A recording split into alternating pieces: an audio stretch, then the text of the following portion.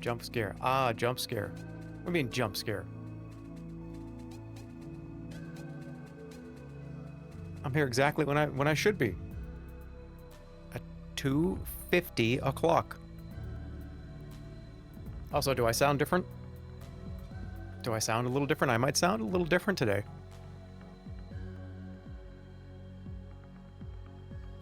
I might sound a little less bass boosty today.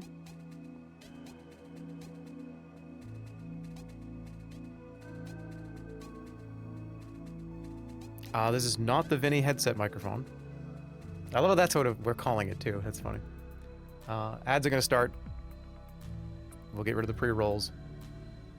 But I'm actually I'm ready to go. I don't need any. I actually don't want to get up and move around too much. My stomach's being a little annoying today, and yesterday. So I'm doing this tier list. So I'm not moving around. I'm cementing my butt in this chair until like the first hour. I'm adhering myself to the seat. But how do I sound? Do we sound a little bit better? A little more kind of natural? A little less on the kind of harsh bassy sound that sometimes happens when I talk? If that's the case, then that's wonderful for me to hear.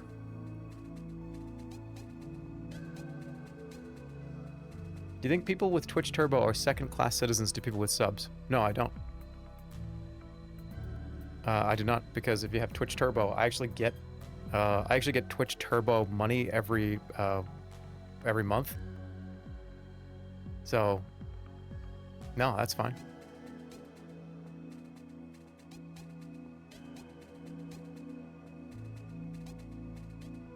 Can you do some scream tests? It's probably still going to cut me off when I go like, yeah, yeah. Don't you get like 2 cents?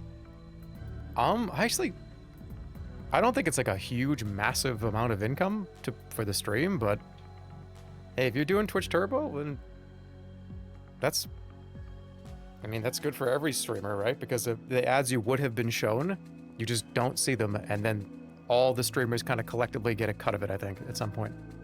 Or like the ads that you would have been shown, you just don't get them, but it gives me like a tiny amount of money. I don't know. I actually have no idea how it works. I heard on YouTube, premium subscriber views are actually worth more than regular viewers who see ads. There's probably a formula here. I mean, subs absolutely are worth more pound for pound income, I think.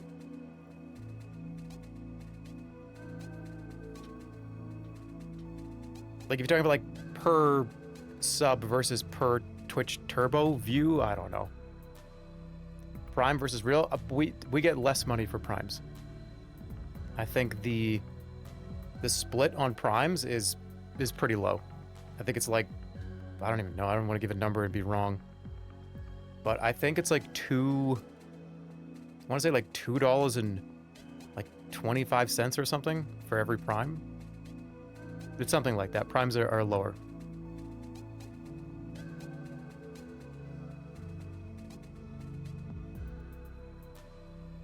Please change your title. What's wrong with the title?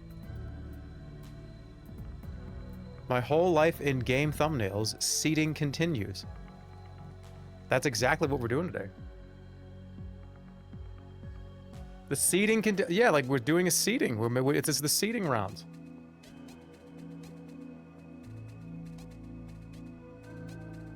People get weird about the word seed. Well, let them get weird.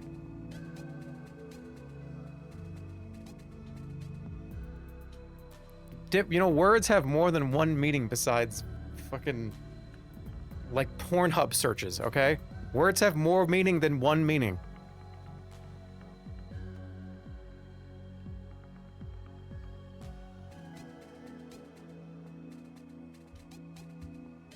Words have more meanings than sexuality, okay? We can have more than one meaning.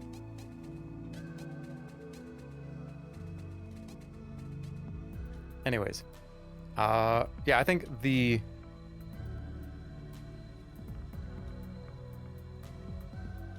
No one said this? Yes, they did. Go scroll up. I don't even care.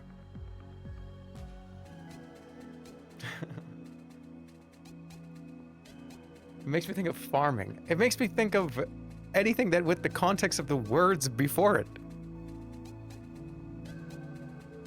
You know, what were the words before that word?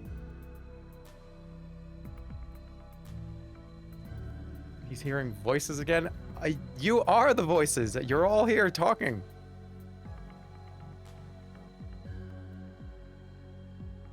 You sound really small today. Well, I did change my microphone settings, so it should be a little better overall.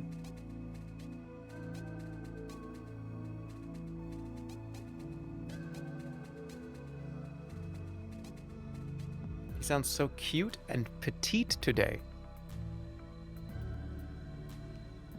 What are you talking about? Because I took the bass from my voice down like 10%. How's it going? All right, are you? We're getting right into this because if you, by the way, I got to make sure I put this up here because a lot of people probably were not here yesterday.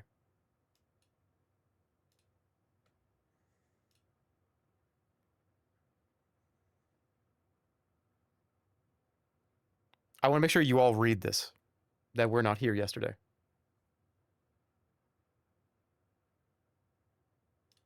Do you know what I'm saying? Oh, also, this is important. I should show the whole thing, right?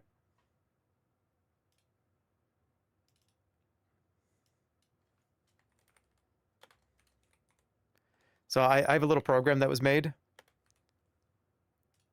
Here, I'll just put it up. But let's put the whole thing up because a lot of you probably weren't here.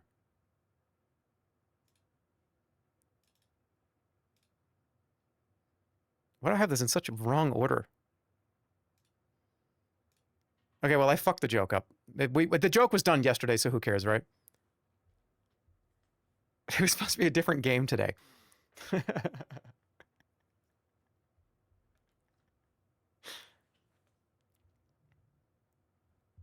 Yeah, okay. For context, the following stream contains my top or most impactful video games I've ever played. This is not your list. It's mine. So sorry that whatever that game is listed there. You know what? I did this already yesterday. Just use that one in the video. It's a funny one.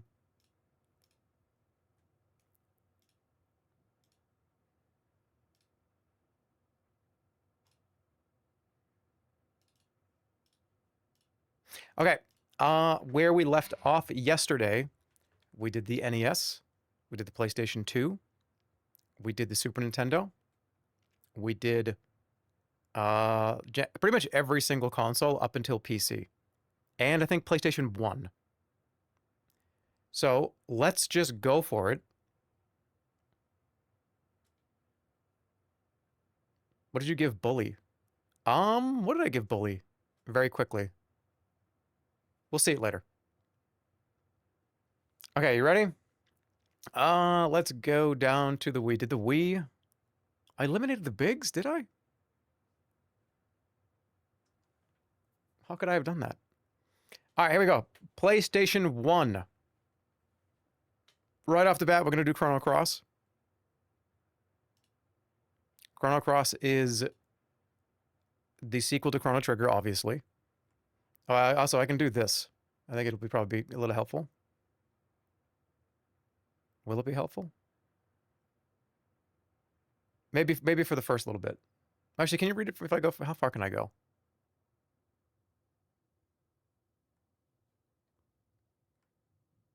Is that going to mess up when I go full screen? Let's find out. But anyways, Chrono Cross is sequel to Chrono Trigger. It was a PlayStation 1 game. It's unfortunately kind of not great. I would give this game, if you were to give me a true, hey, like, forget about nostalgia and how much you cared about this whole franchise, I would give this game probably like a 7, or like a 6.8 out of 10. And that's because it directly compares to Chrono Trigger, which is like a 10.0 to me. I would give it like a 7. I think the game was just a little too... It went kind of completely off the rails. The story is kind of all over the place. It's interesting, but also not interesting at all. There's 40 fucking playable characters, so it's kind of... It can be kind of difficult to really get like a group that you... Okay, this is the group of the video game. But in that same world, it can be fun to kind of make a weird team that is like, oh, can I make this team work? It's a kind of a Pokemon system where red beats blue. Everybody has like a magic kind of stamp on them. It's like, oh, red beats blue, but blue beats green, and green beats yellow, and yellow beats white, and white you know, it's one of those kind of systems. I'm not going to eliminate this, but it's definitely not 4. And I don't even think it's 3. But it's definitely up there. I'm going to give it 2, because I think that's where it belongs. As a sequel that sort of was all over the place and didn't make a whole lot of sense. Wait, can I do this too? Does this get cut off? Maybe a little, but I think... No, it's okay. So I can stay zoomed in like this. I think that's easier to read. I'll stay at 150. Alright, there's your Chrono Cross take. I've given it many times.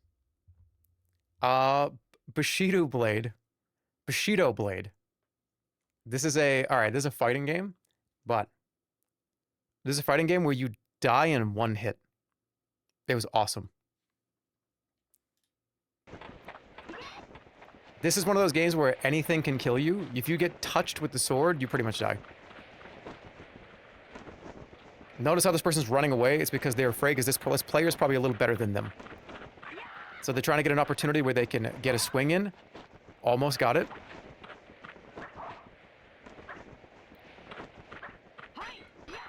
No. There was a blocking system too. But if you got one solid hit on anybody, they were just dead. I think I streamed this, I want to say like a few years ago. Yeah, there was... Oh, damn, this is a good match. Wait, that was it. Dead. And it does replays, too. It replays everything you do. This game is so fun. Oh, that was weird. Let's get some more gameplay here, because it... And the characters were all pretty different, too. They all had different weapons and different play styles. It was always so funny when somebody said their opening kind of tagline, and yeah, like that, and they're just dead. Let's see that again.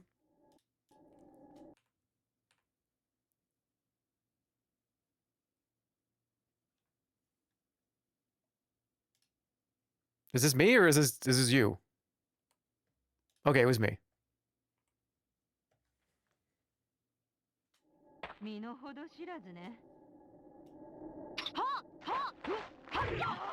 And you just win the match. I think I'm going to give this game a 1. I'm not going to eliminate it because I think it's great. It's definitely... I played a lot of it. I want to stream it again, maybe. It was fun. Alright, Family Feud. The Louis Anderson edition. Specifically the Louis Anderson edition. I've played Family Feud. I want to say probably 30 times on this stream. I've played every version. For every console. For every computer. For every... all the way back to, like, the Amiga. This is the best version of this game. The Louis Anderson PlayStation 1 Family Feud game.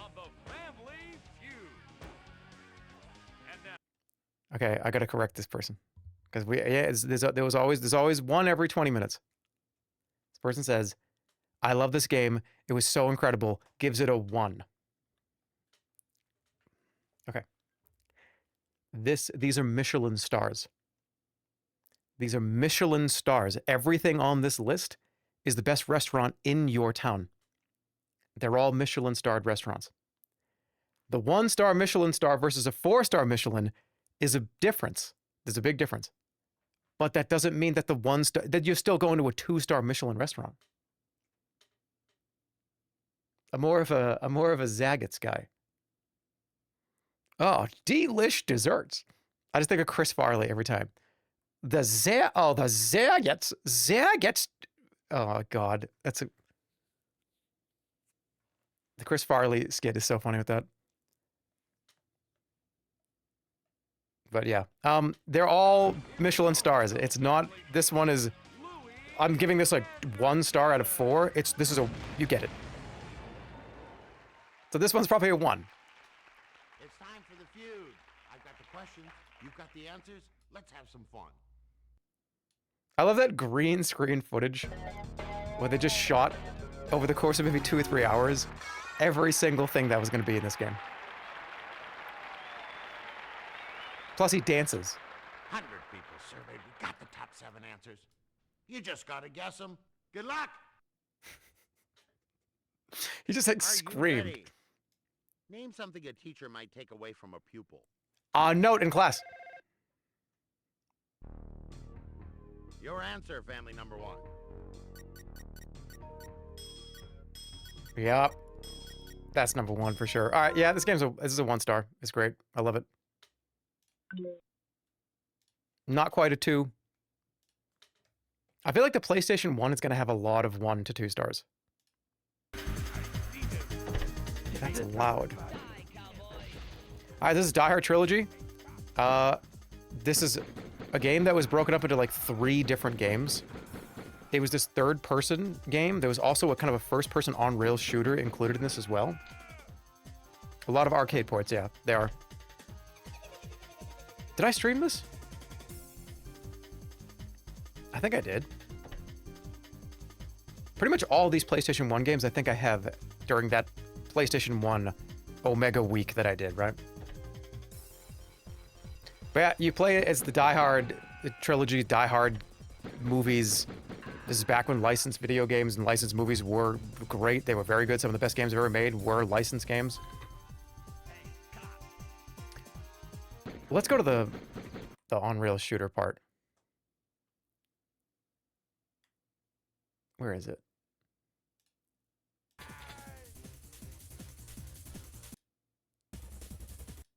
Was that a different... Oh, no, wait. Okay, here's one. So this was a driving segment. There was a... I mean, yeah, there were driving segments.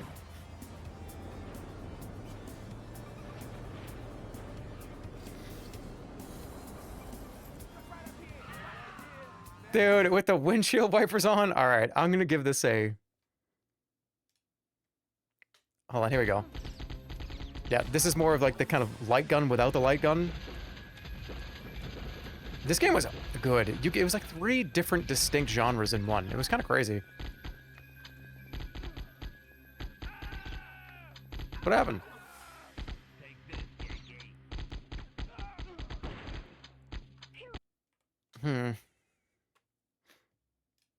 I'll give it a 1. Yeah, Chrono Cross is the only one that's a 2. Alright, this is where it gets weird because the original Grand Theft Auto, I spent a lot of time on. It was my first real kind of, obviously my first ever experience with GTA, but it was also one of those open world games that they weren't very many of these. I think I'm not going to give this 4 because I didn't play this enough or cared about it enough back in the day that I did with stuff like GTA 4 and 5.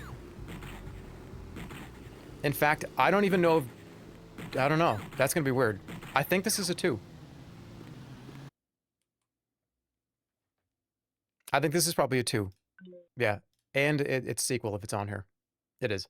Yeah, both of these are 2s.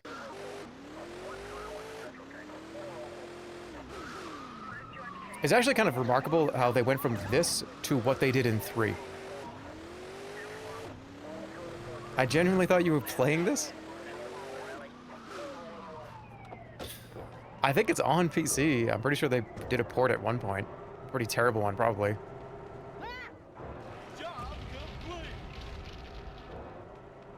I remember, yeah, this was interesting too, is that the weird faces in the lower left that talked.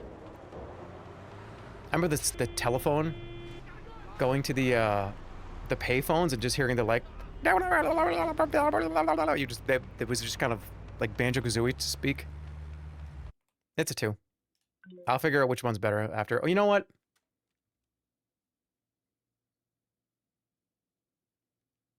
Just kind of like Kingdom Hearts.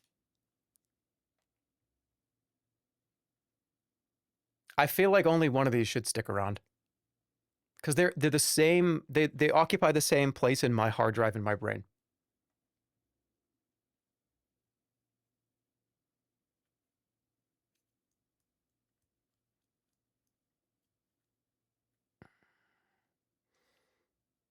I probably played this one more than this one. So it's gone. I think that just makes sense. Ooh! Okay, this is Heart of Darkness. This game, nobody cares about this game. Nobody knows about this game but me. I'm the only guy that knows, I'm the only one that knows about this game. This is a first 4-star PlayStation game. This is made by the same dude that was responsible for Another World or Out of This World, which is also a fantastic game. You'll be able to tell just judging by the kind of the way things are. The reason why this game is so high is because it was on multiple discs, but all the backgrounds are... Let's see if I can get a good view of this. The animation, this is like full CG animated shit back on the PlayStation 1, and this was early PS1. It was a game about... Fuck.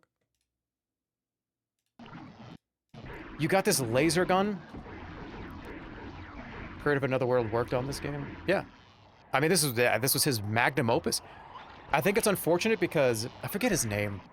But this game was so difficult to develop, and he spent so much time on this. I think he quit game development because of this game. Because it just was so too much, and it was such a fucking mess. I think this was one of the games that he was like, I'm kind of done. It didn't really sell that well. It didn't really do very well. It got kind of panned at the time. It was just way too hard and way too weird, I think, for people to appreciate what was underneath all that.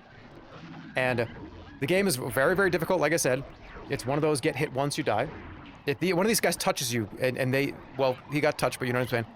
You don't have a health bar. You just die if the game decides you're going to die in 1 second. But what's the best part about this game is all the backgrounds are like these pre-rendered cutscenes. So he'll jump across... Just wait till he jumps across. You'll jump across like a cavern, and the cavern will collapse behind you, and it's pre-rendered CG behind you. Let's see if we can get one. Because this is kind of just like the core gameplay. Yeah, like right here, maybe. But this shit was really difficult. Also, I have a video on this game, and I'm going to repeat what that guy from 15 years ago said. This has got some of the most, like, brutal ways to die. There's dozens and dozens of custom death animations for this poor little dude. Like, being eaten, being, like, burnt, being, like, exploded. It's crazy that they put that all in. But I consider this one of my favorite games of all time, and probably one of my favorite PlayStation games. Final Fantasy VII is not on this list, but this is. I thought this was Donald Duck? Bro, it's not Donald Duck.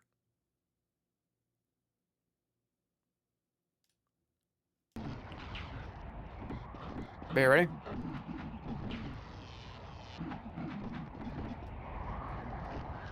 Do you see what I mean? Like, dude, this is awesome. And shit would go right into a cutscene and then would come out of a cutscene. It was very ahead of its time, it was, and unfortunately it made the dude want to quit video games forever. But if you ever played Another World and you say to yourself, well, that was a really wild experience. I wish there was something else like that. Play this. Because it's as if Another World had like a machine gun. Yeah, give the guy in Another World a laser machine gun. I should stream this again and try to beat the whole thing. All right, one more minute. I know I said this was going to be a little faster today, but you know what? We're going down memory lane here. I don't care. There was a lot of that climbing platform type stuff.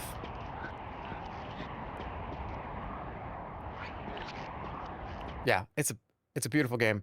It's a wonderful experience. 10 out of 10, recommend it. Okay. I'm gonna listen. I talked about this the other day. Loaded for the PlayStation 1. But the top-down shooter, one of those games that you just kind of picked up and just... Another bloody game. This is a very bloody game. Jerma, what is this? What are you playing? We're playing every game I've ever played in my whole life. This looks fucking awesome. It was awesome. There was a loaded 2, but I think I like this one a little better. There were multiple characters. I think there was probably 7 characters, or maybe 5 characters total. All had the different gun, all the different like, kind of power-ups and stuff.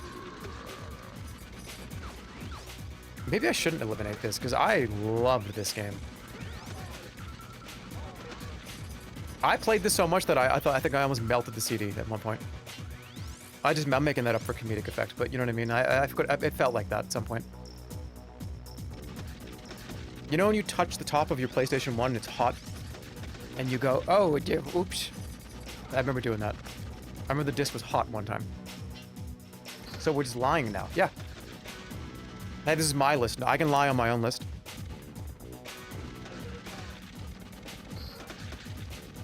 It was just a good arcade fun. You know what? Let's let it fight for its life. Why not?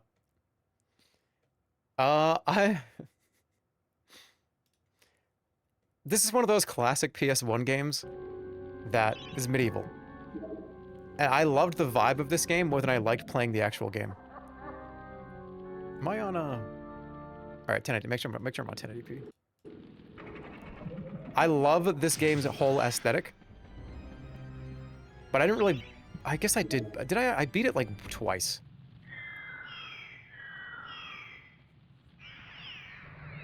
I think I would give this a 1. It's one of those like classic launch area titles of the PlayStation 1. It was in every single trailer ever. It was in every single teaser and promo for the PlayStation. Look what we can do now. Look what we can do now. Look what we can do now. I think it's incredibly important. Not just to like gaming as a whole, but to me too. This is like, holy shit, PlayStation 1 and medieval. I love this little guy. I'll give it a 1. Let it fight for its life. Hey, look, Mega Man Legends. Is there a video of me saying that I hate this game? Because I would like to retract that statement from 2019 or whatever it was. I notoriously never played the second one, and I told everybody I was going to play it like a week later. The disc is still sitting behind me.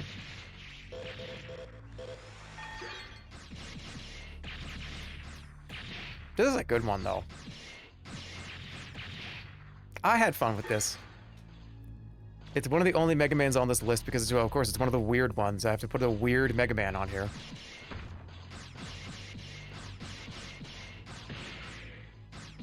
I'm thinking about giving this a 2. Because I do remember how much fun it was to, like, do this. And how kind of different this whole thing was at the time.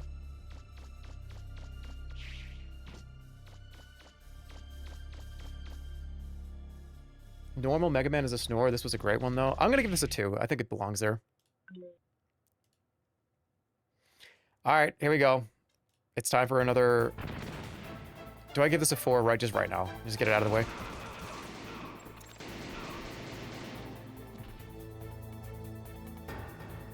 Yeah.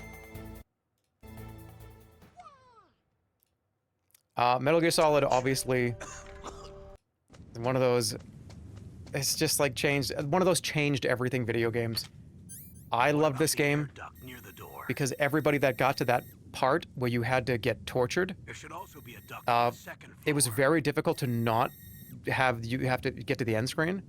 I would always... Didn't matter who I used to get phone calls about this. You had to tap circle as fast as you could to avoid getting... I think it was a very, very specific part of unlocking secret shit was you had to withstand the torture. And it was very difficult. And I could do that. I was in, is that, wait, that's in 2? No, that's in 1, that's in 1. That's definitely in 1. It was for a different ending. Yeah, that's the only way you get the true ending. So I did this one day, over a friend's house. Because my friend owned this game. I didn't own this game. So he got to the part of the game where he needed my help. Because I was over there watching him play it. And I took the controller and I destroyed that and beat it. He got his true ending, and then word got around that like I was the guy that could do that. So people were kind of giving me calls and calling me, "Hey man, what's up, dude? How you doing? How's things? Oh, dude, how's you want to like come over and we can like catch up a little bit? Oh, do we ride our bikes? Oh, also, you like Metal Gear Solid, right? Yeah, of course I do. Oh man, like it'd be crazy if you came over and I'm at this part that's like wicked difficult, but I heard you're fucking sick." And I would beat this up for like 3 different people. A surveillance camera? I was the one that could withstand the Metal Gear Solid torture of my friend group. That's a lie? It's really not. It really isn't. What a dumb thing to lie about. Like, that's the stupidest thing I could lie about. I should tell you I can, like, bench press 250. That's, like, fucking... okay. He's so proud. I was the Metal Gear Solid torture guy. I mean, for a time, and then I got my own copy. In other words, there's I mean, it's the best action stealth espionage tactical shoot eat ration talk to Otacon game in history. Again, what? Oh, dude! Oh, I'm a liar, huh? Oh, I'm a liar. Oh, look at how much of a liar he is. Check this out. Check this out. Look at how fucking hard this was. You had to tap circle 1,000 times. They did this to you like over and over and over again. We're not finished yet. Oh, we're not finished yet. Do it again. Look at the timer. Look at that health. You had to like... This shit was fucking impossible. This person's using a tool-assisted playthrough, I think. Yeah, Metal Gear Solid 4 stars. One of the best games ever made. Monster Rancher 2, also 4 stars. How could I not give this 4?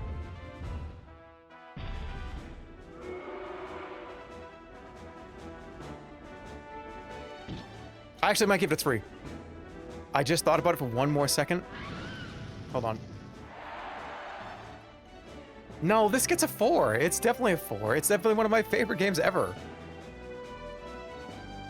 This could go toe-to-toe with Metal Gear Solid, which it will.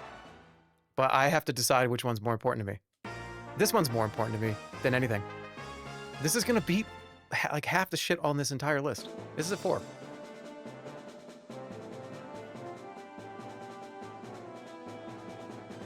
There's gonna be a lot of 4s, but that's fine. I'll be able to find out what's truly my top like 50 to 60 really is. And then all the other ones. All the stream content, all the like the tournament that we did, it's just both impact and fun. The CD shit, dude, you know how many draws I rifled through when I was younger to find every single CD in the entire house? Yeah. It's a 4 star. You all know it. We don't need to talk about it anymore.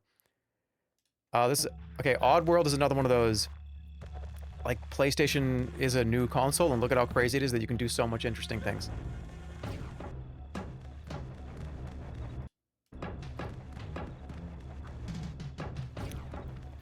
With that being said,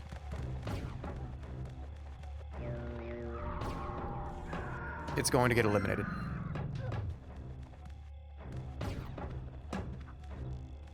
And I say that because while I loved this game, and I loved seeing all the demos all over the GameStop, and how much I remember being at a friend's house and him running in circles and getting the controller handed to me and me being like, bro, I don't know where to go. And then later on, as like a grown man, having the same reaction I had when I was like 16, but still loving the art, loving the style. I mean, it's just... I remember doing exactly what this guy's doing right now. It's incredibly difficult.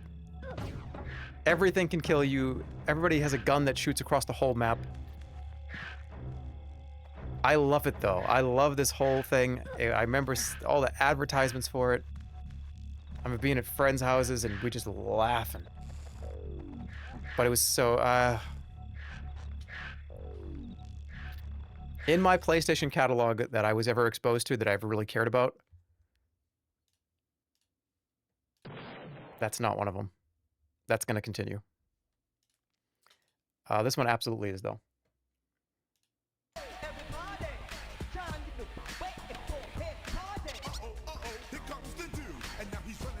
Yeah, this, you want to talk about impact? Parappa the Rapper. I got this on Christmas. And when I unwrapped that, and I saw what was in that present, I was like, there's no way. I actually got Parappa the Rapper.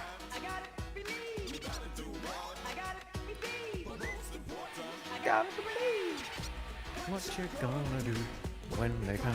I gotta do. And the game is very simple, but it was at a point in time when, I don't know, it just like, stuff like this might seem nowadays as kind of a little dated maybe, but you gotta remember back when this stuff wasn't really that prevalent, how many things this game spawned, how many creative minds this thing tapped into, how many developers, how many just people that make anything. People put Parappa the Rapper like up there in their top 10, top 20. It influenced the entire space and everyone in it for a decade. You ever play 2? Oh, I've streamed all these games. Even the one that's coming up underneath this, that's going to be hard to rate. And again, I have another, the Burger Boy technique. Getting cool was really, really hard unless you gave the controller to Burger Boy. Because he would just mash every button. And it was just like, and it would just be like, do it, and he would get cool. And I remember being so annoyed because like I would get it so perfect. Like, I gotta relieve, I gotta redeem. And he would just be like, and they would work. And I'd be like, what the fuck? That doesn't make any sense. And then you get to do the freestyle, and it's the funniest shit ever. Because it's just like 5 words. Like, yeah, it's like, scream, go, oh, uh-oh, scream. So it's like, scream, scream, scream, scream, uh-oh, scream, scream, scream, scream, scream, I'm gonna scream, I'm gonna scream, I'm gonna scream. And, oh god, I gotta play this game again. It was so much fun. No, you failed. It was really easy to fail, even if you did good. I streamed this like a year or 2 ago. You know, you get it. Okay, I'm gonna do something here that people are not gonna like. Myself included. This is the best light gun game franchise. Without a doubt. You've seen me play it when I had my CRT. Point Blank is the best light gun game. Better than Time Crisis. Better than House of the Dead. Point Blank is where it's at. 100%. The problem is, do I give... I just had to put these all on here because they meant so much.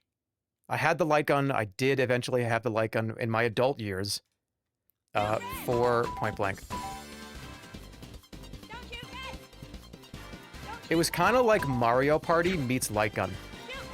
And I think that's why it was so fun. It was almost like, no, it was almost like WarioWare, Mario Party, and Duck Hunt had a baby.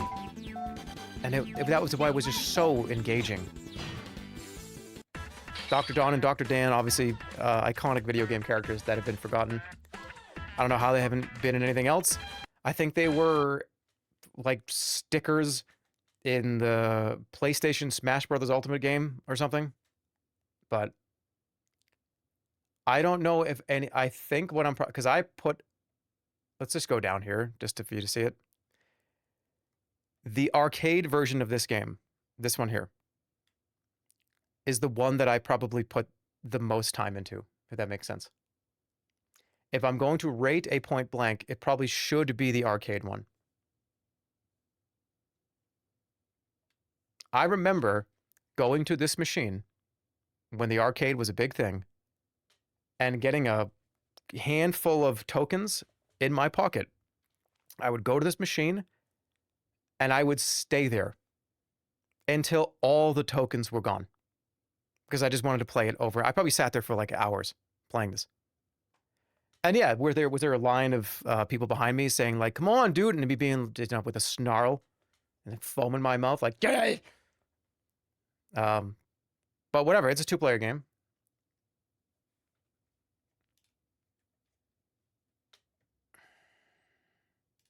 I'm gonna give it 3. I'm gonna give that like 3 as a franchise, and how, because that's like incredibly important, but not quite there all the way. And I'm gonna do this.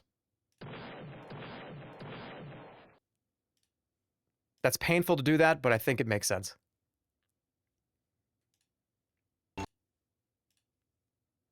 That's a triple kill, yeah. This video is being weird.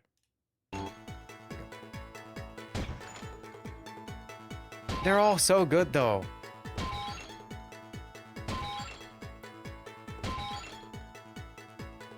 Where's my favorite game? The bonus one. The bonus round is the best.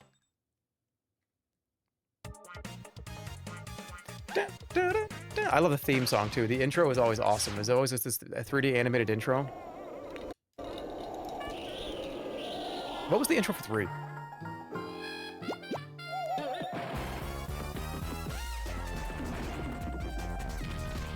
They were kind of like a Mario and Luigi that they never tapped into. They had a Bert and Ernie and Mario and Luigi built into one. These could have been franchise. They could have franchised this. This could have been huge. You got the brotherly kind of fun of Bert and Ernie. You've got the comedy and the jumping power of Mario. You've got the shy kind of little more reserved Luigi. You get the ability to count, the number counting that Bert and Ernie would do. They really were the best version of Bert, Ernie, Mario, and Luigi.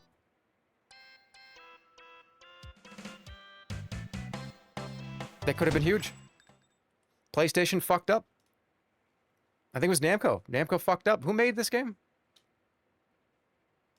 Who made Point Blank? I think it's Namco. Yeah, Namco.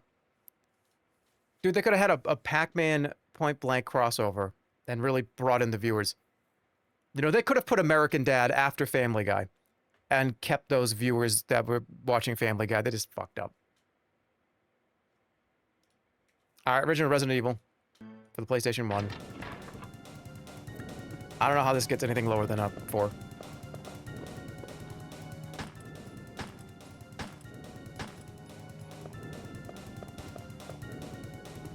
I think it's just a 4. The problem with giving this a 4, though, which I'm afraid to do, is that then every Resident Evil game that I also is on this list, I'm trying to think of what else is on here. Is it a Mario situation where they're all a 4? Or should I be realistic?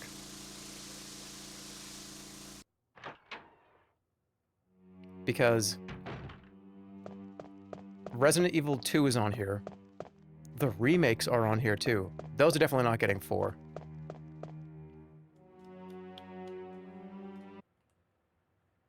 Yeah. Dude, that first zombie turnaround, I was over at my buddy's house, and we were haunted. Where is it? Where's that iconic zombie turnaround? I think it's like right here somewhere, right?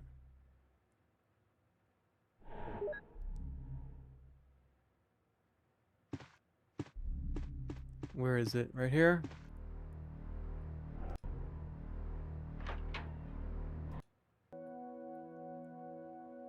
Where is that? It's like, it's right there. It's like the first zombie you find. feel like I would see it by now. Right here? Oh, where is it?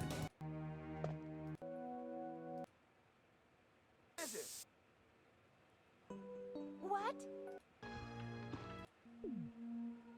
Am I crazy? Would you mind? Is it? Well, you know the one. Everybody knows the one. I love the get this key to go in that door, kind of like Metroid-esque. I'm figuring something out about myself here. I love the Metroid sort of get this key to open that door. Those doors are locked, but you know they're there. Go back after you get that power up and go after you get that key and go in that door. A ton of these games do that. Not a single Metroid game is on this list. I don't care about Metroid like at all. I've never even played them. I played the Super Metroid game and I was like, oh, this is kind of good. I've never played a single Metroid game. Period. But I've played all the games that are copying that original formula. It's called a Metroidvania. Yeah, but you know what I'm saying. Not a single Metroid game on this list, but yeah, this is 4. That's fine. It's fine to have a bunch of 4s. It'll be interesting at the final tier list. Who could forget this game in Leon's first day of work? The remake was really good too, but it just stands side by side with Resident Evil 1. Now, Resident Evil 3 is not on here. And I don't... Wait, maybe it is. Maybe it is. Did I put Resident Evil 3 on here? Just to have the trilogy? But the first handful of sequences, especially being out in Raccoon City, is lovely. Being in these, like, hallways, this kind of dank, dark alleys. I love that there's been some studios and some independent studios that have been going back to this formula of nasty, gnarly, ugly fucking games. I don't want the fucking Unreal 5 lighting. I want nasty, ugly, gnarly. Even if the game is not horror.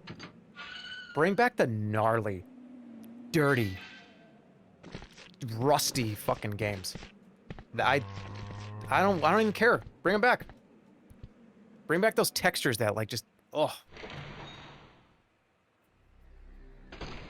oversaturating the market right now. Yeah, but there's a way to do it.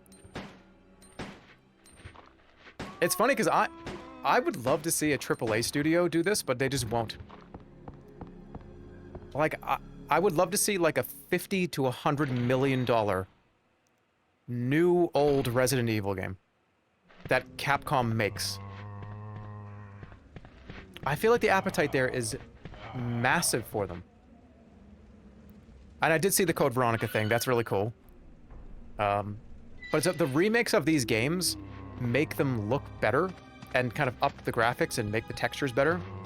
I would love to see like a Resident Evil 10 and they just say, you know what, fuck it.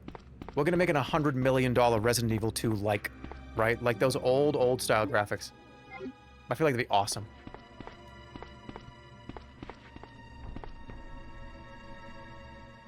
You need to speak your truth. Yeah.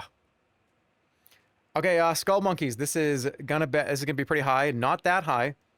This is a sequel to The Neverhood, which I think we have to do that first. So let me do that first, because this is The Neverhood 2. Where's The Neverhood? We're going to go up PC. We're jumping around, I know. Why is Harvester on the list? Well, it's on the list for me to do this. But Harvester is an unforgettable, horrific game. If you can stomach how uncanny and awful and weird this game is, it stays with you for months. And there's nothing even truly... There's no, like jump scares or, like, screaming monsters or, like, a giant alien that jumps and screams in your face. It's not... It's just so unsettling and awful. It's just bizarre. It's weird. It's one of those, you know, sprite FMV actor games, which is, that's just, I feel like if people started doing these too, I feel like this would hit pretty hard nowadays as well. Playing through this on stream was one of the strangest and most off-putting experiences of my life. And honestly, this game might even be TOS. I don't even know if it is. I take it you wish to be initiated. Is this game, like, banned on Twitch? Like, as of 2025, 2026?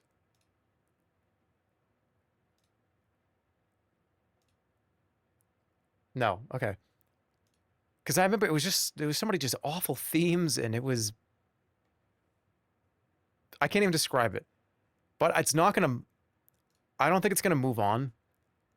But it had to be on this list, so you could just see it again and realize, if you've never heard of this game before, it is absolutely an M18 plus experience, and it's gonna stay with you for like 3 months. So if you're not prepared for that, I would not recommend it.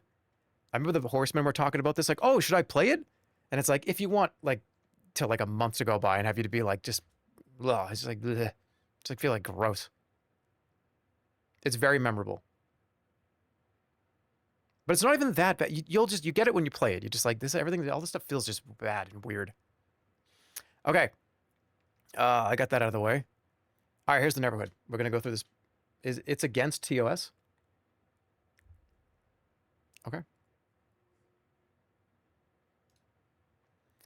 Okay, the neighborhood.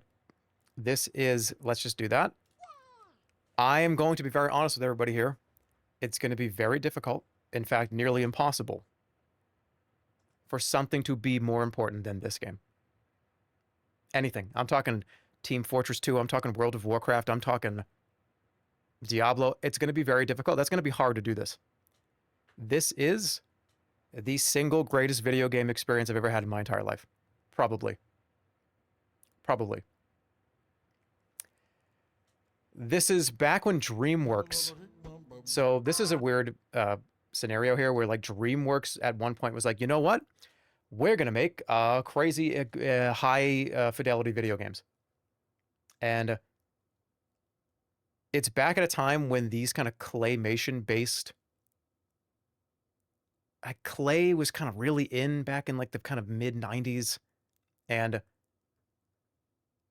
it stuck with me for the rest of my life. Everything is like handmade in clay. Everything, it's a point-and-click adventure game.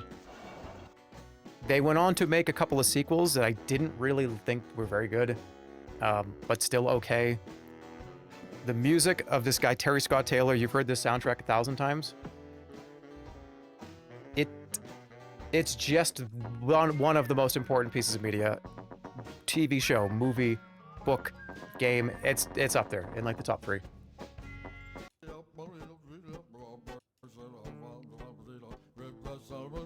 God, I love this soundtrack so much.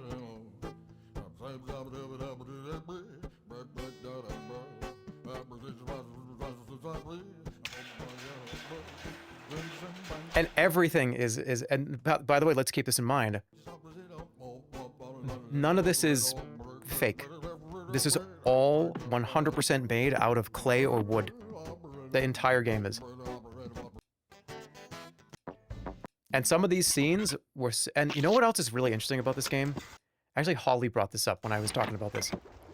There's something about the black background that adds to the contrast, that adds to this game's uneasiness. It seems like so void and so empty and so just... The black background. When you go into the first person mode and you walk around this kind of neighborhood, the actual like town itself, and the music is like scary, and just look at this black background, this black void.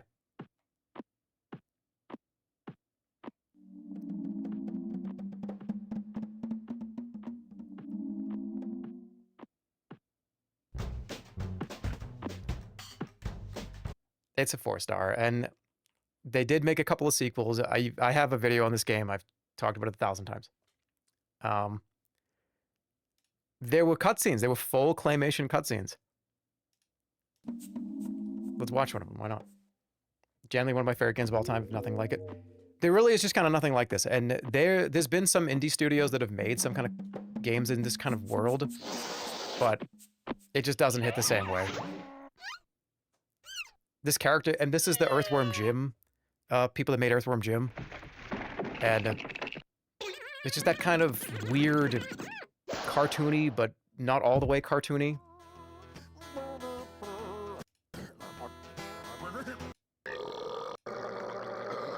Where's that chase scene?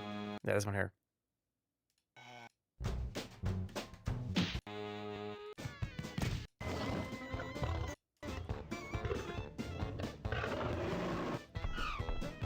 He made the Mafia City sound effect?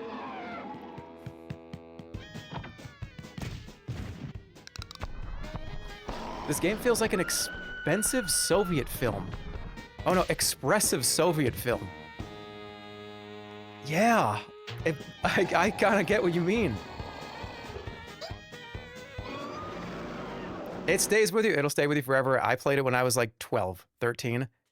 And games like this is the reason why I turned into the guy that I turned into.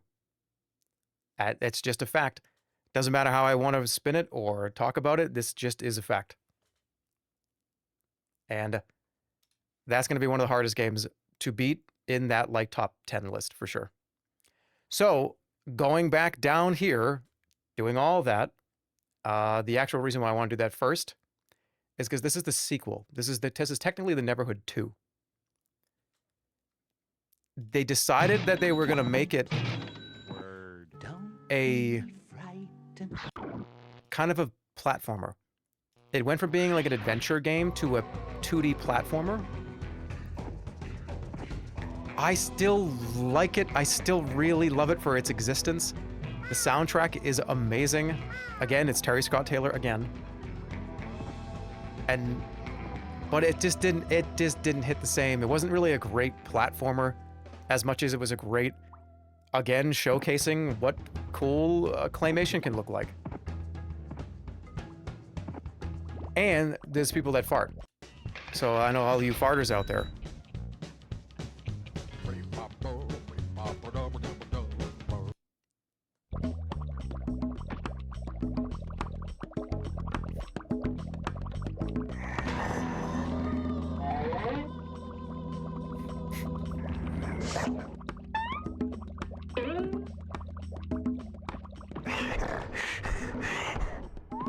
So ugly.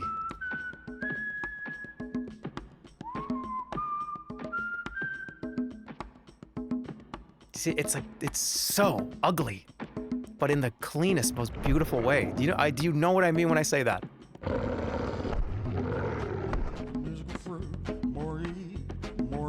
This is what got me into wanting to do clay stuff too. Like it's just oh.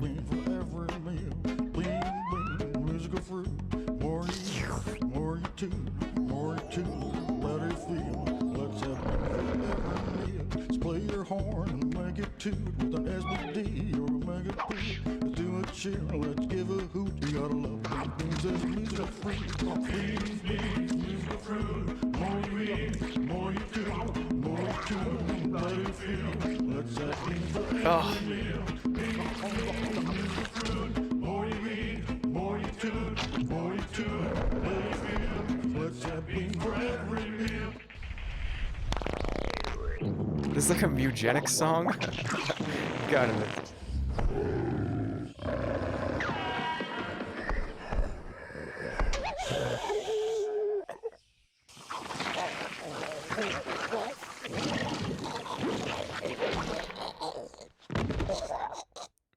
But yeah, it just was, they went a different route with it.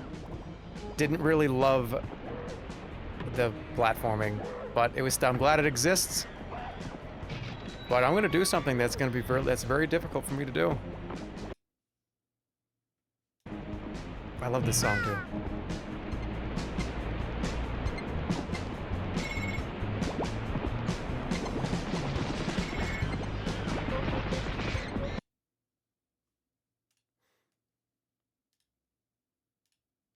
I'm sorry. I'm sorry.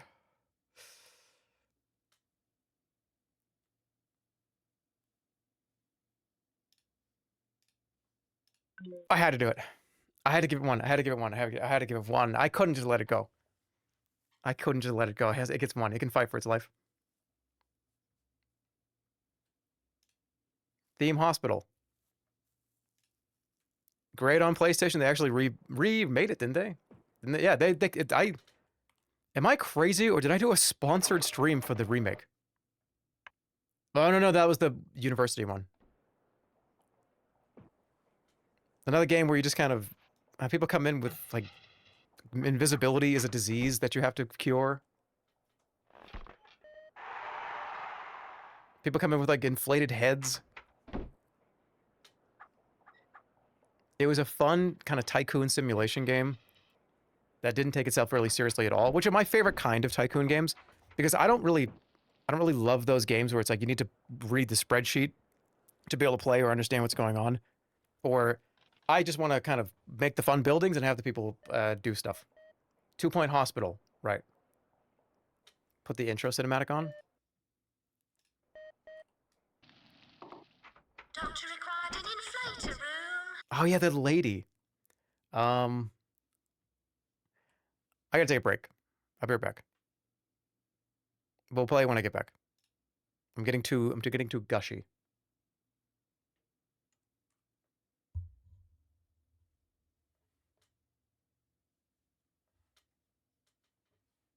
I looked over and saw that the ad break was coming, so I'm gonna take a break. I said I'm getting too gushy. Gushy, gushy. Remember, words have more than one meaning. You guys are fucked. You guys are fucked up. All right, I'll be right back.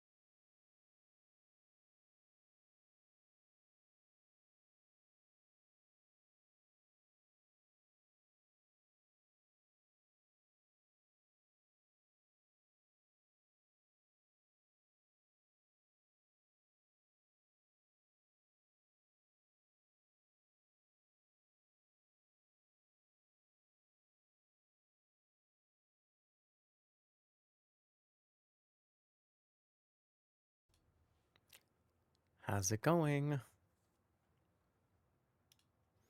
Okay, so let's continue.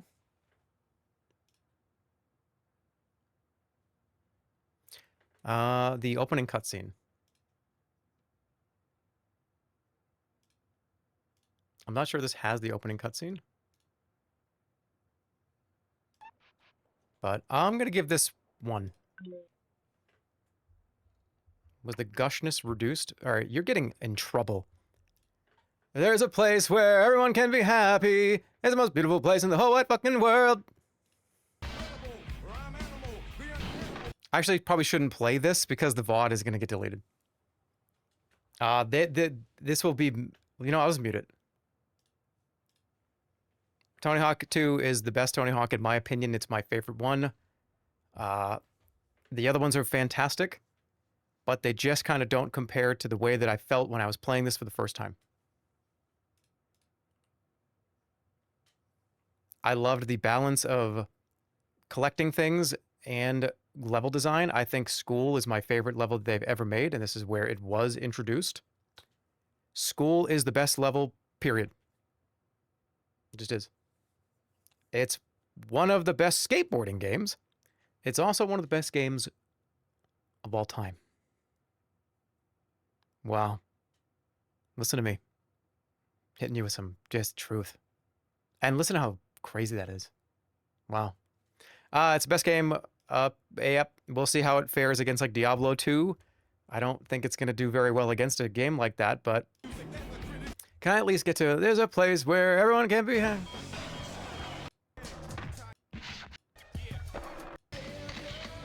That actually might be in the first game. It's just amazing. All right, Tony Hawk 1 is gonna get a 2. No. Yes. Tony Hawk's gonna get a 2. Only because I wanted to fight for a position. I think this is a great introduction to the series. And of course, it is legendary for its existence because without this, we don't get 2 or 3, right? But I think this is a far better game. I had way more fun in this one. So let's see. It's got 2 stars. Let's see how it goes. It's got a chance to move up. Twisted Metal is... No, okay, and let me give you let's do a quick little story here. I played this game very recently. And I went into it thinking that this is one of my favorite... I have so many memories of playing Twisted Metal. Twisted Metal 2. Oh, it's me, Calypso. Oh, and how do you feel about that? You sure are now going to be in big trouble, aren't you now? Calypso. Everybody loved it. Like that, of course, like the first 2 games. 3 games. Oh, well, we do have an incredible... I have no lines. Give me a line. Give me a line. Give me a line. I don't know any lines. I'm just saying fucking, like, additives. Give me a line from Calypso. I am Calypso, and I thank you for playing Twisted Metal. That's why this is on this list. The game sucks. I played this recently, and I was like, my God, this game is not fun at all. This game's terrible. I have such fond memories of playing this game, and I went back to play it, and I was like, why is this so... This controls is so bad. I can't even see what I'm doing. But I think it deserves to be on the list. And just the original one. I know that there's 10 different versions of this game. There's a television show about this game now, but it's this one, the one that I spent the most time with.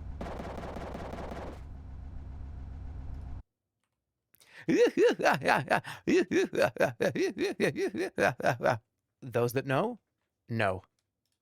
Let's let it fight. Hey, I'm Jerma Lammy.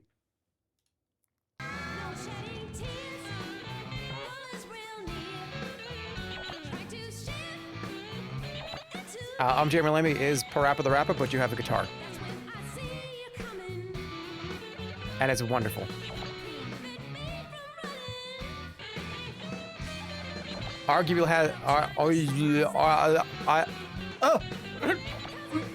Arguably has some of the best tracks of any of these games.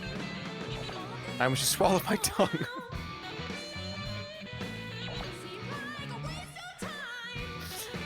Okay, so anyways. His dentures came out. Dude, that's such a fucking funny joke. Okay. At some point in the future, I'm gonna be talking and dentures are gonna come up. But you're gonna tell, because my teeth are gonna be wicked fucking weird looking. Dude, how does that even happen? How do your outer dentures come out of your mouth? They're not like glued in? Well, not glued in, but isn't there denture adhesive? Is it just because you're not wearing the denture adhesive and you're like, I can get through this? Yeah, I'm Jerma Lammy. It is a Parappa the Rappa like. Oh god, this part. For 50 years, and you're lucky because today is an after-school sale. Come on now. No. Yeah, this game is fucking weird. I forgot how weird this game really was. I remember the disc that I had when I played this a handful of years ago. The disc was skipping a ton of that part, and it made it even worse. I'm going to give this a 1. No, I'll give it 2. This didn't hit with me the same that Parappa did, but I still really, really 2 Michelin starred it. Oh yeah, this game. WrestleMania, this game. Oh, yes! WrestleMania, the arcade game. Where you play Doink the Clown, dude. Oh, man. Yeah, this is a 2 at least. Everything was just crazy. I played this not just here. Yeah, come on now. This saw multiple hours over multiple systems, over multiple friends' houses. Everybody had their own kind of, it was these FMV sprites, but also cartoony, oh, the Undertaker has bats come out of him. Everybody had like their own little thing. Oh, nice, I'm glad we... Oh, The Undertaker versus The Undertaker! The Undertaker versus The Undertaker! That's back when games just put in, oh, I love it. That just sound file, that just play sound file 1, play sound file 1. This is getting a 2. Tonight's matchup, The Undertaker versus The Undertaker and Razor Ramon and Bam Bam Bigelow. And just such a simple logic of connecting the files together. Yeah, this one's great. All right, PlayStation 1 is done. That leaves us with the biggest category, the only category that's left besides arcade. And that's PC. The PC section. Well, actually, and you know, I'm going to do this. We'll do that at the end.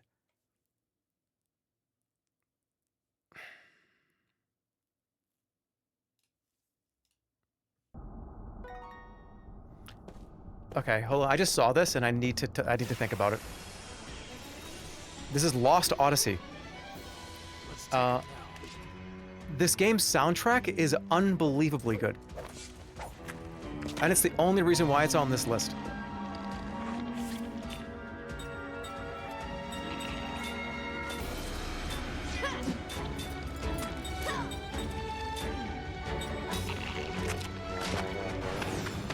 Yeah, this is the car CD. This is the song. That's the song that played. When I had a bunch of acquaintances that I didn't really know that well, I drove them home, and it was in the fucking CD player. And I remember I'd never met any of the, well, no, I'd met some of them. And I'd spent a little bit of time with most of them. There's probably 5 people in my car. And we're at kind of like a, how do you do? How's the weather? Kind of a relationship. You know what I'm saying? And that CD was in the car, and it was a situation where yeah, I can drive everybody home. That sounds great, sir. Everybody get in the car. Nice to meet you. What's your name? Oh, Jeremy. Excellent. Oh yeah, I know Doug over there. Yeah, of course. Cool. Yeah, no, go on and get in. And that being in the radio, and everybody gets in, car turns on, we go, oh, let's put on the radio? Yeah, let's put the radio on. And this is the fucking thing that was just there. CD button gets pressed, this is the fucking thing that's in there. My Lost Odyssey OST CD. And I remember being like, what do I do? Because this is awesome. It's a great soundtrack. I didn't say it was from a video game. I was like, oh, this is a composer that, classical music, there's, we know Mozart and all those guys, but like this is a guy that's different than Mozart. I mean, you've ever heard that before. Dude, I went like Porky Pig style. What's even funnier? I never spoke to a single person that was in that car ever again for the rest of my life. For the rest of my life.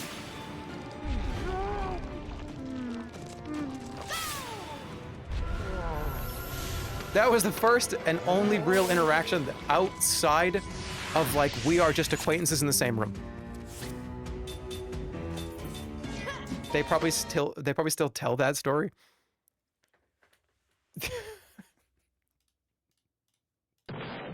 I have to get rid of it because of that. But that game is actually really, really fun. Wait, should I do that? No, wait a minute. No, I have to, there need to be eliminations. I only have 37 eliminations. The story probably doesn't even register to them. I probably don't even remember who I am. I'm just one of those people that turn to dust in your brain. Do you know what I mean? Just like oh yeah, nice to meet you. My name's Jeremy. And I'm just gone. You just turn to dust in their brain.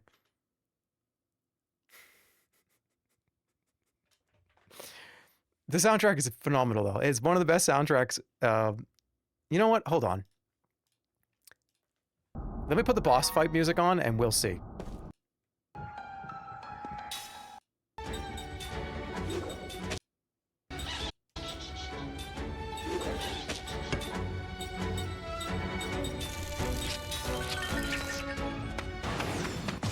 That's just the battle music. Where's the boss music?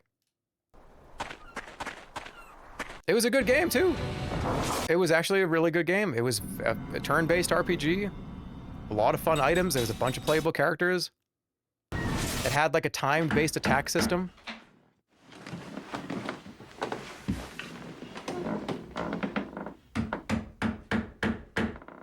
Is this guy sitting in his chair? Is this guy leaning back in his chair? Oh, so I think it's in the cutscene. Why does it sound like a guy moving like a big chair around?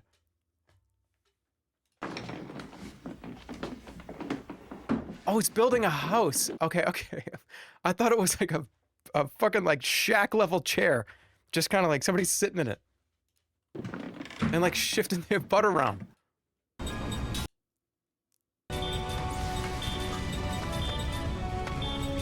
It. Now, where I need. Ha! This is it. A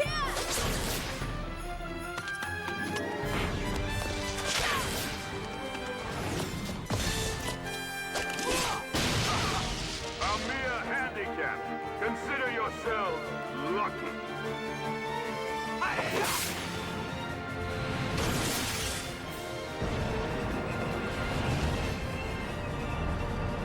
Bad.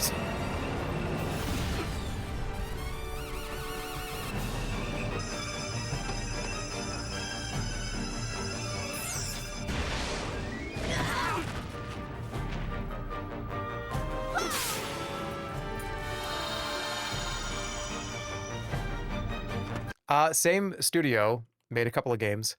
You guys know the game Blue Dragon? They made a couple of these games. So they made Lost Odyssey, then they made Blue Dragon. Or actually, I think it was in reverse. I think Blue Dragon was first. And this was like Xbox kind of was looking for exclusive stuff. I believe they were contracted to just, hey, we want to have some cool RPGs on the Xbox. Yeah. Mistwalker, that's correct. That is Mistwalker's the one that did it. Xbox 360 only. Yeah, at the time they were trying to appeal to the Japanese market. Yeah, but I mean, these games are great. This game is actually very, very, very good. If you're looking for like a JRPG style game, that you maybe never heard of before, that was really fun to play. This is definitely it. It's very good. You know what? Let it fight for his life. Fuck it. We'll do. It's fine. It's all right. Where am I going? Oh, right. PC. Dude, look at all these. There's gonna be like 100 4-star games. There's gonna be a battle to the death once I have to do the actual 4-star tier list. Look at all. Oh, dude! It's all it made it on the list. It made it to the list.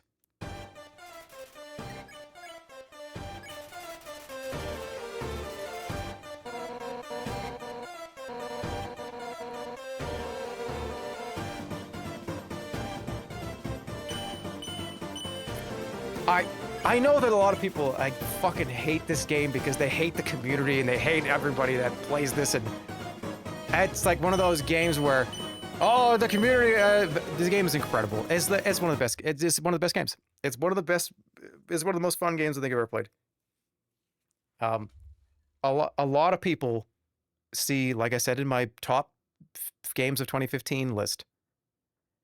It's one of those, again, like, you have to play it, you have to play it, you have to play it. It's incredible, it's incredible, it's incredible. You haven't played it yet? You didn't do it yet? Why didn't you do it yet? Why didn't you do it yet? Why didn't you do it yet? Right? I've done that to Stir with this game for like probably the last like 5 to 10 years. So I get it. It's probably really, really annoying. But I do think just remove everything around this game. Just play it. Just play the game. If you've never played it, I'm sure you probably all heard about it. It's got one of the better soundtracks in any game. It's funny.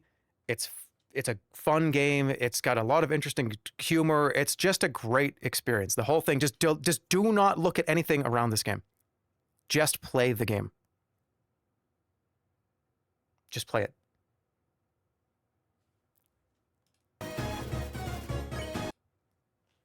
And tell all your friends to play it too.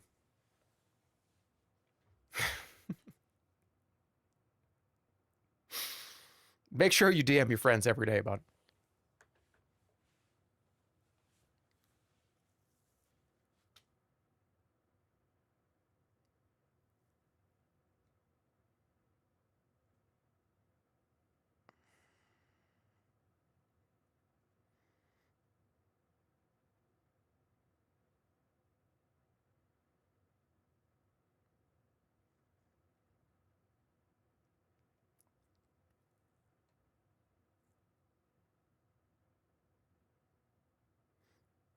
Okay, here's the problem. Remember, this is I got to use some determination. I got to be determined for this one. If I give it a 4, am I only giving it a 4 because I'm being performative? But if I give it a 3, am I only giving it a 3 to also be performative?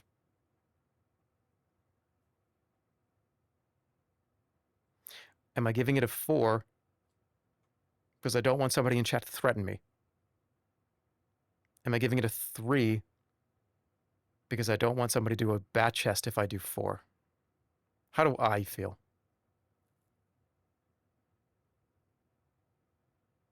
How do I feel really about this game? No, I'm just kidding. I did that for the clip.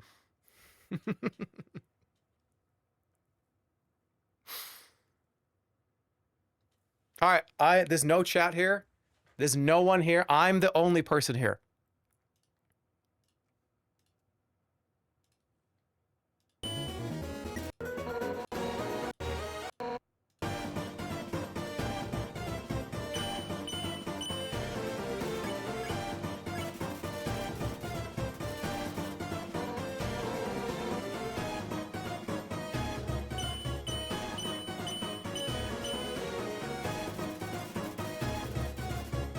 Uh-oh. Uh-oh. 3 stars. Undertale's a 3-star game. One of the best experiences I probably have had in a game like this. It stuck with me for a very long time, but I don't think it crossed over into that threshold of, my God, this is all I can think about every fucking day. But I think it is an experience that every single person should have if you own a video game related machine.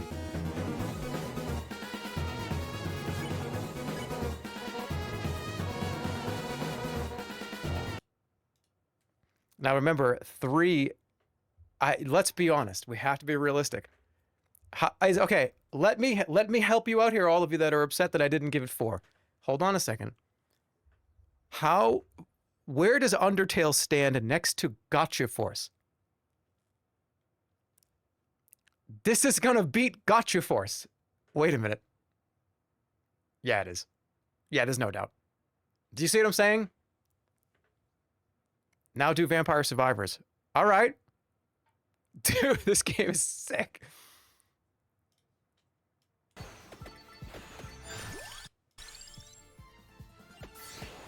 I told you guys that the PC list was going to take way shorter because I knew everything about it.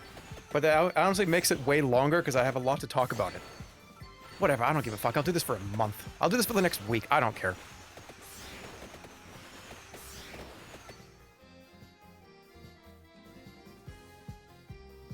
Dude, I played this more...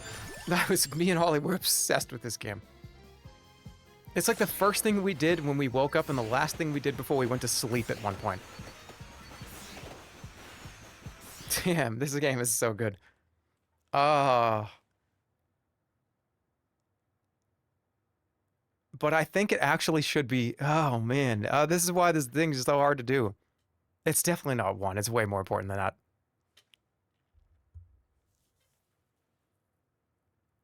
It's definitely not a 4.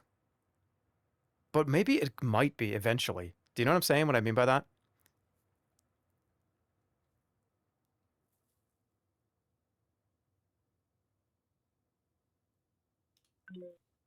I think 2 makes sense to me. And here's the thing. When this goes up against other shit and I have to eliminate other stuff, it probably will win most of those, which makes it up into 3, 4. Oh, Viscera cleanup detail. This game, it's age restricted. Okay, Viscera cleanup detail. I can't. Why is that age restricted?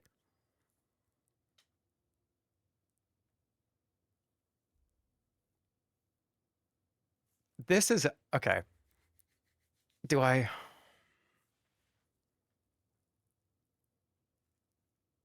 I'm gonna knock a couple out here back to back. I know I'm supposed to be going in order. I'll go in order. I know. We have completely jumped way too far. Dude, Candy Stand Bullpen Blast got a 1? Yeah, it did. Oh boy. This is a lot of 4s. Oh boy. Oh man, this is one of those games that just kind of develops the person that you turn into. An actor, click actors and props. 3D Movie Maker, Actors. some of the highest viewed, most beloved videos I've ever made were made in this game. I spent a decade playing this, making movies, sending it to friends. We would go over each other's houses and laugh at the crazy shit that we'd make. Learning about like shot selection and pacing of a scene, I started to care about that here. It's just the most important thing in my childhood. And it's a 4, and it will always be there. They made the Nickelodeon one, which was cool. It was like an expansion in my brain. But then they never did it ever again. I don't know why they don't make more stuff like this. Shit like this is so... It makes me just wish I had fucking $500 million in my checking account. Because I really do think stuff like this... I know that, like, Roblox exists and stuff like that. But that's more like game development kind of stuff. I wish there was more of this type of very easy to understand, kind of art, video kind of movie making shit, animation type stuff, that's not incredibly difficult to process. Because you know what a... Okay, look at that list of what the guy can do. He can run, he can jump, he can fly, he can get up. And then you have to use your brain to decide, like, hey, actually, jump could be a backflip too. I just have to make him, each frame, I have to kind of move him a little more. With how simple the game was, it bred such, like, invention through necessity. They're not making stuff like this to get younger people into creating things. At least in my view of, like, the kind of movie, television, animation world. I'm talking about easy-ass shit like this. Yeah, you can learn Blender, you can learn, like, Godot, you can learn, but there was a period in the 90s where there was so many of these, like, Looney Tunes, Acme Animation Studio, Mario Paint, 3D Movie Maker, The Simpsons, Animate with Spider-Man Animation, Spider-Man CD-ROM animation game. There was like a half a dozen of these that came out in like 1 year. Little Big Planet, yeah, but that's also kind of a video game. Has something come out that kind of teaches you and lets you play in the world of just sort of making television show, movie, animations stuff and being able to share it with your friends. Source Filmmaker? Source Filmmaker is hard, though. It's hard to learn, I think. I'm talking something that like a 12-year-old could pick up and be like, oh, I get it. I know how this works. Toon Twister 3D? Gmod, probably. Tutorial videos for Source Filmmaker. That's true, but I didn't need a tutorial to... When I was 11, 12, 13 years old, I just opened this, and I just knew what to do. It was just the game played it out so perfectly that I didn't really... You were the tutorial. Your imagination was the tutorial. Get your popcorn. I wish they just made another one. Hot dogs, candy. Oh my god, it's so good. It is such a... Wow. Okay, Black and White. This is the God game by Peter Molyneux. I have a lot of streams on this game. It's super funny. It's fun just to throw rocks at people. Good. Not only have you fed them, but now they believe in you more. Dude, there's that part where the cow just kind of goes crazy. And it's just like smiling and like picking up rocks. And I'm gonna throw that rock at that person. And I didn't tell the cow to do that. And it was just like, why are you doing this? Oh, that's Black and White too. Yeah, but they're both like, you know, I put them in the same category in my head. Wake me when the village believes in you and you are ready to continue your education. I'll give it 1. Let it fight. For those of you that don't know, it's a God game where you have followers. You have... What is this? Is this in the game or is this a mod? Why does this look so fucking weird? Okay, so Black and White is a God game. You have followers and you build up a world for them to live in. It's very biblical kind of shit. But you also have this thing called your creature. And it's how you interact with the world because you don't have a... You know, you are an ethereal being. You're not... Oh, there's the monkey. I do hope they'll be friends. So the creature is how you interact with stuff besides, like, causing thunderstorms and whatever. And they have a mind of their own, and sometimes they'll just pick somebody up and throw them, or crush somebody with a rock. It's the Rune Bear from Elden Ring. It's great. A very, very good game. I'm gonna give it 1. Command & Conquer Red Alert. Oh, man. Dude. Best RTS, probably up there with maybe 2 or 3 things that I consider to be the best RTS. And most fun I've had. Dude, this is one of my first experiences playing a game online on PC. Going into those lobbies and... Man, it doesn't... What a great game. And I'm not a big fan even of necessarily Red Alert 2 or the original Command and Conquer. They made a lot of Command and Conquers that I didn't really fuck with much of them besides this Red Alert one.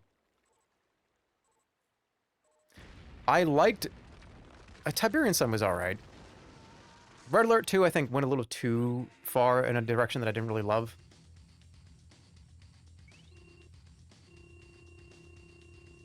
Why do you only like 1 and not 2? I think that the art style of 2 went like a different direction. And that's when you could, when you can first bunker your troops, right? You could press a button and they could kind of dig into the ground.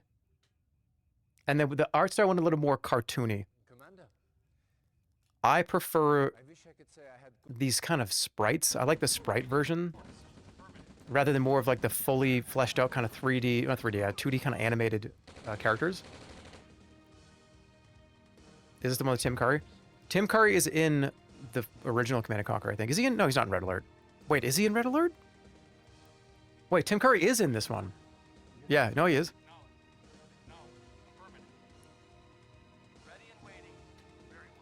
Am I mixing it up here?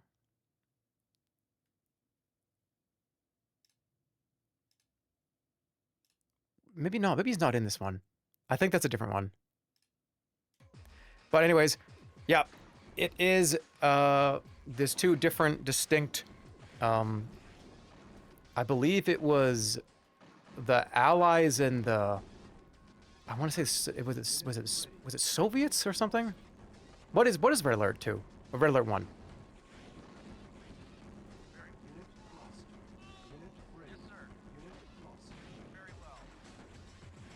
It's Allies and Soviets. Okay. Yeah, Red Alert, real-time strategy and critical variant development published by Westwood. Yeah, wow, good old Westwood. Alternate early history of Command and Conquer when Allied forces battle an aggressive Soviet Union for control over European mainland. Right. And there's like time travel in this game too. I think there's like a chronosphere and you could teleport your troops and shit. This game was not just like it's like this machine gun versus that machine gun. The game gets wacky. It's Hitler got time travel killed, so it's an alternate reality. That's what it is.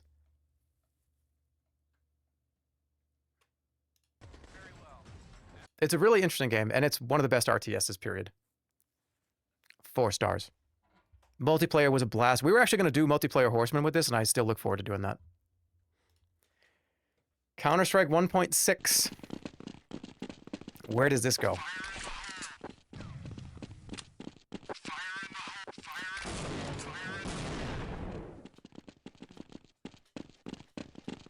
This is probably a 4, but it's probably a 3. The reason why I wouldn't give this a 4 is because I played way more TFC than I did this. But man, this was so good. This, Day of Defeat, and Team Fortress Classic are the trifecta of every afternoon when I was at this age.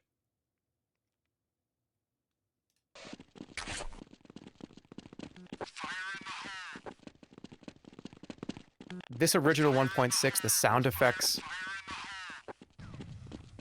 CSGO is... God, what does it... I'm so far removed from the Counter-Strike stuff. Did they come out with Counter-Strike 2?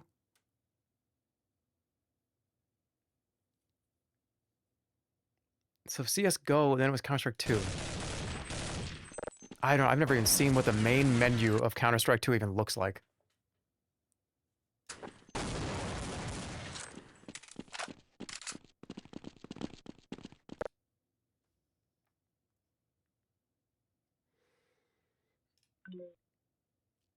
It probably deserves more for me, but I'm going to let that play out and see when it goes up to other stuff.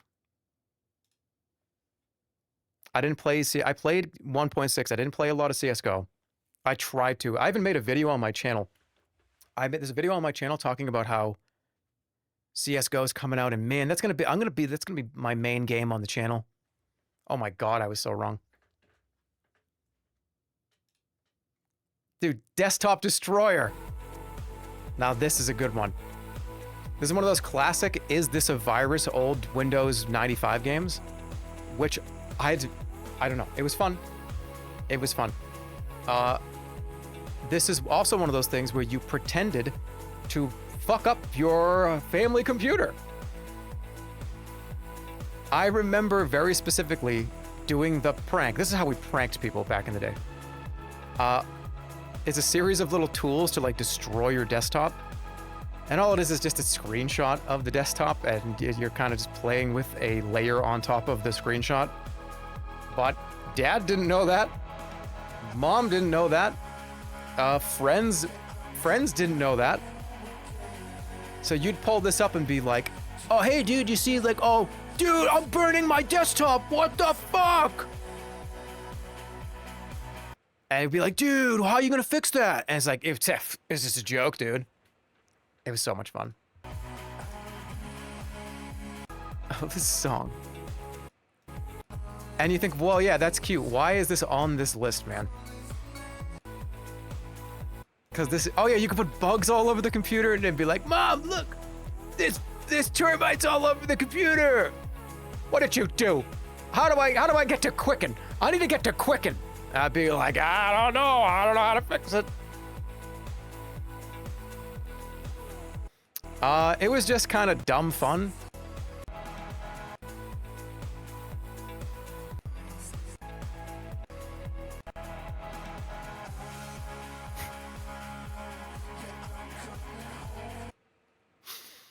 What is that? Is that song a royalty-free song? I hope it is. But where's the thumb? There was this weird thumb character where you push down and it goes like and it smudges all the stuff.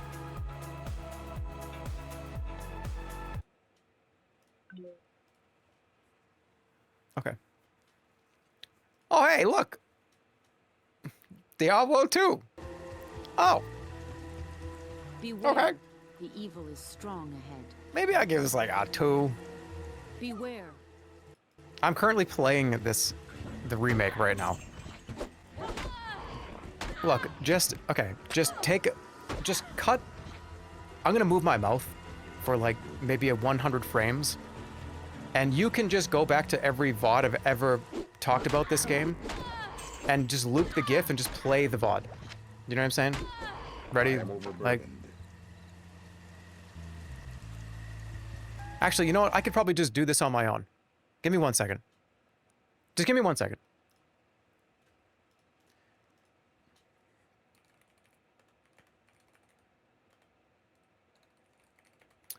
When did I talk about Diablo 2 the most? During that first from like a couple weeks ago?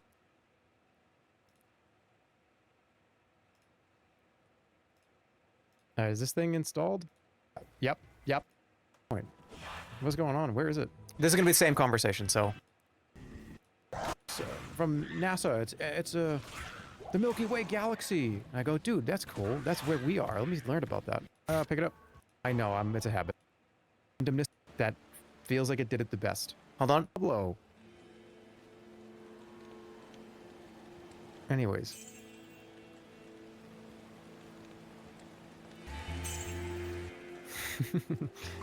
But it's that's how I feel about ARPGs. I like collecting things. Wait, I could have used that shit. I like having multiple characters that are very distinct from each other. I don't like making a barbarian that's just every single barbarian ever. I don't want to play as my barbarian and just get stuff catered directly to my barbarian and only my barbarian.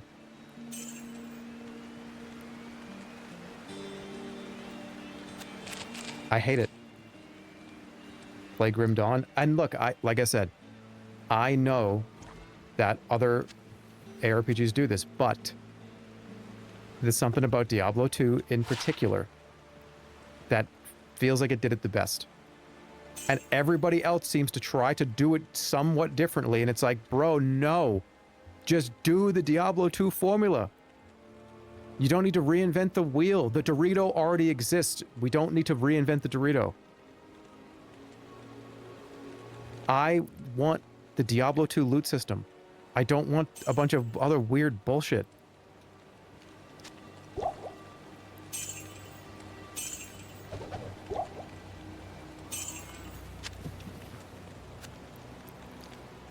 Okay, let's check out the new system. You've never had a Doritos Locos taco? That's my favorite item at Taco Bell besides the Cheesy Gordita Crunch. Do you even know me?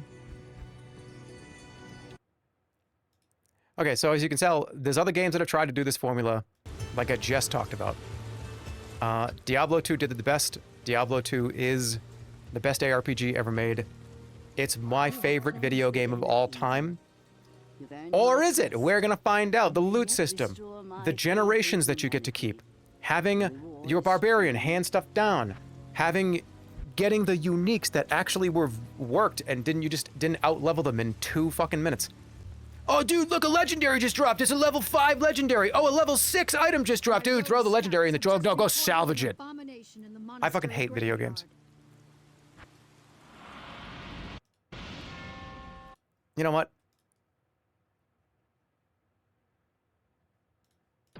Let's get it out of the way, because we're on the topic. Diablo 3, I put on this list to destroy it. I put it on this list to destroy it. And why is it on this list if you hate this game so much? I don't hate this game. I think Diablo 3 is fine. But, to me, when they announced this game,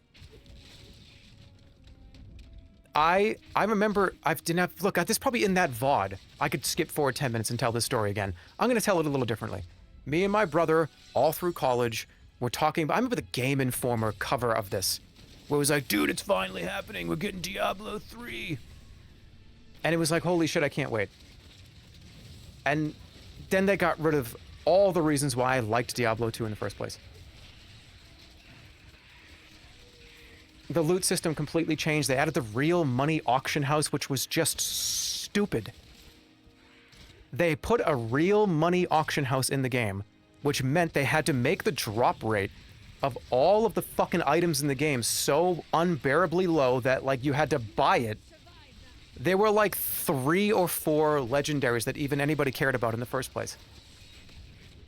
I remember playing through the entire game. I'm not fucking kidding. I played through the entire game.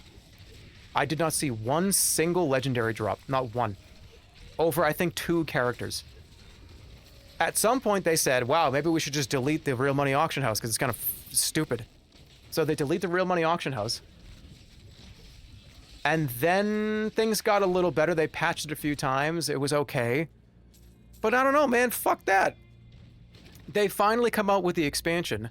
And the expansion fixes a lot of problems. The expansion actually made the game, I think, the best state that it was in. Reaper of Souls made this game actually fun. But I'll tell you something, too. I fucking hate it, and I wish I could just delete it from the game.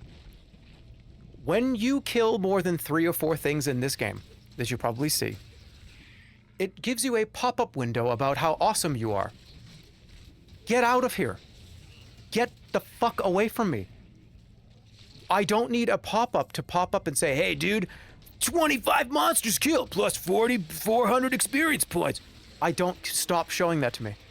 I don't care. If there's any way to take you out of a video game, it's to tell you every 10 fucking seconds that you're playing a video game. Why? This is the norm. This is what it is now. Hey, dude, you're playing a video game. You're playing a video game. You're playing a video game. You're playing a video game. You're playing a video game. You're playing a video game. You're having fun playing the video game? Yeah, you're playing a video game. I know I'm playing a fucking video game. I bought the damn thing. All right, settle down, everybody.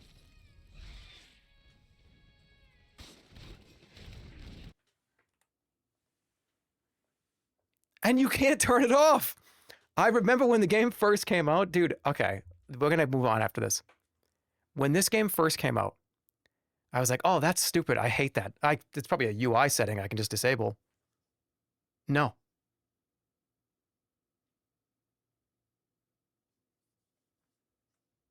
It's the easiest thing just to let me toggle off and on.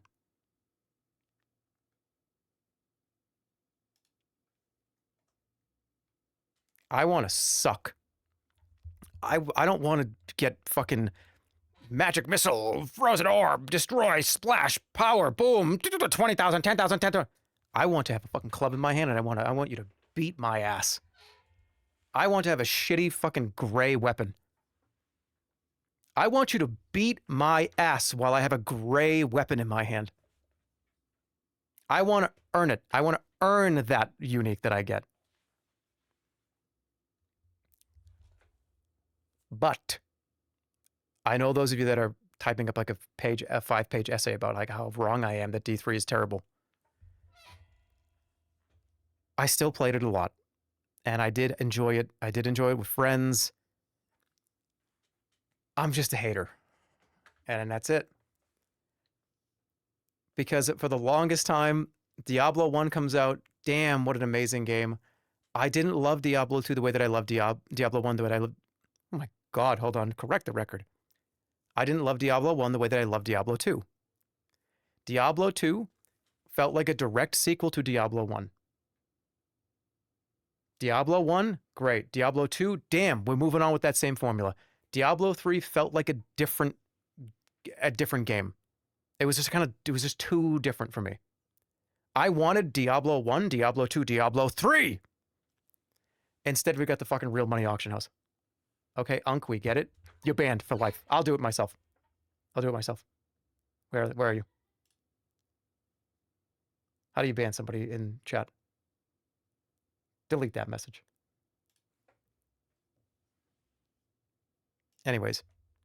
Diablo 3 deserves to be on this list. I just don't... That was, to me, that was like the start of that sort of like Blizzard, Activision, public company dog shit. Where... I could go on. You know what I mean? Like, the Activision, Blizzard kind of dog shit, I believe, to me, started at that point between like Diablo 3 forward.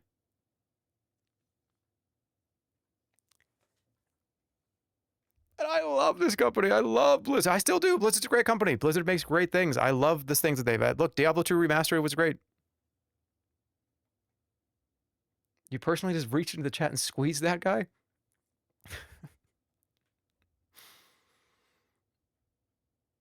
And look, I will say this as well. I grew up with D2. If you grew up with D3, we imprint on the things that we grew up with. And I know it might sound like a personal attack from me to you if I say that Diablo 3 stinks. But just listen. That's not what it is. It's about like the Three Stooges. Three Stooges go to Manhattan. The Three Stooges. And they poke each other in the eyes and they fall down the stairs. And, oh, right? And then the second movie comes out. And, oh, get out of here, get out of here. And then, like, in the third movie, like, they do that for, like, a decade. And in the third movie, they're, like, knitting. And it's, like, 3 different guys. And it's like, wait, this is what? Where's the Three Stooges? But they're still called the Three Stooges. They're literally still Moe, Larry, and Curly. But they don't. It's like it's like a completely different direction than like what the last 5 Three Stooges movies were. And there's a bunch of cameo celebrities.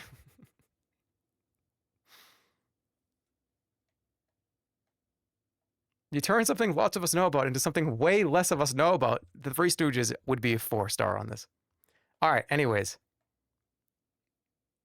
There you go. There's my Diablo 2, man. And I heard somebody say this too, that I might not even be a fan of ARPGs. I'm just a fan of Diablo 2. And that would make sense to me. If some of the other games on this list also weren't in that category. How do people not know the Three Stooges? I mean, it's just easy because I guess you just don't. Okay.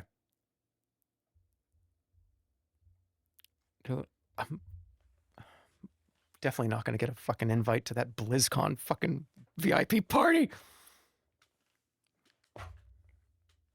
EverQuest.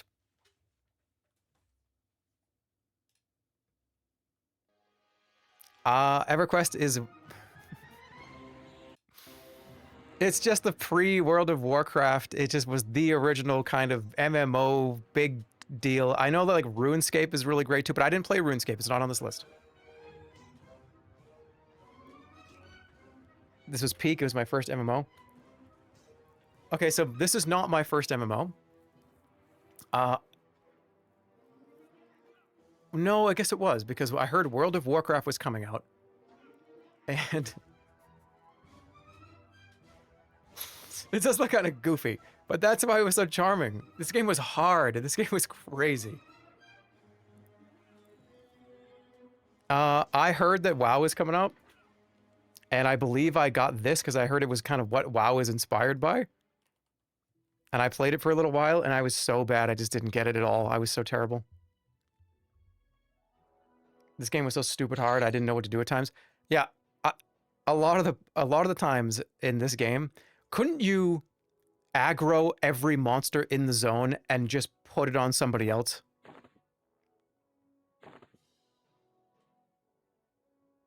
This game was nuts. I'm pretty sure you could just aggro tons of monsters and just go bring it over to whoever you wanted. That's horrible. Yeah, you could grief effectively. Yeah, it was a super griefable game. But I think it should be on the list. I did play it a lot, kind of in that pre-WoW. Even when WoW was up, but WoW was just so good. Nothing could compare to it at all. And I don't think it really stayed with me that much longer. Dude, Ex Mortis is on this list. People will be like, well, Ex Mortis? It was a Flash game. This is a horror point-and-click Flash game. It was on Newgrounds. This is a very well-made... I might... You know what? I'm going to stream this game. It's very, very well-made. It's very old. Yeah, dude, you find a dude's head in the fucking microwave. This scene right here, when I was a little younger, moved me.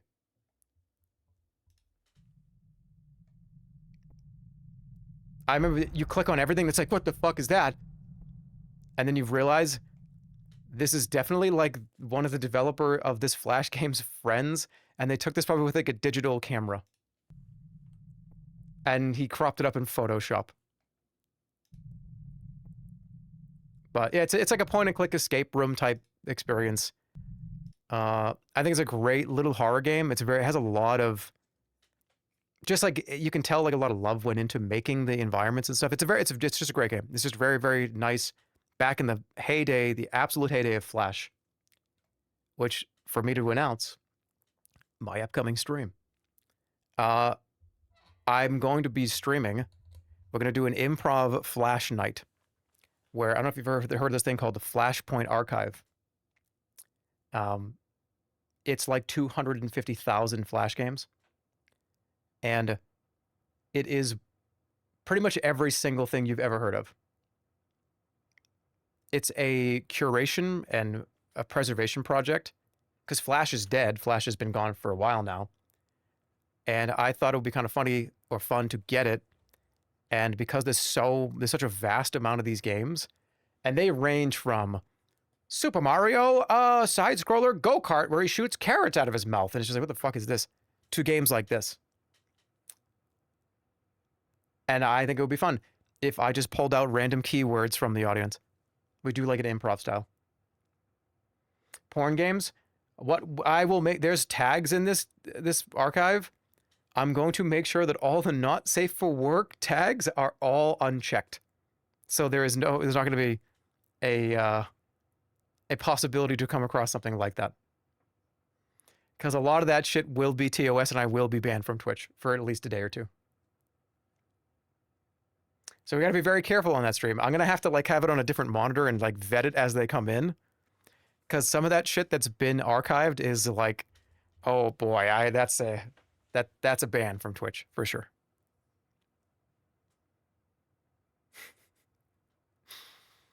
Anyways, it's a great little horror game. Do I think it's going to... I'll give it a chance. What's it called? It's called Ex Mortis. All right, I'm coming up on a break. I'm going to take it. This preview screenshots and varied tags, you should be good to check them on a second monitor. Yeah. Insane Aquarium, bro. Yep, that's going to be at least 2 or 3, I think. Look at this. We're moving through this already. It's only been 2 hours. We're almost done. There's still like 120 games I got to get stars for. I'm good. Let's go. All right, I'm going to take a break. I'll be back in a few minutes. We will continue the journey to seed all of these games for the next elimination round.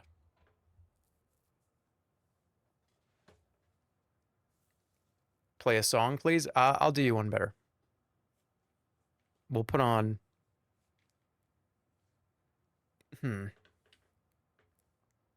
What's some background gameplay? How about just like Mario Kart? All right. See you in like 3 minutes.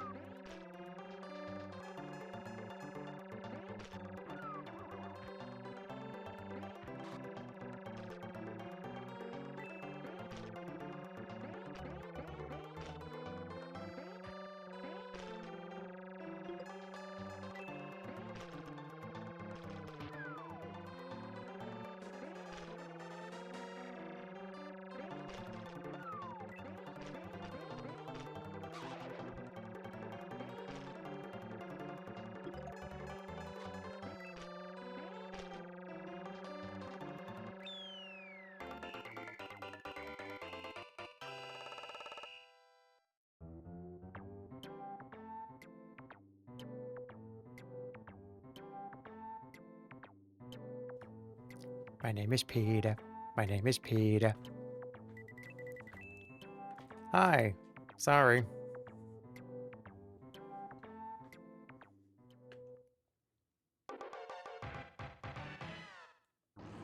I had to make a tea because I wanted one. But, yep. I'm here. Let's get back to it.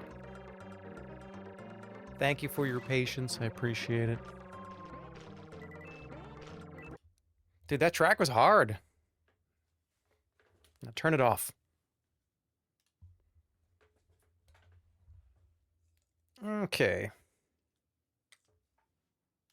Hello. All right, we were at...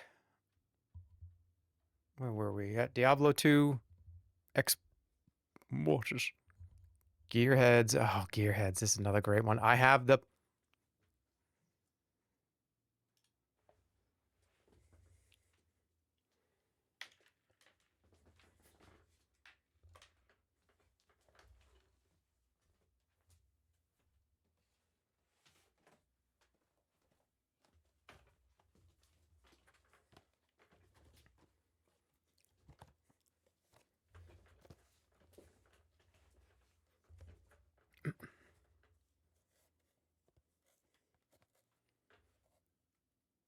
box.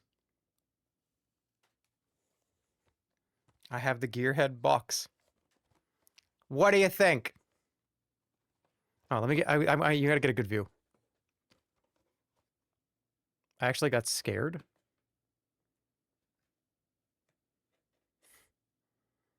That was scary. Don't ever do that again.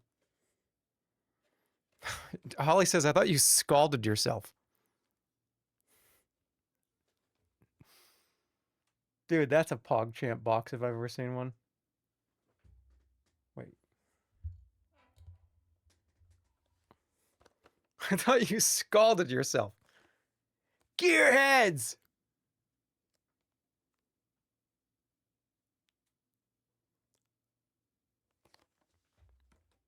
Okay, what am I doing? Why am I acting like somebody else is going to stream? Like somebody else is going to tell you about it. I'm not just there to hold the box. Why was I like I'm in a Discord call with somebody? Like, so Gearheads is a game. All right, so Gearheads is a strategy video game where a series of toys you control. And those toys you need to put on the side of your battlefield.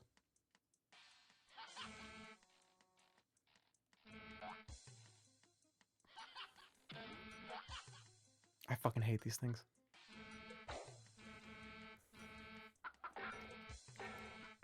That's the wrong side. Dude, I hate these little fucking little assholes.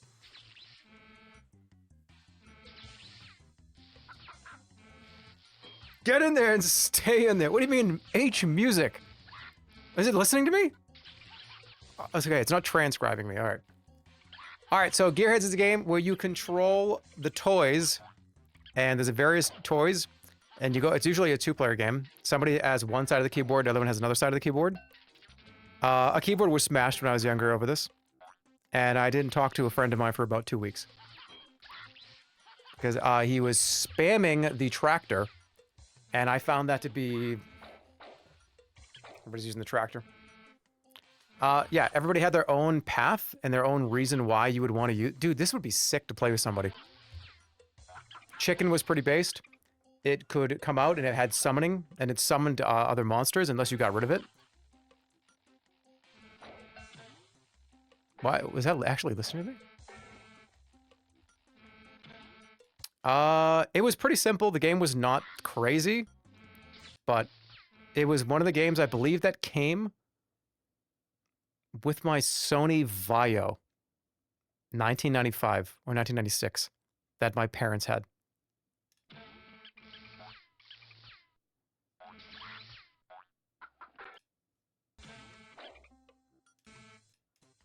Dude, this little robot could electrocute things. It was awesome.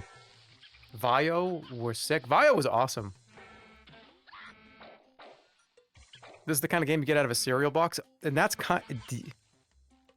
I just showed you the box. It was its own cereal box. I wish games on PC still came in the cereal box. This thing's as big as a Captain Crunch box. It gets intense, though. Oh, the bugs were so good. Is this all the game really is? Why do I have a distinctive memory of this being way, way more detailed?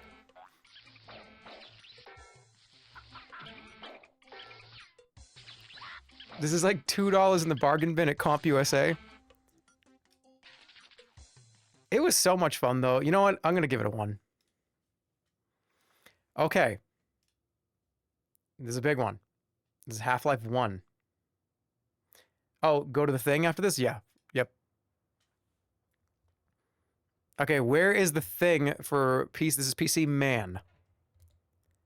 Where is the thing? I'm not going to look at chat because apparently you are betting on this, or where I put this. The thing is a horror third-person action game. It was, I think, some of your favorite streams. I'm pretty sure that a lot of people here, a lot of memes came from those streams. I had a lot of fun. The game was kind of annoying to play, but it was goofy and janky in all the right places. I have incredibly fond memories of playing this. I own the box for this too. I have the completed box for this. It's right there. It's literally been on the Reddit shelf for like 3 or 4 years. And if I think about, like, okay, when I think of a stream or a video game content that I have done, this is the stuff that I think of where I have my most fun. A game that's not too bad, not too good, that has a lot of just funny stuff in it, where there's lots of openness for you to kind of mess around if you want to, and has difficult sections that need to be replayed over and over again. Stuff that has just enough crust on it, which makes it fun and funny. I think this is that perfect spot. Now, where does it stand? Okay, so this game, if you don't know what I'm talking about, you've never seen any of those streams. It's based on the Thing movie franchise. And you get little companions that you run around with, and you can test them to see if they're an alien or not. He could just shoot this guy right now, and this guy could be an alien. Yeah, one of these guys could be the Thing. And there was stress there, it was fun. You have a tester where you can, like...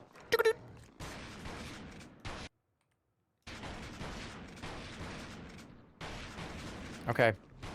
It's definitely not a 4. I have to be real, because how can I put this next to Super Mario Brothers? And is it so important? It's not a 1, though.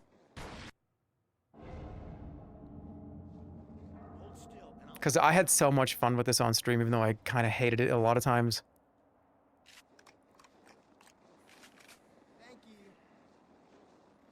I really don't think this deserves a 3. I think it's a 2, and it is. What'd you guys get? I didn't even look at chat. I thought he was gonna laser it immediately. I have very fond memories about it, but I don't think it's up there with like Mario Galaxy or even Mad Dog McCree. Like, no, yeah. Well, it's gonna fight for its life. The 1 and 2 starred games are fighting. It's gonna be interesting. All right, let me go back up. We're making progress. I think I'll be done with this at 4 hours, 5 hours. Okay, this is going to cause some meltdowns. Half-Life 1, the original Half-Life 1, you would expect a Valve Andy like myself to put this pretty high up on the list.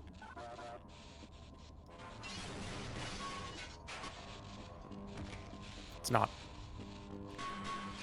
Half-Life 1 is higher than Half-Life 2. Let's just put it that way. I actually really didn't love Half-Life 2. I very much enjoyed Half-Life 1. More than 2. And it's not even because the game is, oh, older is better and this guy's 40. I just think it was a better game.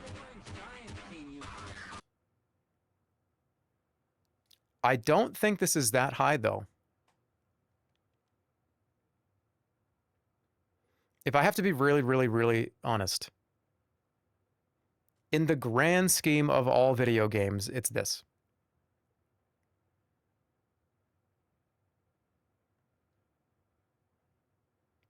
In the grand scheme of video games. But in the grand scheme of Jeremy Albertson's life,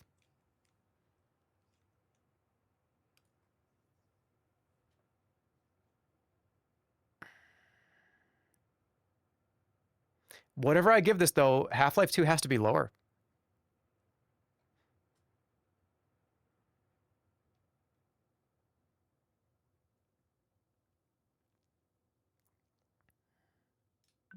I did it. I did it. It's not quite there. It's great. And yeah, I did put it on the same seed as Beavis and Butthead. But when they go up against each other, we need to see, what if I care more about Beavis and Butthead or Half-Life 1? Oh my god, it's like a rage bait post. Guys, I'm trying to figure out which game I think is like better and more impactful to me. I got Beavis and Butthead for the Super Nintendo versus Half-Life 1. That'll probably get you banned from some gaming subreddits. They'll think it's like an obvious rage post. Oh, yeah, that's good peppermint tea. That's why this is so much fun. Well, they might go against each other, and I have to actually figure out what that means. All right. Heroes of Might and Magic 3 specifically. This is a... oh, boy. Is this a 4? Right off the bat. Or not.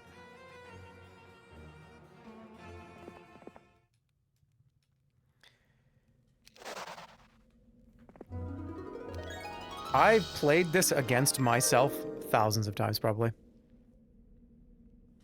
Streamed it a couple years ago. Deserves to be streamed again. Just to give you a little bit of context, this is back when the Heroes of Might and Magic games were absolutely goated. Everybody, this is probably up there for a lot of people in the top 20. Especially 3 and 4, I would say. Top-down kind of turn-based resource gathering hex grids fighting system where you it's got everything. My favorite part about these games was exploring and picking up the coal and shit. Defending the castles was always super fun too. But yeah, so when you get into a fight, it's this kind of hex-based system. You had to have, again, if you had more monsters, it showed up as, that's not health, that's how many of that monster you own. For those of you that do not know. It's just a wonderful game. It's so charming. The soundtrack is great. The art style is great. It has so much lasting appeal. People still play this and care about this to this day.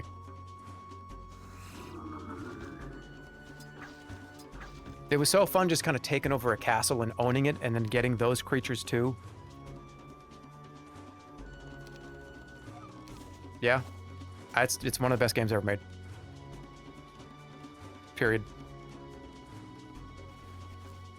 And again, I'm thinking about all the time that I spent caring about this. I go back and play this all the time. A 4-star to me is not just something that I consider to be the best thing that I've played, but something that I can continue to think about and go back to over and over and over again. And this is definitely one of them. Heroes of Might and Magic 3. Okay, the old Hitman games. Hitman 2 specifically.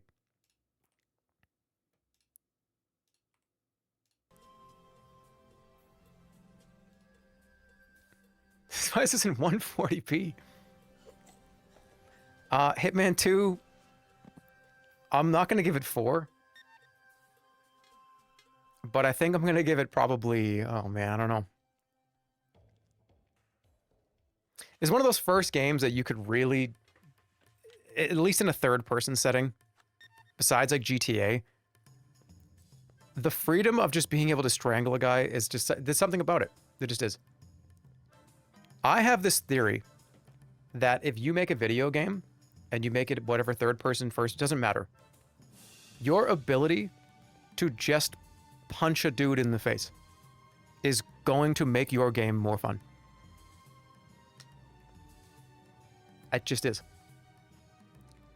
Your ability to accidentally throw a brick at somebody makes the game that much more almost challenging in a way. Because not only are you fighting again, because think about a lot of games. Oh, no, don't do that. No, don't do that. Okay, well, now my ability to fuck up is way lower.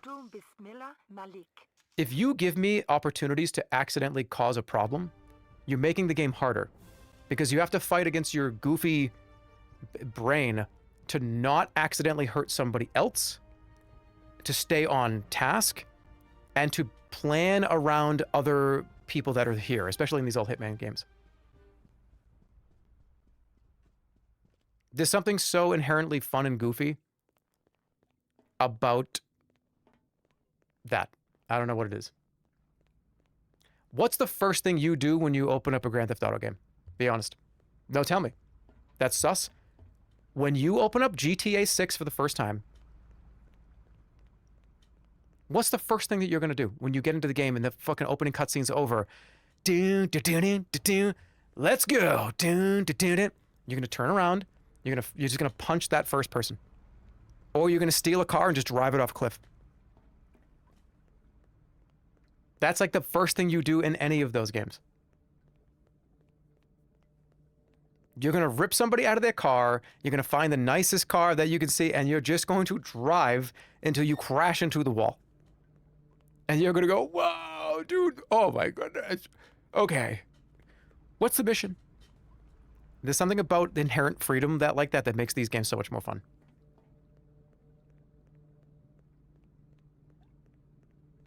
Car crash is funny. My eyes just rolled so far that you almost just detached my retinas. But yeah, that's why I like the Hitman games. They just open you can kind of do whatever you want. It was the first time when I was playing this game younger that the notion of having to not just alert the enemies, but the regular just random people.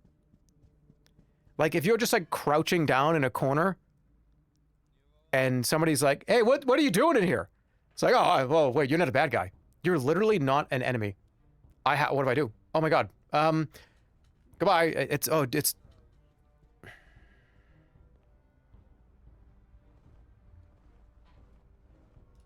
That's where it belongs. 3. Hitman 2 is a 3. And you know what? I think all the other Hitmans are 3s for me. Insane Aquarium. This is back when PopCap was amazing. PopCap before the EA acquisition. Man. Imagine we got an Insane Aquarium 2 that didn't have like $3 power-ups that you bought and electrocuted all the zombies in a line. And it was like $2 every time you did that. And some of the levels were so difficult that it almost forced you to do that. Kermit the Frog fucking remembers that. Kermit the Frog sips his tea. That's none of my business. Kermit the Frog says that.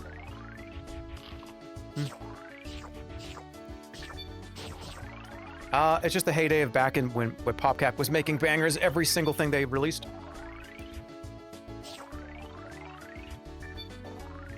Shit, this might be 4.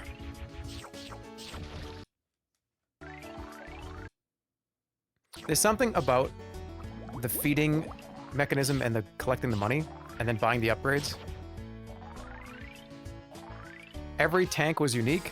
I really loved all the kind of little side characters that did little bonus power-ups. Everybody had their own loadout and their own reason why.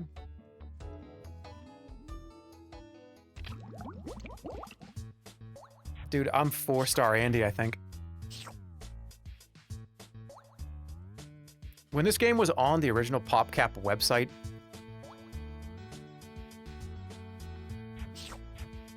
Squeaks played this because I begged him to. I remember I was in his chat at midnight one night in his offline chat, and I was like, please play Insane Aquarium, dude, please. And he was like, dude, like, okay. I was like, oh my god, thank you, dude, so much. This didn't happen. I made up that entire encounter, except for the part where I was in his offline chat at midnight. And I did say, please play Insane Aquarium. I don't think he saw it, though. I got donut walled. I got donut walled when you're not streaming and you're not there offline. It's a wonderful game. It's like a Flash type game. I love the old Flash stuff. The old kind of 2D. Quick, pick up and play it. You can play it for 10 minutes or you can play it for 20 hours. And I very much did.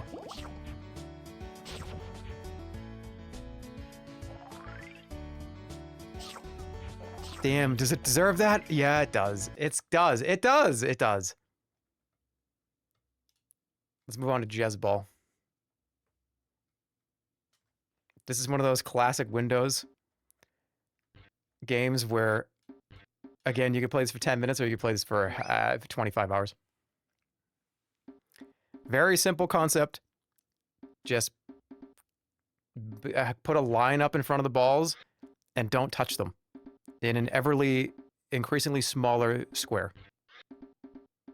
Very easy to understand, very easy to play, but it got really difficult. Are you baked? Are you saying that this game is on this list because I'm high right now?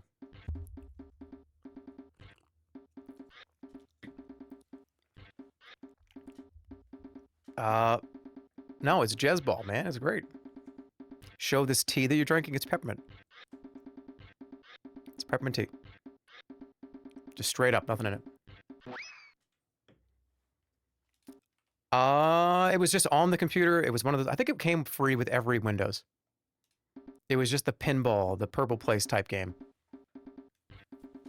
And you didn't have to pay for it. It was just there.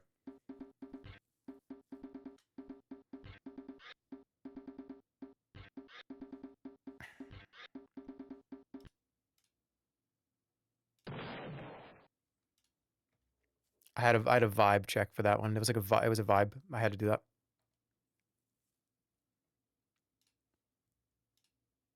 This is great.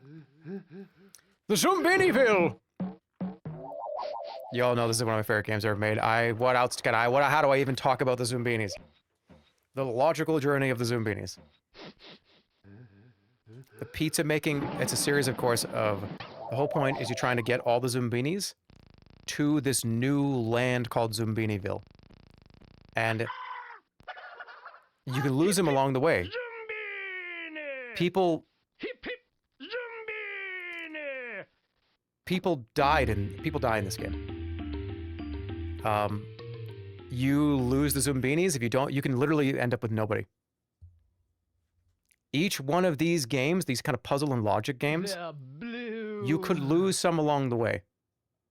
And then you have a population at the end that you continue to do these games of various difficulty. And you have an entire population of the ones that you got through. Voice acting is incredible. Right up. You learn stuff. It's one of those like edutainment type games that was way more tainment than edu. Does that make sense? Tisk, tisk. Even though it was educating. 4.0.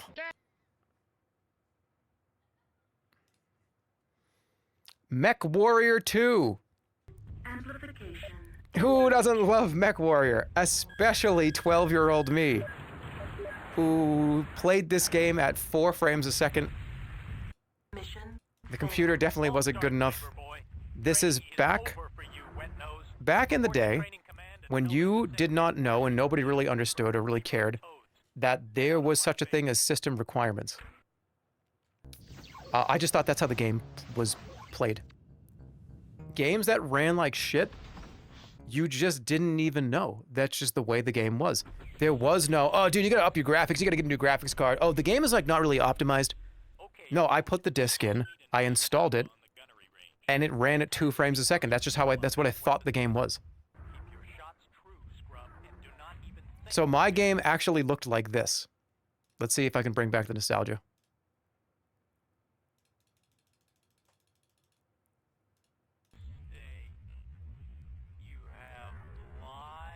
No, it was worse than this. It was even worse than this.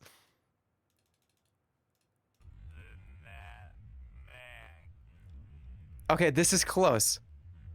This is kind of close of what it actually was like to play this game on my Sony Vaio.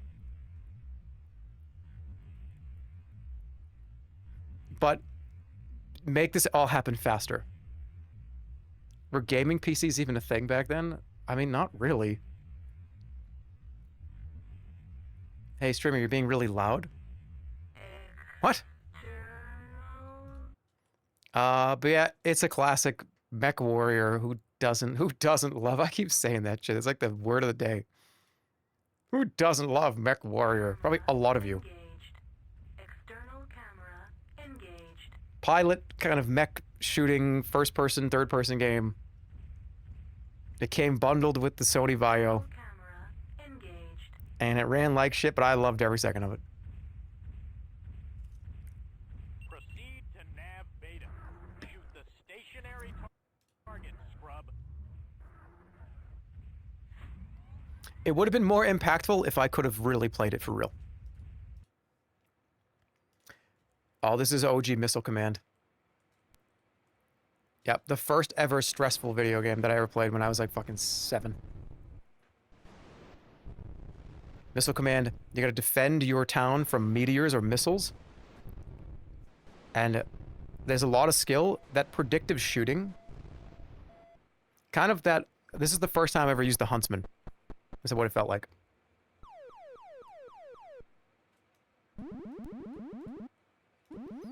It sits up there, classic video game, classic. It's just, it belongs around here. I don't think it was that important, but it definitely was. It was important enough for me to care about a lot.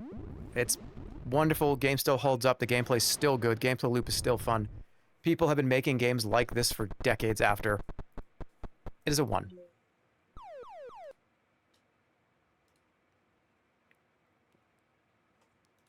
I already know. But damn, what a good one. Number of Munchers. Playing this in the school computer lab? Because it was the only thing that we were allowed to do, besides whatever the assignment was.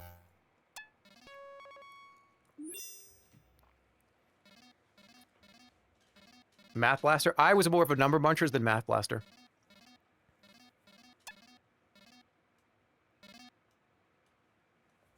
Don't you turn into, like... There's multiple levels, right? Yeah, there were cutscenes in the game, too. I forgot about that. Let's watch a cutscene.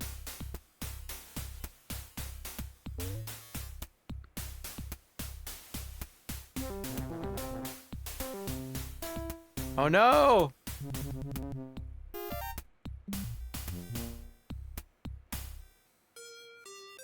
I'm sorry, everybody. I want to apologize to everybody watching. I did not know the game was kind of... It came out a long time ago. I didn't know there's that kind of violence in the game. I know that this channel's pretty much... We try to stay away from the violence, but it was more kind of cartoon violence. It wasn't really like that graphic or anything, but I do apologize to all the parents watching. I'll try to do a little bit, I'll do better next time. I'll do some more vetting on it.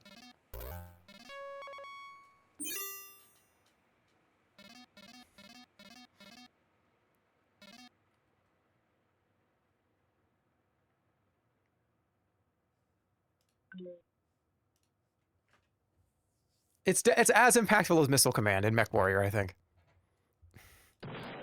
Get rid of that. This game's... I saw that and it got immediately annoyed that it was there.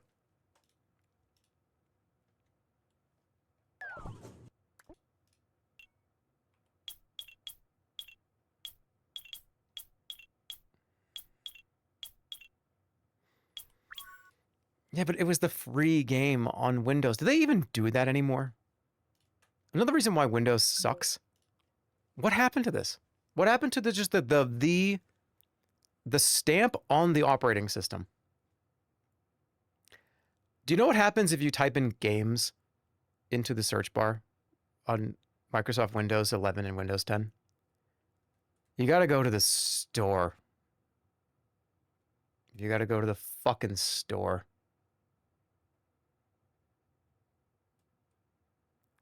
The default game is Morrowind. Do you know how cool it would be if they actually did something like that? It's just like Morrowind is just installed in every Windows 11 computer. It's just, it becomes the purple place.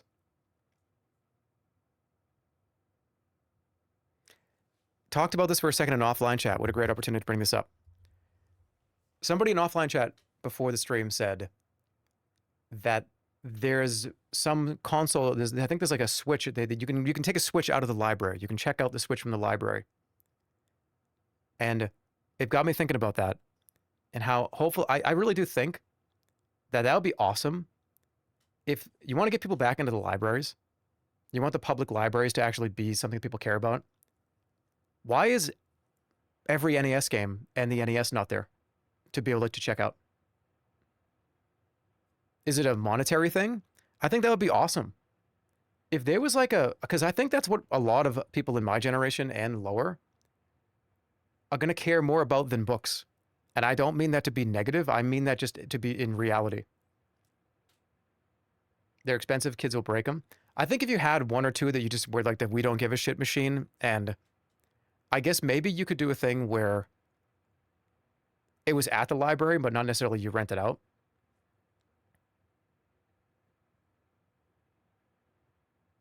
You're just saying that because you're illiterate. I'm saying put it in the Jumpstart games, man. You go back to all those old edutainment games.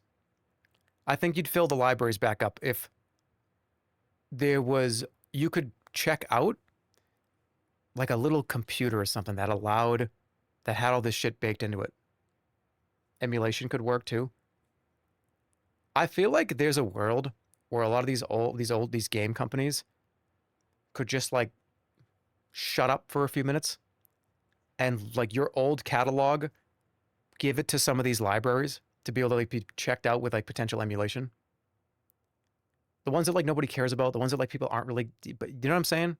I feel like there's a world where that would be awesome. Because I don't think there's going to be very much money to be made on re-releasing half of the entire NES collection that aren't like Donkey Kong or, you know, first-party Mario titles or like Chrono Trigger. You know what I'm saying? I feel like there's a lot of opportunity to do something cool. How much would a monthly library pass be? I don't know. You make it affordable enough where it would make sense. I think that, well, the whole point of a library is it's a public library. It's the government. Where's the government on this? Get some funding to those libraries to get us Super Nintendos to check out.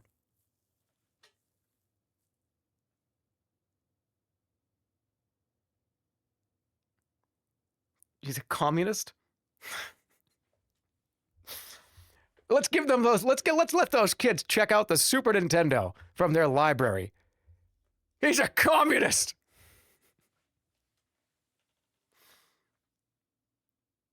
I'm getting political. I'm not getting political.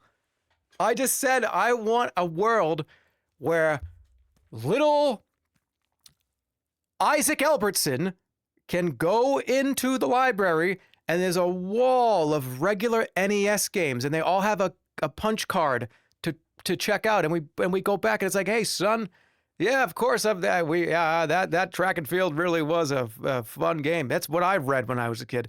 Read the books that Dad read. He wants everybody to have a puppy. No, I don't. That's a terrible idea. Animals are not just a funny little thing for you to have. Everyone shouldn't have a puppy. What if you're not ready for that? What if you're not ready for the animal, the responsibility to take care of it? Oh, ban that person for 15,000. Ban that person for 15,000 years in the deep part of the Andromeda galaxy, which is about 4 to 7 seconds. in that time to get to the for the light to shine back to Earth. Actually, that would actually be like 500,000 years. Ban that person for 500,000 years.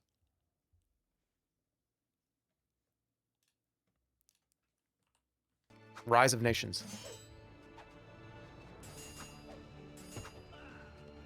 Another RTS that's up here. This is one of those games where you start at the Stone Age and you go all the way to being able to drop nuclear bombs on each other. And it always sucked when somebody you were playing against got to that military age when you're still in the slingshot age. But I think this formula, I think they did it the best out of all of the potential, because there was a lot of games like this that came out in this period. I had so much fun playing this online. This was one of the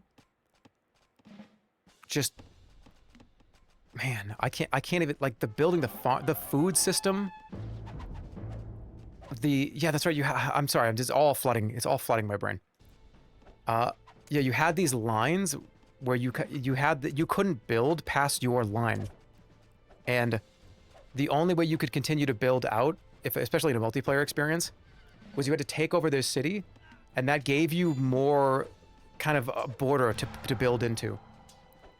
I love that system because you could end up and you own the territory. Nobody can build there. So if somebody, and some of the other RTSs, if somebody wants to like drive like a caravan down here and like build a bunch of bullshit down here, they can't do that unless they own the land. It's AoE mixed with Civ, yeah. Or you could advance a city near the border and push your influence further. Yeah, you could like really start to build up here, and it would be a little tug of war, but you couldn't build like over here. I don't know if this is a 4, but let's see some like later stage gameplay. The gameplay was great too. The actual combat was fun. You could end up having hundreds and hundreds of enemies on the screen.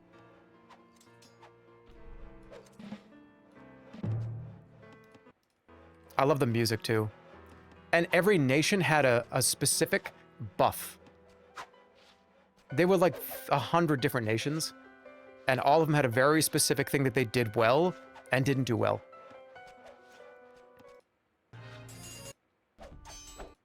Let's see, does anybody progress out of here? Some people played this game with very strict kind of constraints on it where you couldn't go past a certain age. And I really didn't play Age of Empires. This was the game in that category that I played the most of. But there was something crazy about starting off like this, and then like an hour or two from now, or like 40 minutes from now, somebody is dropping a nuclear bomb in the corner of the map.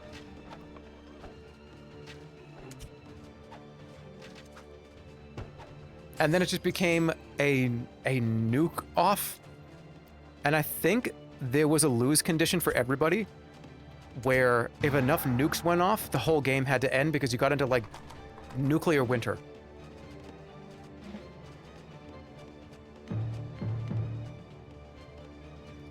It's great. Loved it. I think it's a solid 2 out of 4. Okay, big one, Roller Coaster Tycoon 2. Which one, oh boy, which one gets the 3 and which one gets the, I just spilled that all over myself, how? One of these is gonna get a 4, and I'm having trouble with which one.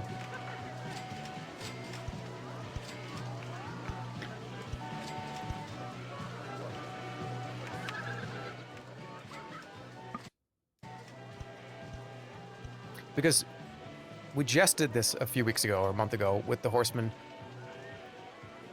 And we talked about the differences between 2 and 3. And how I love them both equally for different reasons. But when they're right next to each other, I need to see the other one up close under the magnifying glass.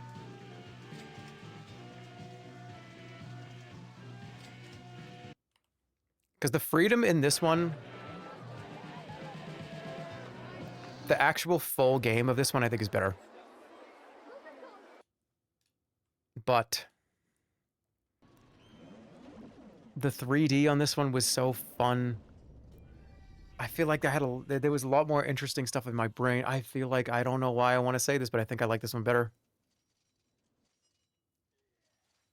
The water park in this one, I think that's what pushes it over the edge for me. Did something just explode?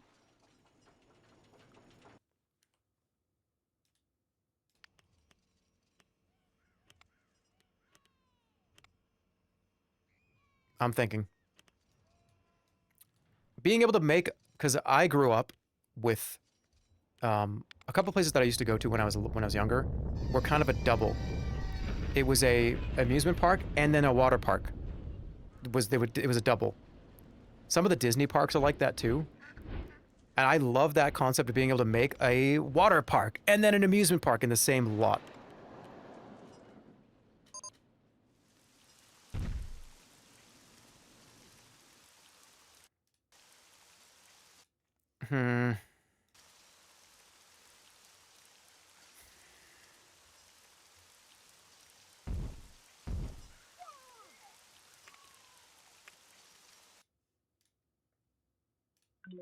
The decision has been made. One of them was going to be, I can't put them on the same level.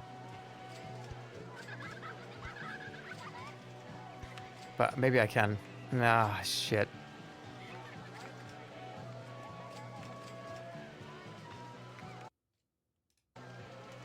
It's tough. It really is, because I love both of these games.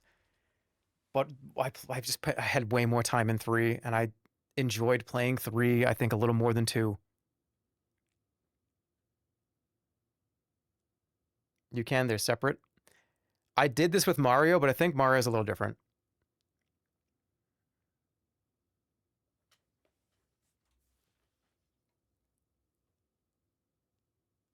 I'm going to leave that, and then when the final list comes out, we can see we see where it belongs. 51 4 stars, Omega Low. Yeah, this is the seeding. Yeah, I have 364 games on this list, man. There's going to be a lot of good ones that I like. Fuck off with the politics. I didn't do any politics. I just said I want the library to be more accessible for people with the Super Nintendo. I didn't do anything. Simtown. Yep. This is gonna get an F. Anybody remember this game? I remember this game because I remember the hamburger place. Oh no, was it a clown or a hamburger? This is kind of like Sim City for kids. Or adults that don't understand Sim City and that continued to play this as an adult and had more fun with this than Sim City because it was way easier to understand and didn't take very much time to learn. Sim City is not on this list. Sim Town sure is.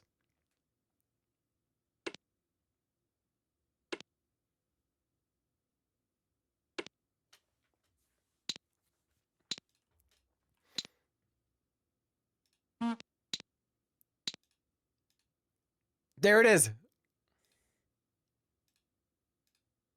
There was like a hamburger building. Yes, the clown hamburger building. What? What do you want me to do? Give this a fucking D? You want me to do it? Fine. Just kidding. Simtown gets a 1. It was Sim City, and it was made by Maxis. They made this before they made The Sims, and they took a lot of stuff from this game into The Sims, which, by the way, why don't we just get this out of the way? Boink! Sims 1 is a 4-star. End of story. We'll get to it in a minute. Okay, Strife. Okay, so how Strife was. Strife was a game that I did not play. What the heck, dude? What do you... Hey, what do you mean? What are you talking about? There was a demo for this game. It was the Strife demo. And I played it 500 fucking times. I only played this game as the demo. And I treated that game like it was the whole one. When I was younger, I did not care nor understand. I thought the demo was just the game. And I loved it. It was so much. What a great full package that was.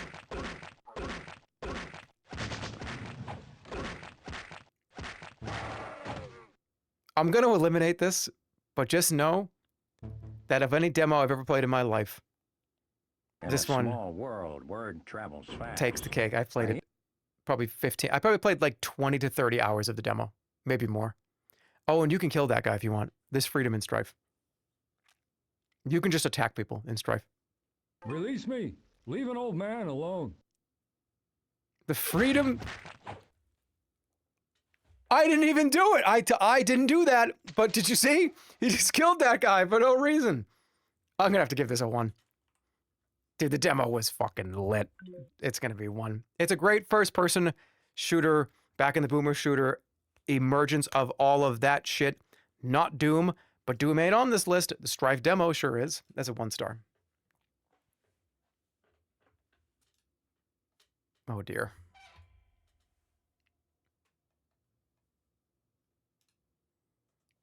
Team Fortress Classic, the game that started it all.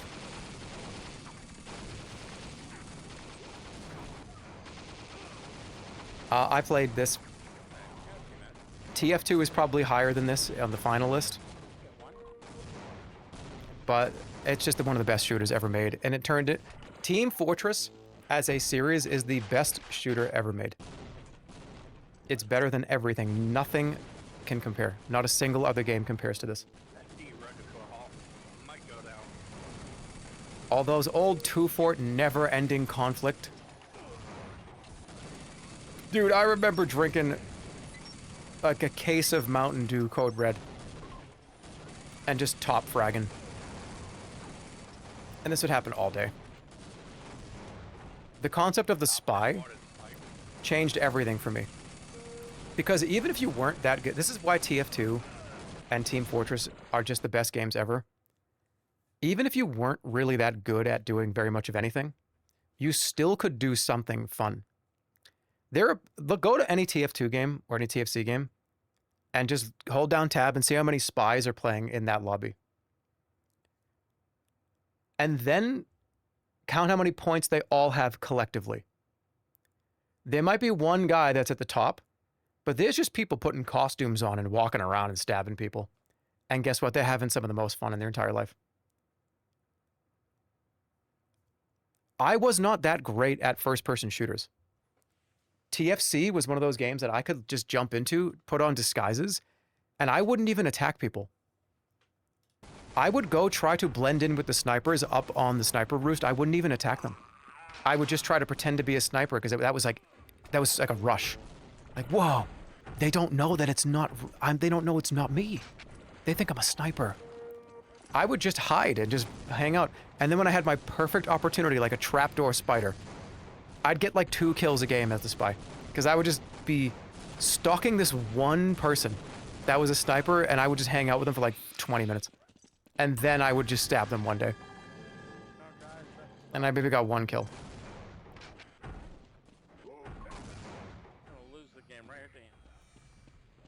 Every map was fun.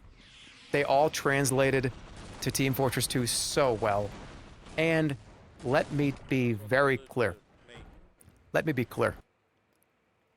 Valve took Team Fortress Classic, which was already kind of like in that little bit later, but like the 1996, 1997, 1998. Diablo 2 comes out. Think about how much shit came out, by the way, in those few years. But I'll leave you with this while I take a break. TFC, everything you see in TFC, and then what they made in TF2 was a direct, incredible sequel that was better than the last one and did what a sequel should truly do. Make another game that's hopefully better than the last one and just stay in the same road. You can change lanes, but please drive to the same fucking destination. If we're on a road, don't just get off at an exit and go a different road over to Utah. Stay on the road. We're taking a drive to California. Please stay on the road. You can get there a different way. But TF2 to TFC to TF2 is how I think a sequel is the best original to sequel ever in the history of all media.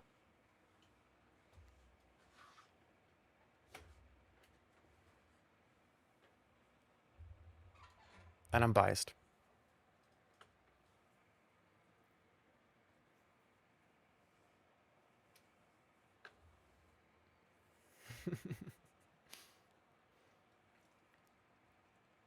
And that's why I think, I know people are at ads right now, but that's why I think there's never going to be a TF3.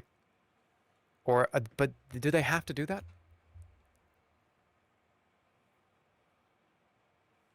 They don't have to do that.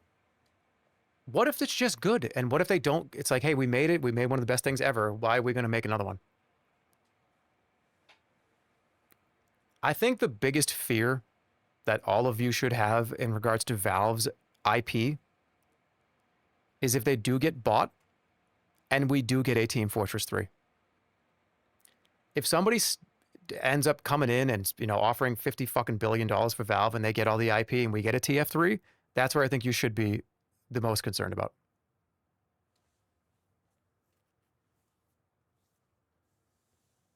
I think TF3's existence would speak to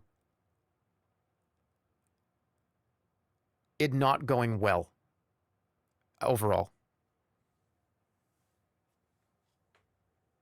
Deadlock is TF3. I guess you could say that.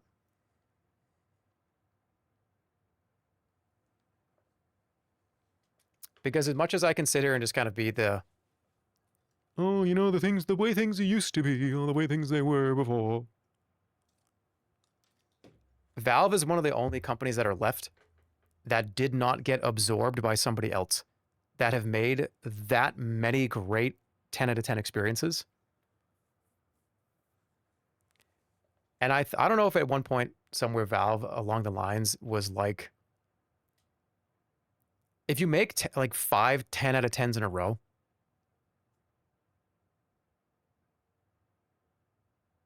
I think as of Team Fortress Classic, and then obviously like Half-Life 2, Left 4 Dead, TF2, Portal 2, I mean, that you make like 10 10s in a row. Valve has made some real dog shit. I think that most of the recent Valve stuff has not been very good. But I think that's because they made so many wonderful, incredible things that it's almost like they like, okay, we don't need to do that anymore. Let's make some weird shit.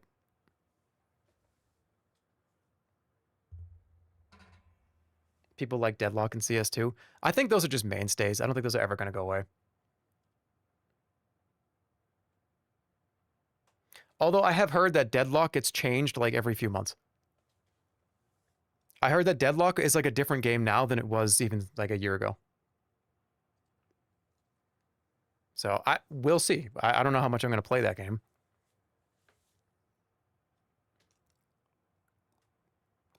But Valve really is one of those companies that have a AAA big company that made banger after banger that kind of didn't get merged or acquired by somebody else.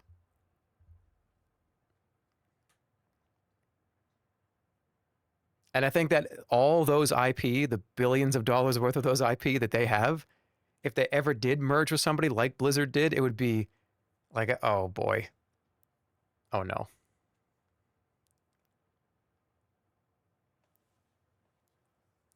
So not getting TF3 it's not really even that horrible because TF2 is still so good.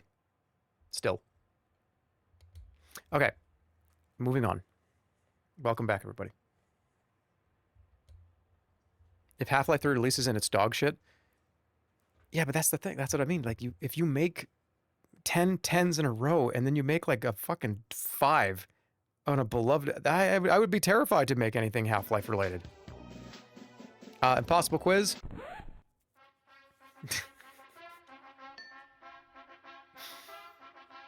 I had to put it on here. It's one of the. It was such a fun game. It was so cool to just try to guess all the weird answers to all these questions. That guy touched blue. That's bullshit. Alex was impressive. Alex was very good. That's the last game that Val came out with that I was interested in. And it's weird because that was longer ago than you think. That was about 5 years ago. It's been 5 years since something Valve has made. I've been like, ooh, what's that? More than that, 2019, 6 years. Impossible Quiz is an old Flash game where it's a quiz and they made like 5 different spin-offs of this and 2 different, or like a sequel. Or the original one's my favorite. It was kind of non sequitur puzzles for each quiz section. And you would think that you got something correct, but you didn't. And there was a weird logic as to why like for instance, this one, right? So this one is 20. Hold on, go back. This one, it just says, what is, it doesn't say anything. It's just horse, right? This one here. Okay, so 24 minus 7 is, it's not on here. Oh, but yes, it is. It's literally up there. And some of them, to this day, I have absolutely no idea what any of them actually meant. You memorize it, and you just click the button that you memorized.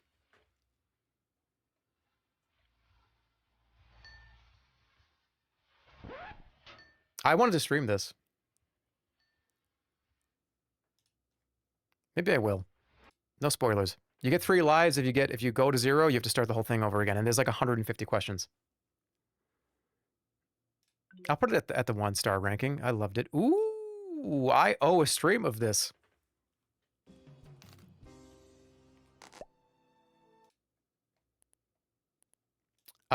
Speaking of giving people creative outlets to make fun, interesting, goofy things, here's the movies. And this is in that category again of 3D Movie Maker where, hey, why don't you just get in there and just make something crazy?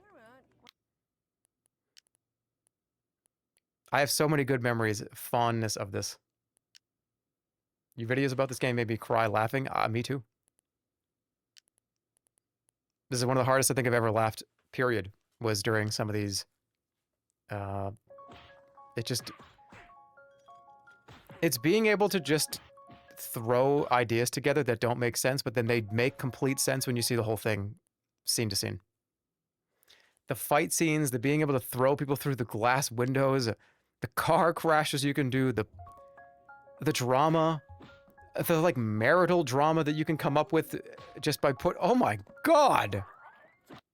Oh my god, he just rocked his head! I gotta play this. We gotta get back into this.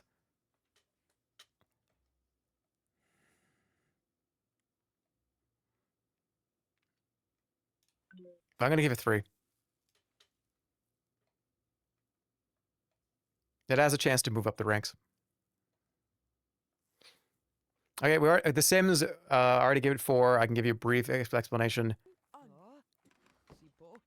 Beautiful. 10 out of 10.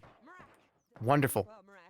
Game is changed an entire generation of all of us.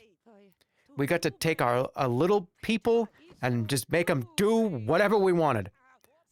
We could just dictate what their whole life was going to be. There was a whole lineage that came out of this. Different whole generations. We finally had a game where we were God.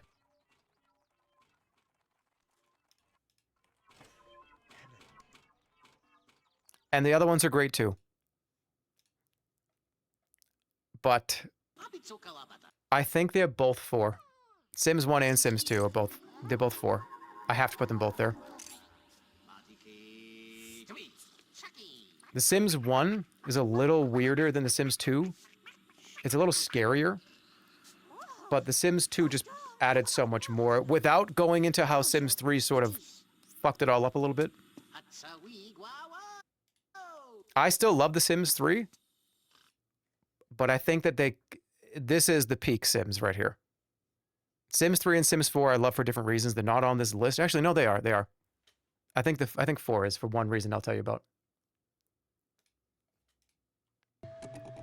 This is Theme Park. It is the roller coaster tycoon game for people that didn't really know how to play Roller Coaster Tycoon. And again, as an adult, kind of SimTown-esque.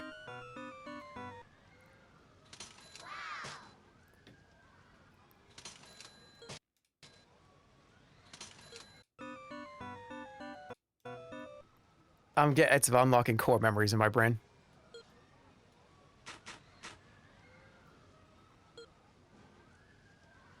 We have RCT at home. Yeah.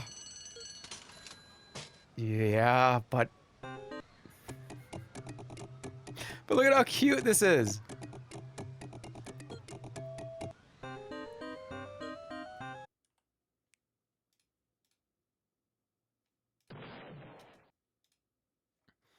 Toonstruck. Toonstruck. One of the coolest point-and-click adventure games of all time. Starring Christopher Lloyd. And Ben Stein. Okay. The guy that was in everything. There was a period where Ben Stein was going to be in your media as a cameo, no matter what you were making. Commercials, movies, TV shows, video games. He just was the guy with the glasses that went, well, okay. Your project is due on Thursday. Right. It was him and Shaq. We'll see. You'll know exactly who he is. Awesome. Where does he show up? Took a shot at me. He's in a cutscene. There he is. Don't be late. Tomorrow morning. First thing, yes. Ben Stein. Well, what are you waiting for? Go make. Oh, and one more thing. Yes, sir. I want the new characters on my desk first thing tomorrow morning. And this time, don't be late. Yeah, I don't think I streamed. Maybe I did stream this at one point. It's just a super cartoony, super fun, point-and-click granny-like. Team Happy. Without the granny. Let me show you what I've been working on. It was cool because there was a lot of big voice actors and obviously celebrities in it. Every little puzzle felt very unique. And it's just fun to listen to goofy cartoon characters talk about random shit. Plus, he's probably tired. Granny-less granny-like. I actually think the side character that you hang out with, is that Dan Castellaneta? I think it is. Homer Simpson. Turn it up.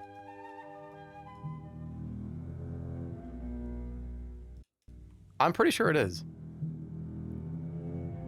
But there was like a scary world too, because like the tunes were getting like scary because of the scary. I don't want to spoil it.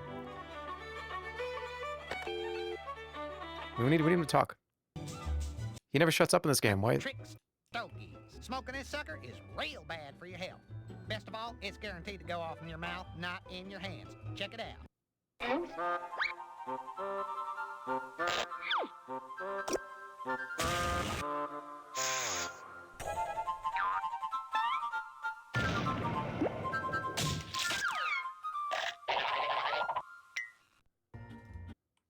I want to apologize to the parents again. I don't vet these beforehand. I know that this channel is seen as a +2. I know that +2, no -2 is a +2 from a callback from earlier +2. Okay. We'd love to see a demonstration of that boxing glove. Right, I want him to talk. Customer satisfaction is our middle name. Body. In that case, if it's The environment, look at how cool the environments are too. Every environment was just popping, full of life and just color and... Alright, talk.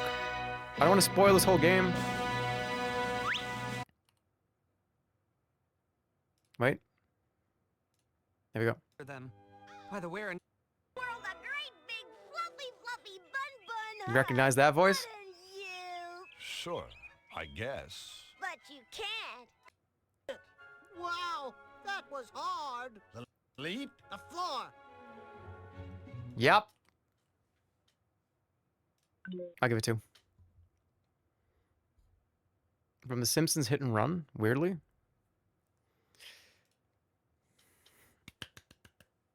Total Distortion. Hell yeah. 4.0. Best game. One of the best games ever made. 4 stars. Let's go. It's in the top 10. It might be in the top 20. It's probably in the top 10. Point and click adventure game, but it's not what it is. This is a music video adventure, combat, weird 'em up, goofy, content creating experience. And it is an experience. This is one of the best things I've ever done in my whole life. It's a weird 'em up. All right, actually ban that guy that said it looks like dog shit. You are out of your fucking mind. I will stream this one day. I think I already did a long time ago. Let's just watch the intro.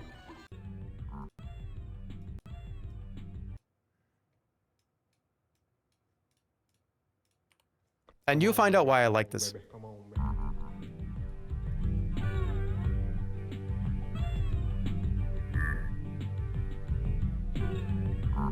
I love this game. Another one of those absolute quintessential, why did I become the guy that I became?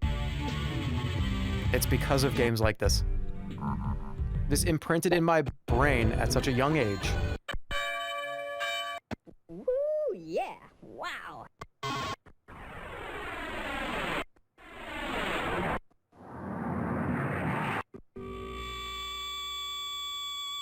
And another thing. It's really important. Top with the pop, pop, rocket, rock. Rocket to the top with the pop, pop, rocket, rock, rock, rock, rock, pop, rocket.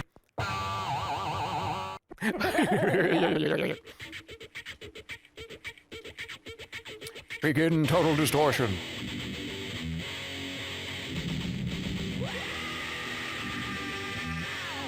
Made by a guy named Joe Sparks. He made it in Adobe Director, I recall. You have to sell music videos to people that are buying them. You have to negotiate with them. They might just hang up on you.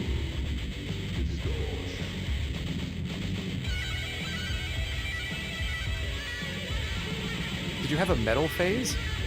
I really didn't. I did not have a metal phase.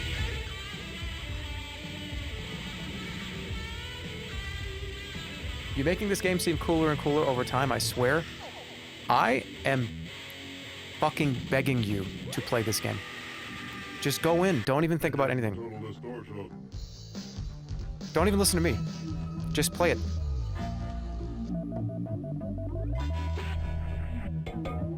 They send you up into space. And a guy... Wait, hold on. Hello, howdy, mister. You sound like an Undertale fan? Yeah, I am an Undertale fan. Mega Fame, get ready to pay the price. What will you be known for? Am I an Undertale super fan? No. Difficulty level 1. Oh, please. Don't be lazy. This setting is for the brainless. Level 2. Come on. Challenge yourself. This setting is for little kids. Level 3. The normal setting. A modest challenge. Level 4. Yeah, a good challenge. Level 5. Yeah, you are going to lose.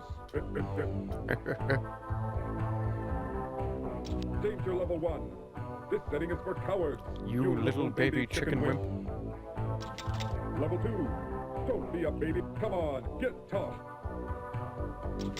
Level 3. The normal setting. All the games that you see that are like this, that are like weird and kind of crunchy and dusty and have like weird characters, this is the patient zero of all of those. This guy, Joe Sparks, just went wild one day and created one of the most fucked up, goofy, interesting, amazing experiences ever made. Level 4. Yeah, you might get killed. Level 5. Hold I have this box. Prepare to die. Level 3. The best part of this is the bookshelf. A good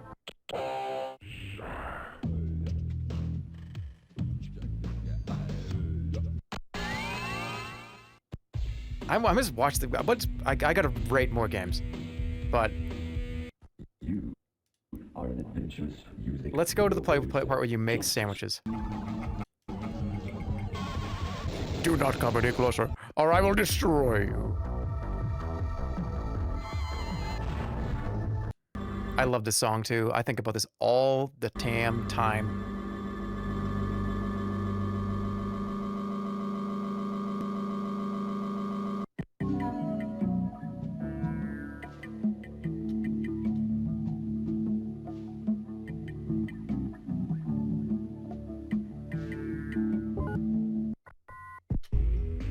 Joe Sparks looks exactly how I would expect him to look. Oh, you mean like a Giga Chat? Yeah. You can make any kind of gross sandwich. I used to make these gross sandwiches and I would show it to my friends and my like siblings and they'd be like, why did you do it? Pepperoni, cheese, and lettuce soup.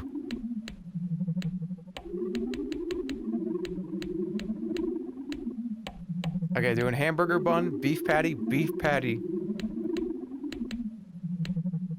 Wait, are you just doing like a double cheeseburger?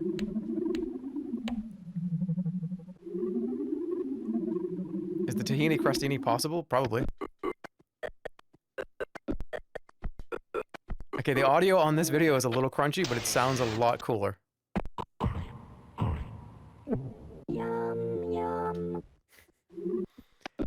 This game has so many little secrets, there's so many little mini games to play. But the real game... Hold on. This is when you go to... Yeah, this is when you go to sleep. Oh, won't you go to sleep? We gotta watch the sleep, and then we have to watch the game.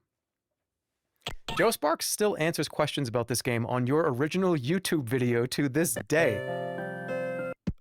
That's wild. That's so cool. That makes me happy. All right, so you just went to sleep. The whole point is you don't want to have the nightmares touch your brain, which...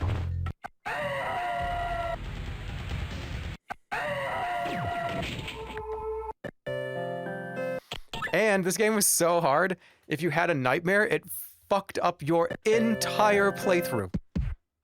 Getting health back was kind of annoying. Getting energy back was difficult. Like, if you had a nightmare, you may as well just reset the whole game.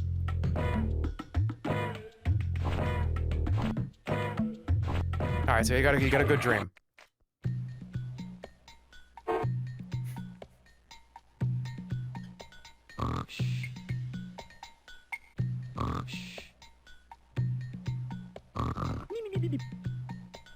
Watch out for the knives.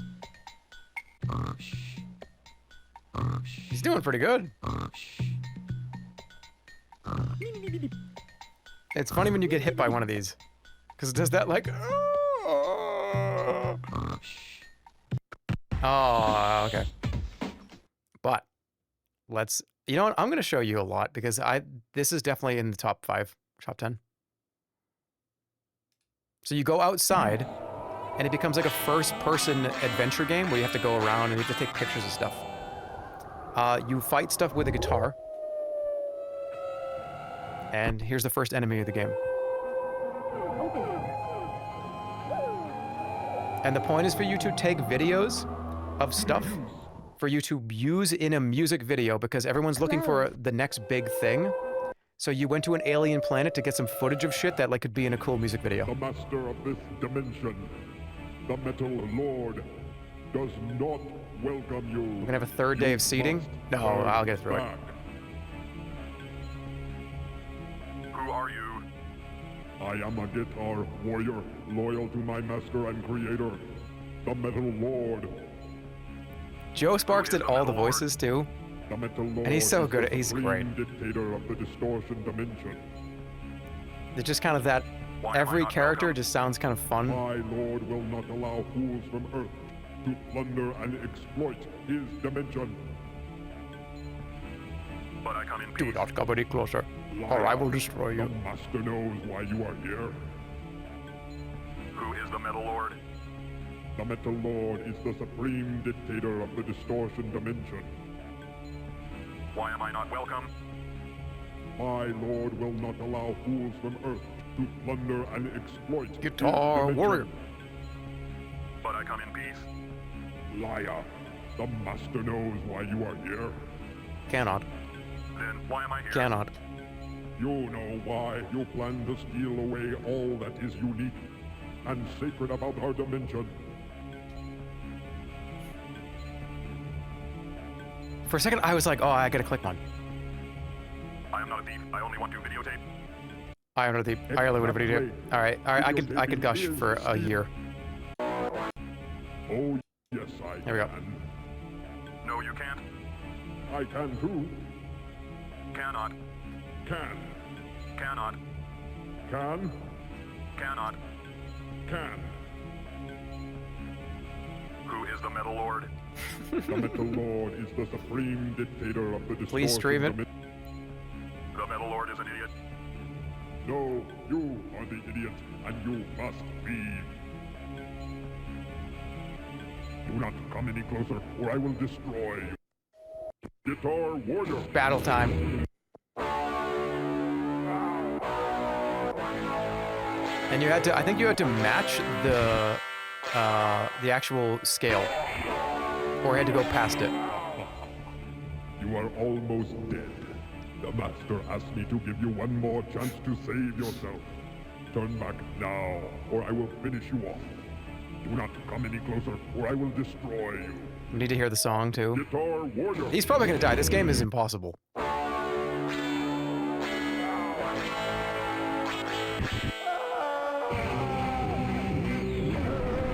Turn it up.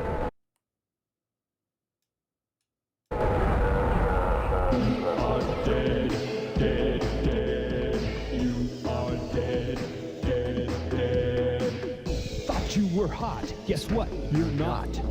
You are dead, dead, dead. You brought your whole adventure to a screeching halt. You are dead, dead, dead. Your heart has stopped and your brain is cold. You were so dead, and now your body is starting to mold. You were so dead. This dimension cuts like a knife. You are dead, dead, dead. What a pitiful waste of a human life. You are dead. That old directory too is so cool. It's a great game. Developmental impact imprinted on me at a young age. This is why I am the guy I am. And the one right after it too. Twinson's Odyssey, Little Big Adventure 2 is... You talk about voice acting? I imitate these people to this day. You now bear the title of wizard. I love the voices. I love the atmosphere. It's a game. If you don't know what Twinson's Odyssey is, it's a sequel to Little Big Adventure. I actually don't really care about the first game, which is so weird because I played the sequel first. It's very difficult. It's a platformer with really kind of awkward tank controls. But also you get weapons, you get all kinds. It's a great game. It's an adventure action, isometric for the most part. And every character has such a fun way of talking, has such a fun way of... It's a great just listen to this kind of game. The soundtrack is incredible.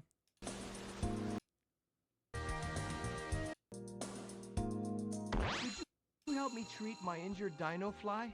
Turn this one up. Could you help me treat my injured dino fly?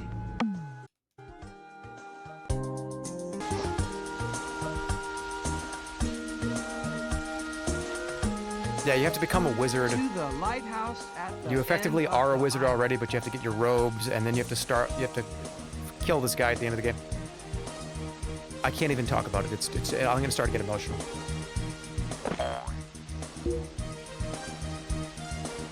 But let me show you where some... Let's talk... Where's the elephant? It was hard, too. There's some sections that the platforming is like Jump King. It's so difficult. Winds and tornadoes. This is definitely a like 8 to 10 p.m. stream game, and I plan on doing that. Yeah, you could just literally fall off the shit and die. It was equal parts fun platforming, equal parts challenging, equal parts fun to listen to, equal parts impactful, equal parts imprinting, equal parts 4 stars.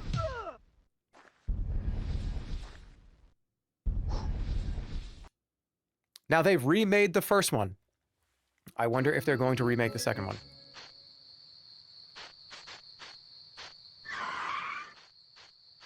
You get a car, too. It's just a lovely, lovely game, and it meant so gosh darn much to me.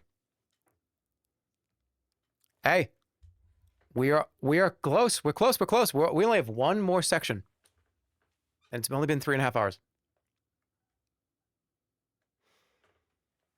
Oh boy. Okay, Unreal Tournament 2003. This is a great shooter. I think this game was like 5 discs.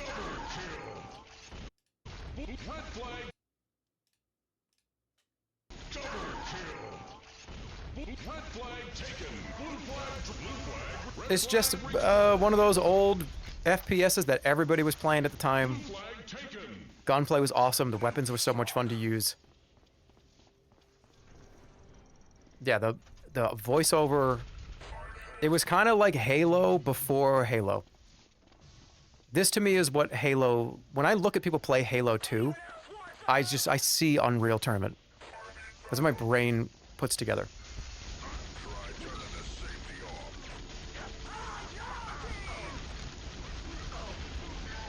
Easy top 10 for me. I don't think it's that high for me, but it's pretty high. This was in that same era where I was playing TFC all the time. I was still loading up like Team Fortress Classic. My multiplayer, kind of like Counter-Strike, Unreal. I wasn't a big Quake person though, but Unreal, it was all over this. So competitive too. I wonder if they'll ever make something like this, if they make another Unreal. Did you ever get the settings all the way to max? I don't think I ever could. I always had like a middle-of-the-road family computer that wasn't really for gaming. It wasn't until much later that when I was on my own and I had, had my own resources and that I got computers that had graphics cards that could work. But it's a classic. It's amazing. But I'm going to give it a 1. No, I'm going to give it a 2. It really was so great. All right, let's get these out of the way. Warcraft 2 and Warcraft 3. Warcraft 2 is going to be lower than Warcraft 3. But y'all know how much I love Warcraft 3, especially the Frozen Throne, the whole campaign, Arthas, all the fun stuff that led into World of Warcraft. Yes. Kind of started here with the original Warcraft. This is Warcraft 2, though. This is less important to me than Warcraft 3. But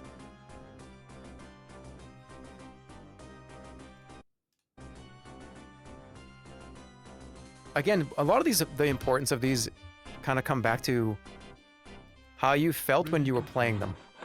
Yes. And the people that you were surrounded with when you played them. Yes, and for some of you, that's people in a Discord call that you're hanging out with. And some of you are younger.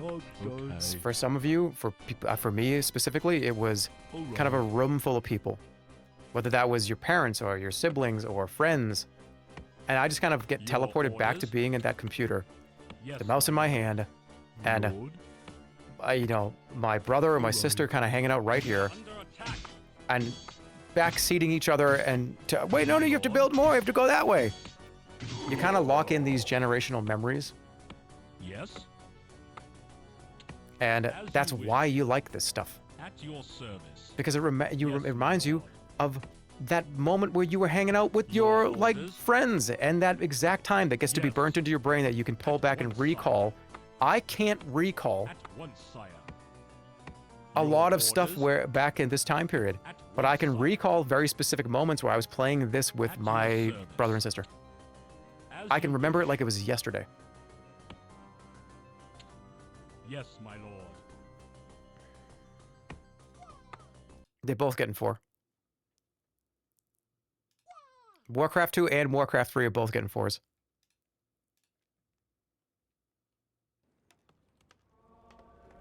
I spent most of my time in the mods in this game, in the custom maps.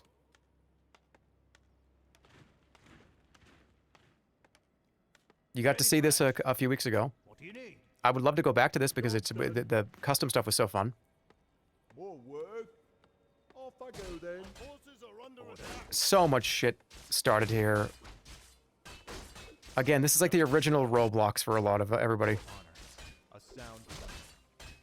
The introduction of characters like Arthas and... it's just so good. Frozen Throne is so good. What more do you say? Warcraft 2, Warcraft 3, 4 stars. Okay, Worms is on here, but it's not going to stick around. I just played so much of it, and it was so... I have a love-hate relationship with Worms.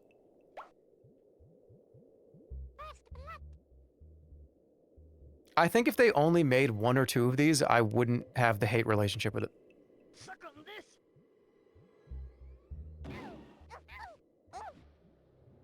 They were so fun, though, especially the original older ones. Worms Armageddon's the best. Yeah. That might be true. But I love these old, crunchy ones. 1995, that's crazy. I'm gonna give it a 1. I don't think it was that important. Oh, here's Yeti Sports. Anybody remember this game? I sat here for so long trying to perfect this swing. It's just a simple game where you have to... Penguins say, "I'm coming!" And they jump down, and you have to knock them as far as you can, and the physics on this was so detailed.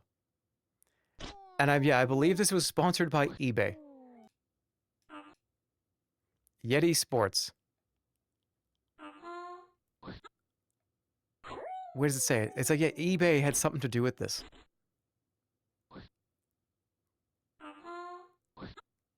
I love that sound. But trying to just beat your score over and over and over and over and over again. Ah, it was so fun. Wasn't there also a gore option?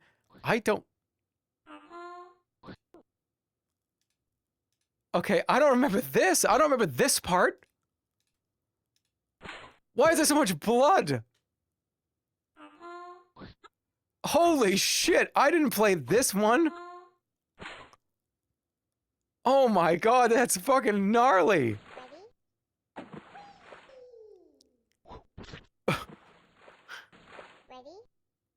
Yeah, this one was fun too, because he had to time both. How do I give this? Do I just drop this? It was so fun though. I didn't do the gore one. You repressed that memory? No way. I definitely didn't do the gore one. That's an unlocked memory I didn't know I had. I know, but not that one for me. I don't remember this shit either. All I remember is this one.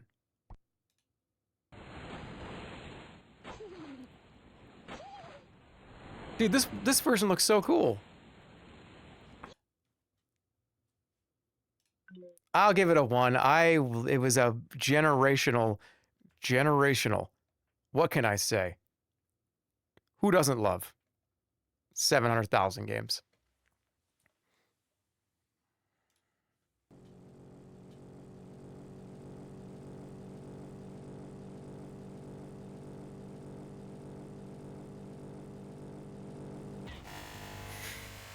Here we go.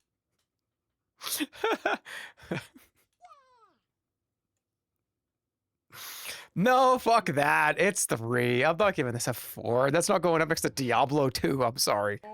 Big head tennis. It's funny that the source for this is my video. Has anybody played this game on YouTube? This is what you came for, ladies and gentlemen. Spike it. click the 3 globs. Mine's Oh wait, Jewel Wizardry. every game. But I mean, let's be real here. Oh my At what god. point do you just burn it? 1 cent. I forgot about that. Like, I bought this game for $10. So if you use the lowest valuation of this game, I paid for nearly 1,000 copies. And I'm That's gonna play fucked up. every single game in the box. Okay, to give some brief context for those of you that didn't watch any of my old YouTube stuff from 15 years ago, or from some of you that are recently, that are here now that don't know what this is. There was I went on a kick where I was trying to play a lot of these compilation games for the PC. And this is the one that I kind of found that I had the most fun with. So this is 700,000 games. There's not 700,000 games in here. There's maybe like 150 games, 10,000 hidden object games, 10,000 jigsaw games, 50,000 like words. It was just like kind of clones upon clones upon clones. The games that were in here though, the unique ones, were just so weird. And I love to death. I love this stuff so much. When a company makes something like this and they just put a bunch of dog shit in here,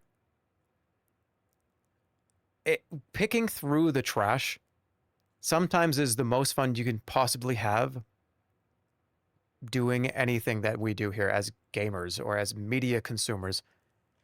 Whether it's a bad TV show that you watch because you think it's funny, something like The Room as a movie is a good example too, where something can be objectively not great, but it's so charming because it exists and because it's so bad. This is definitely up there. So I better get started. Great. Where it's just a compilation of just mush, of just porridge. The thing that's in France has nothing to do with ancient Maya. Go ahead and toss that in here. Why not? Did I just lose? We're on. You don't even have to. It's bringing back memories. Aerial dogfight by Factory. Oh, classic. The classic game of dual wizardry. If you think you're powerful enough to take on my challenge, I'm wearing a fucking red dress and a bathrobe with a Diablo 2 paladin scepter. It doesn't deserve 4 stars, but it absolutely deserves 3. Just for the sake of... This is during the YouTube arc where I was trying to find interesting things to make videos on. And it's during that period where I was getting kind of bored of making just, you know, another TF2 video or another gaming video. It was just like I was always kind of on the hunt for something different at this point in the YouTube arc. And it's right at that moment where I was like, this is so much fun.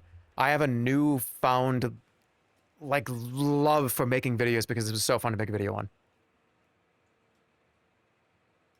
So that's why it belongs here. Dark Room, you saw me play this last year.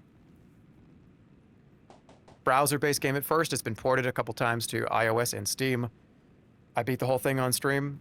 To kind of reiterate, it's just a very minimal, good, awesome thing to do when you're just chilling, hanging out, laying around. Put it on a different monitor. Just pay attention to it sometimes. It's cinema. It's cinema. I made a port of this myself for fun in Visual Basic. Really? It's very, very basic. It's very simple. It's just you just have to continue to... People come over to the village. You make huts. They get wood. You kind of treat them poorly. You have to walk around in the like kind of that ASCII art, right? Where is it? Oh, part 1. He didn't even get there. That little kind of like old roguelike kind of, you're a little character on the screen, but you're like the @ symbol. Did you get a new mic? It sounds crispy. Crispy in a good way or crispy in a bad way? That's important. Good?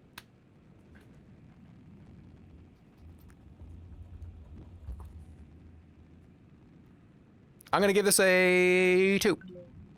Very important, very great. All right. This is where we get into the modern world. This next, like, 70 games is modern, new, over the last 10 to 15 years. Amnesia. The darling of YouTube. The darling of 2015 YouTube. So many content creators, so many people, including myself, have dozens of videos on mods of this game.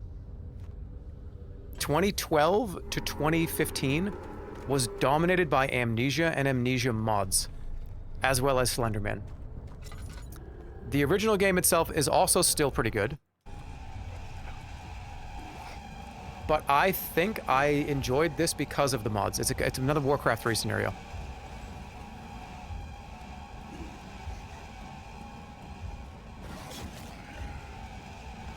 I'm trying to decide if this should be a 1 or a 2, just because of the sheer amount of YouTube content that I got. Scare Saturdays was based on doing exactly this.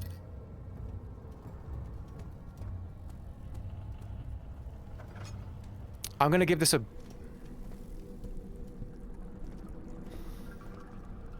Let me think about it for 1 second.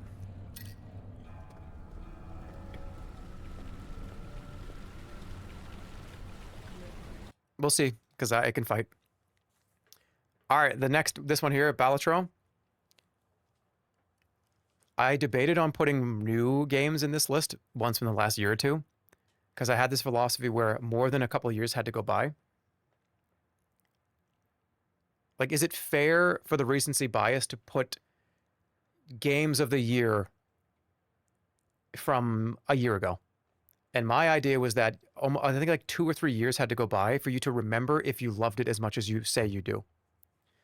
But then I said, whatever, who cares? Let's see how it fares against Diablo 2. Let's see how it fares against a lot of these games. I don't know if this is a 3 or 4. I think it is genuinely one of the best games for what it does. But I would be kind of full of shit if I told you that it shouldn't be 4. Just because of how much I've played this without you ever seeing it. I love card games. I'm a big, blackjack, obviously. Poker is cool. Casino games, they're just fun to me. Poker is cool. Blackjack is cool. I love the kind of card stuff. I collect cards. I have, like decks of cards. And just the absolute sheer amount of time that I spent in this game is uncountable. The hours. It's got to be in the hundreds or thousands. Not the hundreds of thousands. The hundreds or thousands.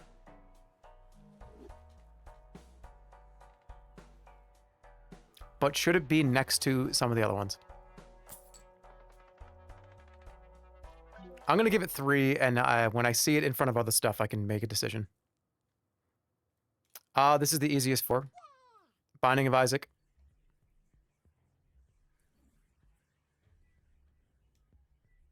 Hold on, I gotta turn the volume up.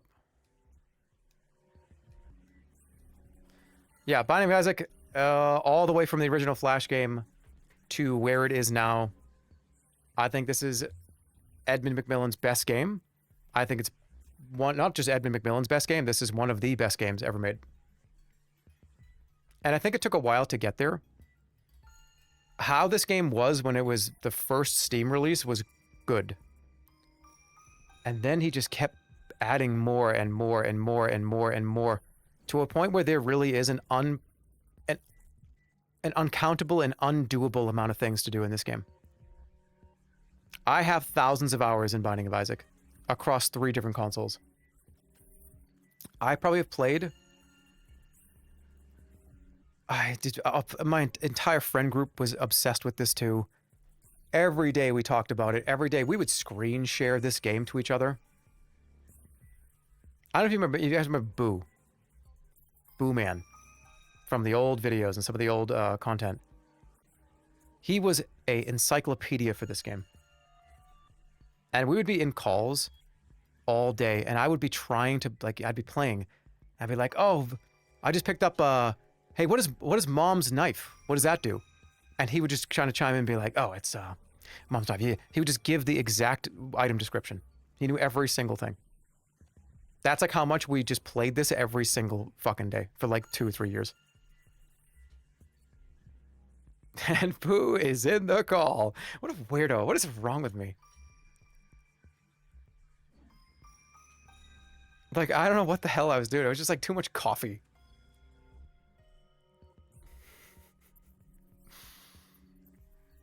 It's just like a means to like, hey, look, let me like be the jumping off point for people to participate in things. It's just like, I'm just a fucking weirdo.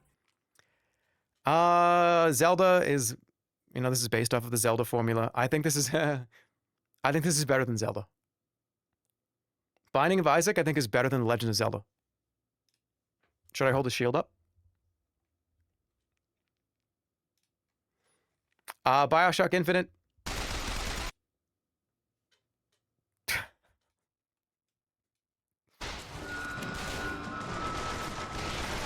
In the face.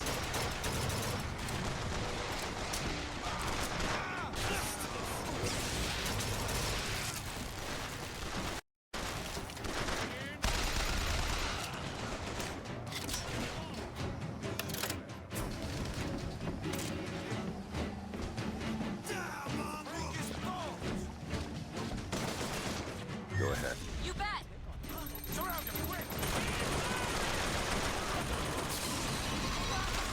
Wait, no, I was lowering the wrong volume slider.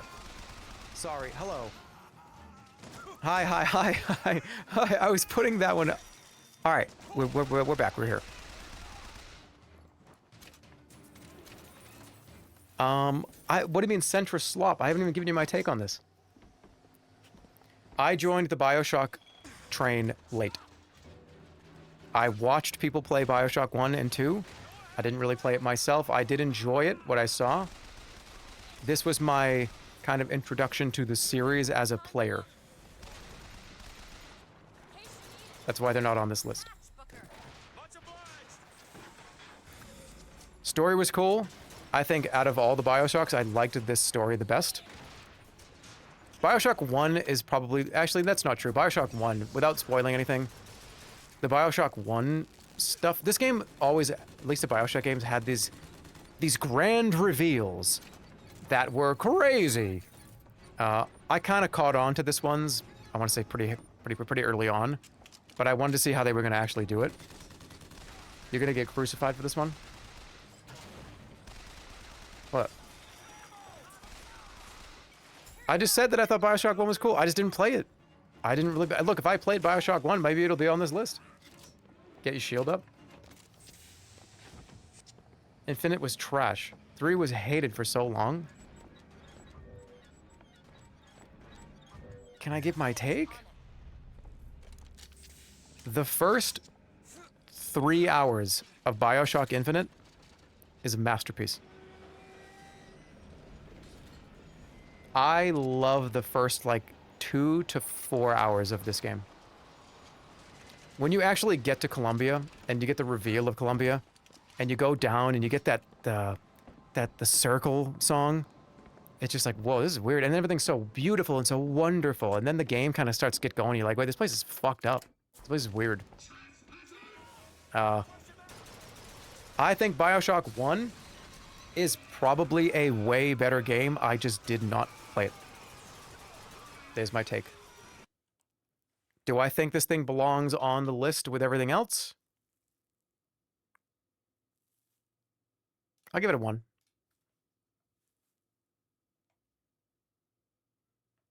Because let's find out. Because BioShock is going to go up against something like Super Adventure Island. Ooh. I just hit a warhead. I just hit a warhead. Help.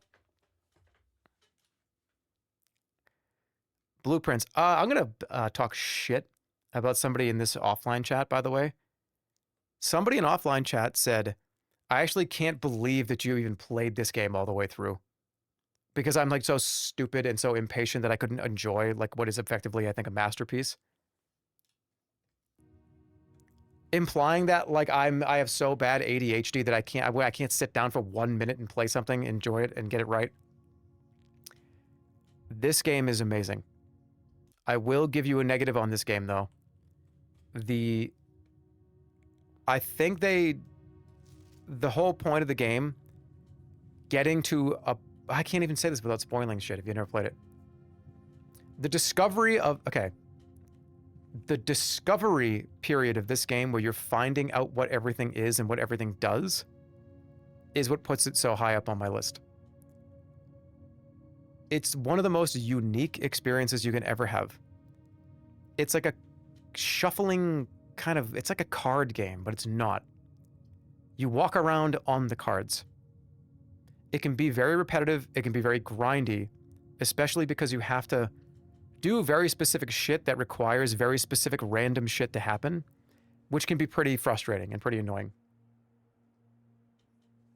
It's like a board game. It is like a board game.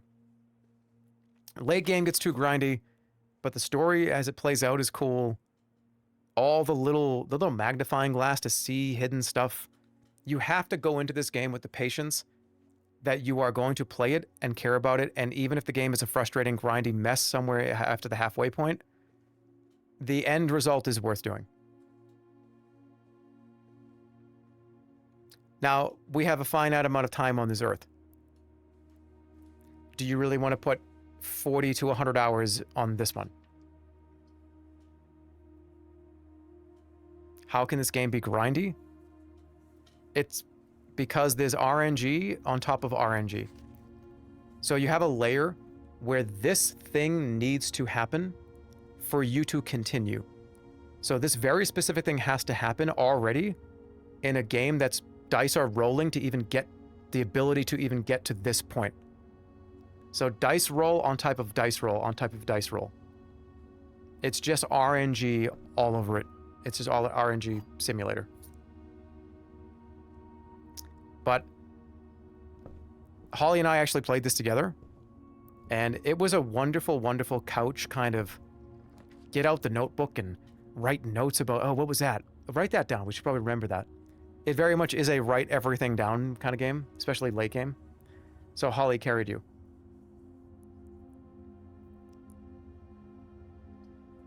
No, you see, he can never do anything. So somebody else had to do it for him. That's the only way. So his girlfriend is smart, so his girlfriend did it. That's the only way he could do that. He's too stupid. He's my stupid streamer. He's an idiot. He's an idiot. I hate him. I hate him. I love him. I hate him.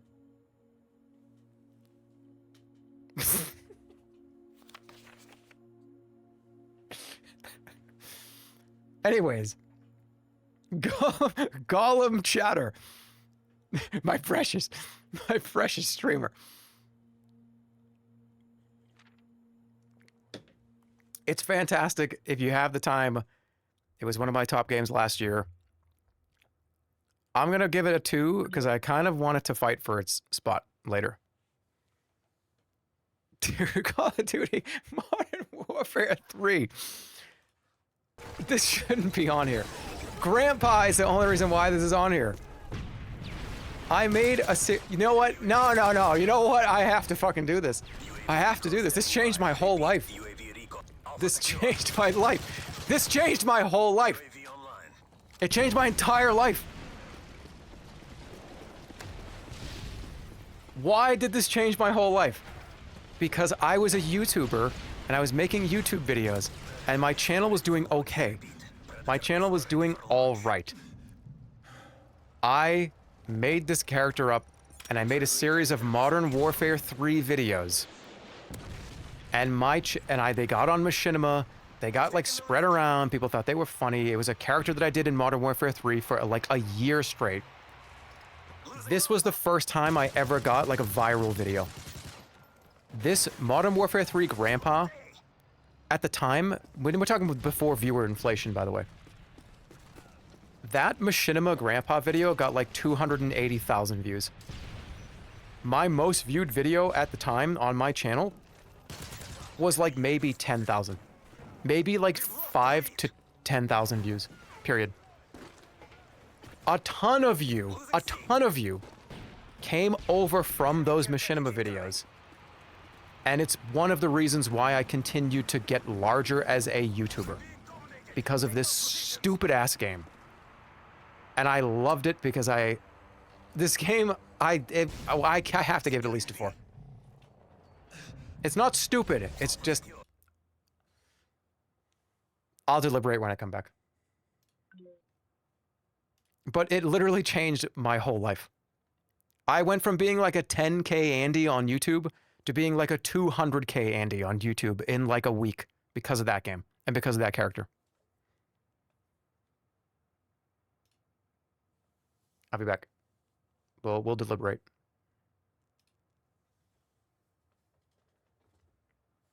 You peaked at Grandpa?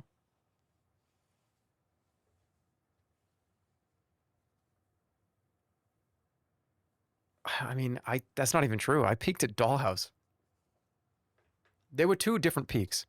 There was the YouTube peak, which wasn't even Grandpa. The YouTube peak was Jerma Rumble Live. And then the Twitch peak was Dollhouse. And then now, wherever the fuck we are now, okay? Please play Chapter 4 of Deltarune. You can use the Grandpa voice in it. The person's trying to use nostalgia for me to play Deltarune.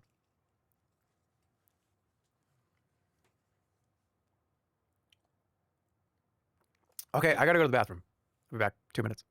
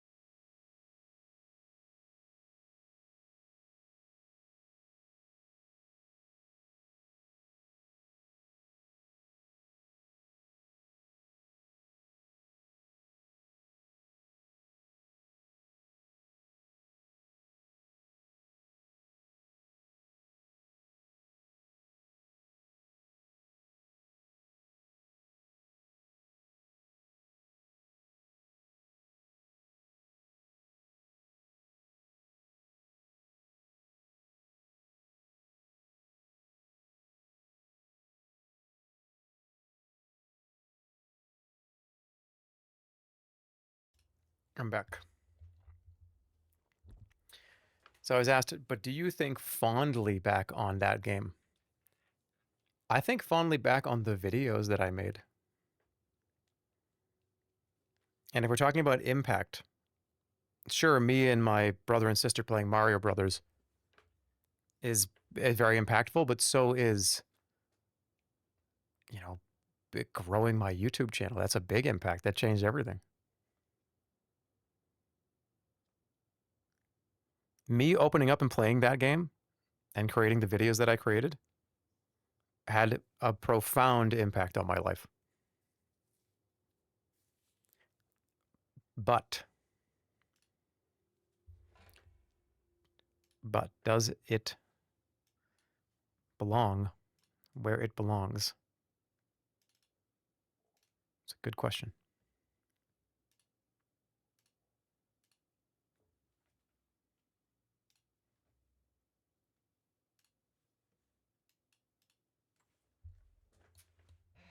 Pull up one of the videos. We'll watch the... Okay. It's going to be a third seating stream. This is... Is it actually... I thought Machinima deleted all these videos. Is it still there? Oh, this is the one that I got to upload. That's right. Let's see. Does this hold up? Watching 15-year-old videos. That's apparently what we're doing now.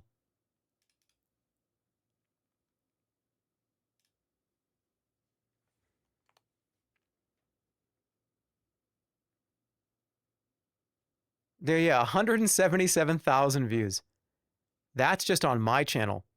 It had like 300,000 on Machinima's channel because they uploaded it too. That was the whole deal, is they uploaded it and then like a day later or so, I could upload mine. Okay, give me 1 second.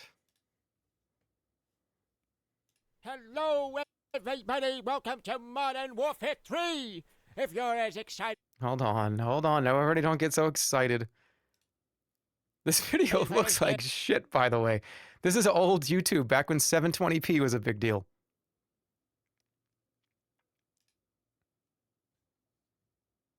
Hello, it's Modern Warfare 3. Just literally Peter Griffin. Okay, here we go. Hello, everybody. Welcome to Modern Warfare 3. If you're as excited for this game as I was, being one of the top 10 players in the world, that's right, this is Jerma's grandfather here.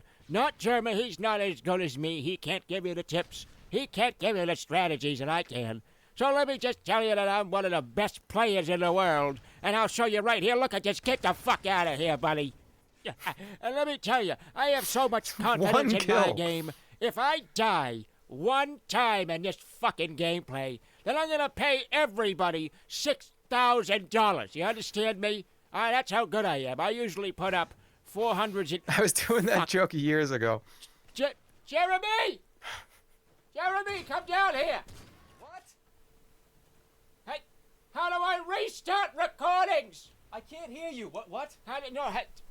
Come here. How do I restart a recording? What are you doing? What, you're recording Well, it? I just fucking told everybody I was gonna give him $6,000. Whoa, I don't have that kind of fucking money. Gee, it's F9. It's F9? Yeah. Okay, well, I just... Hey, everybody, it's Jerma's grandfather here, bringing you a first ever Modern Warfare 3 gameplay on his channel, and I'm gonna tell you all the tips and all the strategies on how to be the best player in planet Earth. And I'm pretty good at this game. I'm not that good, but I've been, people have told me that I'm pretty good. Okay, hold on. I don't think that was for the joke for a video. I think I actually tried to shoot that guy and he was a teammate. So it actually kind of played out. It was like an old person playing the game. So this gun is the Scar L and the attachments on it, and you're gonna be the red dot sight, and it's gonna have less recoil, and the perks are gonna be Hardline Pro, sleight of hand. Back when people cared about this. I don't remember the third one. So I found that if you want to be lighter, you want to throw all your grenades out within the first 2 seconds of the game. That's funny. And every time you respawn. Funny. Because you don't want to carry that extra fucking weight. You know, that's just extra weight. And if you happen to hit somebody on your team with a flashbang, fuck them. And another tip I want to give you is always unload your entire clip whenever you shoot the gun. Because it just scares people away. They see the spray and they get scared of you. And that's how you show real dominance. You say, here's my gun, and here's me unloading the fucking whole clip on you. And hold on, I have to diarrhea. Okay, I'm back from diarrhea-ing, and I got another tip for you. Diarrhea as This a verb. one is for... Okay, wait. Diarrhea as a verb was the funny part of that joke. Communicating before the game. You always want to make sure people understand what your plan is, because you have to make sure they know what you're talking about. So make sure, here's an example. Has anybody in here seen the new movie with Adam Sandler with his big balls? Wow, you're old. Shut up, all right? Jesus, fuck. Here's a scoreboard from the game, and as you can tell, I got 13 kills, and 15 people in the game said I was a cool guy, and they got rid of deaths. There's no more deaths. I did not doctor this photo. So it looks like this for everybody, and if it doesn't look like this, then you have a computer bug. So I'll talk to you guys later. See you, have fun in the game, you fuckers. Okay, so I made this video, and then Machinima was like, we loved it. Can you make 10 more of these? I was like, yeah. And I did. There's like, and then they deleted all of them. There were, I think, at least 7 or 8 or at least 10 grandpa different shooter videos. And I think they deleted all of them when Machinima got liquidated.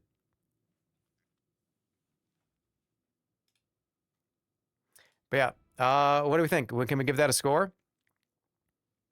Can you guys give that a score? If you had 1 to 4 stars, how does that hold up now?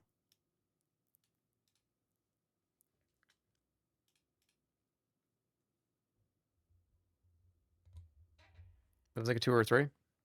All right. Okay. Another channel actually re-uploaded some. Is a playlist, but by a lot of them re-uploaded. 17 of them are re-uploaded. Damn. There's almost all of them have been re-uploaded. Oh shit. That's a trip down memory lane.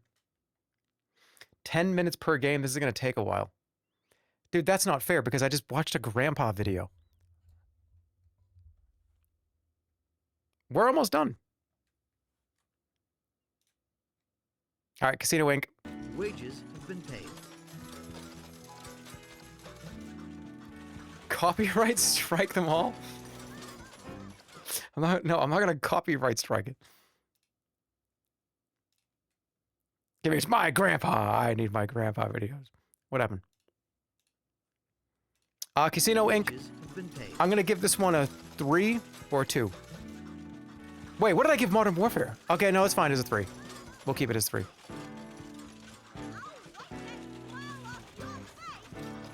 Not a 4? I don't think so. I think it's a 3. I'm giving out 4s like candy. I gotta rein it in a little bit. Because there's an opportunity for these to become 4s. Cheat. It's so good, though. Best casino simulator out there. Highly recommend it. All right, this is on here. People are gonna be pissed. Whatever, I don't care. This Expedition 33 is a great game. It's a phenomenal game. It's super fun. It's super interesting. I don't think this is a 4. I don't think this is a 3. But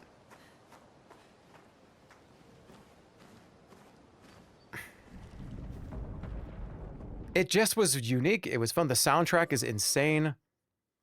I love the open world kind of go around and find the hard shit to do. It was very difficult if you wanted it to be. Chat's gonna become enraged. Okay, well, hold on a minute. Fuck this game! Expedition 33 sucks! Alright, I'll see you next stream. Alright, haters, we're out of here. Fuck that game. See you next time on the next stream. Stream's over. Goodbye. Take it easy.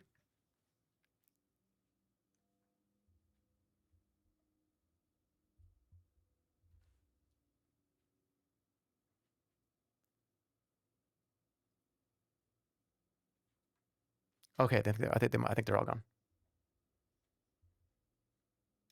I think that's what they only were waiting for that to happen, and then they left. Okay, there you go. Okay. I thought it was one of the better games that came out last year. Again, I didn't want to put this shit on the list because it's so new, but then scroll down just a little and look at one of my favorite games from last year. That was my favorite game from last year. And I decided I was going to put it on here. Where is it?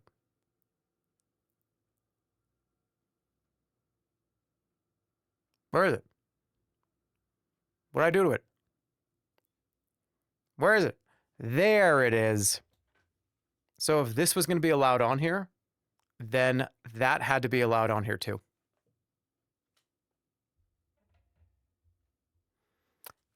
Oh man, I'm not, these are all, no they're not. Let me listen to the soundtrack and we'll get a good. So I sewed a special uniform for him. Last night.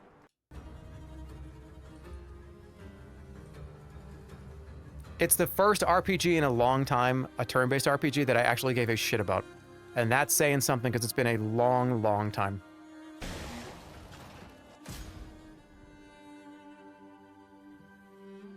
When was the last time you played a JRPG styled game that you really loved? It has been 20 years for me. Very long time. So that is why I put this on this list, because it's the first time that I've ever been like, holy shit, this game's great, to a turn-based game like this. It deserves it too. It genuinely does. If you're a hater and you've never played it, and you just like, somebody told you, hey, that game sucks, and you're like, yeah, that game sucks, it's worth playing. It's very good. The pacing of the game gets a little weird on the halfway point, but the story itself, I think, is worth it. It's a great story. There's a lot of shit going on in this story. This has an opportunity to either move up or move down, so we'll see. I know everybody's got an opinion of this game, but that's mine. All right. Cuphead. Probably second most crash outs ever on stream. But nobody did it like this. Incredibly unique. Apparently they're making some new stuff. I heard about that, saw the announcement. So that's cool that Studio MDHR is going to be making some new things. A project that took them a long time, but it was well worth the wait. Love to see this kind of creative shit come out. I love this old style of animation. That kind of old, like, Fleischer Studio, Merry Melodies. It's just wonderful. They nailed it. This doesn't feel... The reason why I think Cuphead's a great game, and a great kind of media in general, is it doesn't feel like they're imitating that style. It's very easy to be like, oh, they're obviously imitating that. They're imitating that style. It just kind of feels like it came right out of, like, the 1930s, 1940s. So whoever the art direction is, whoever the art director is for these games, for this game, they are is very much a love letter that they very much took very high amount of care in. So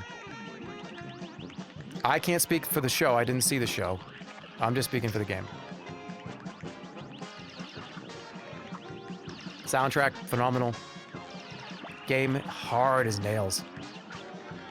And you can play it with a friend, which is also fun.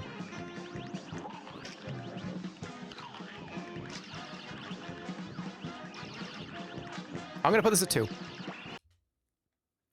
Dude, Doc and Daka. Of course, Doc and Daka's on here. Okay. Doc and Daka, when I first installed it, was here. Doc and Daka, like, 3 weeks later, moved to here. Then 2 weeks later, moved to here. Then 2 months later, went to here. Then 3 months later, it went to 0. So I don't know what to do about this game.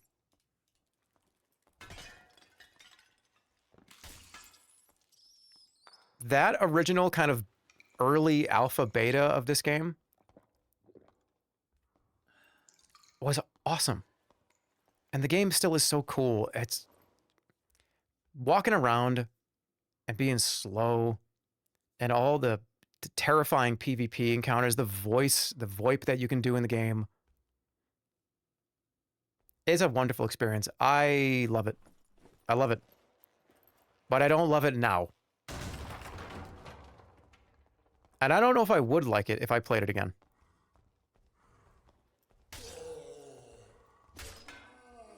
Everything's so the weight for all the weapons. Actually, fighting between again, they added a bunch of new classes and shit. But there was something about going kind of barbarian versus or like fighter versus fighter. And it really was just which one of you two is going to hit, just who's going to hit you with the fucking weapon better. There's something about just burying that sword in the back of that person's head and them going like, ugh, going, oh man, I got that guy. I got that guy. Now he has to run away.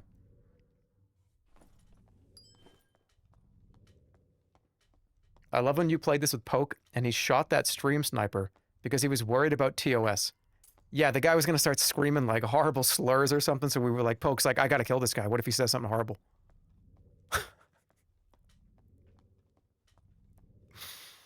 Poke has so much good content in this game. He is like the dark and darker guy for me. Like he had so much funny shit with this. Tons of. If you go to Poke's channel and just search Dark and Darker, there's like a dozen or two videos of this. I don't know if it deserves. I'm gonna give it a 1. We'll see if it can fight its way up. All right, everybody. This is where we're getting to the hard shit. We don't need to show the gameplay.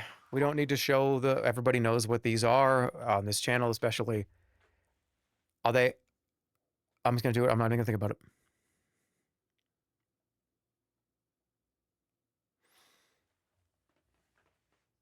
I'm thinking about it.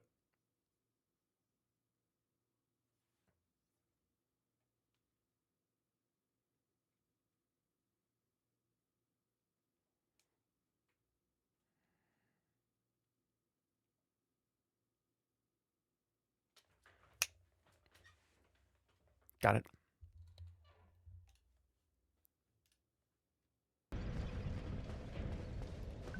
Three.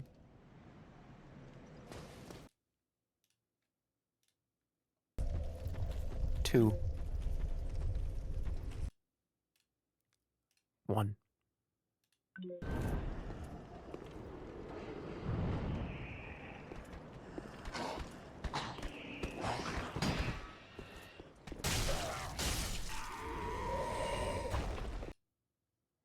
Why is Dark Souls 1 not a 4? Bloodborne is a 4. Elden Ring is a 4. Dark Souls 1. I'm going to make a lot of people mad. When I give Demon Souls a higher rating than Dark Souls 1, the remake. Oh man, I'm going to get fucking killed. Okay.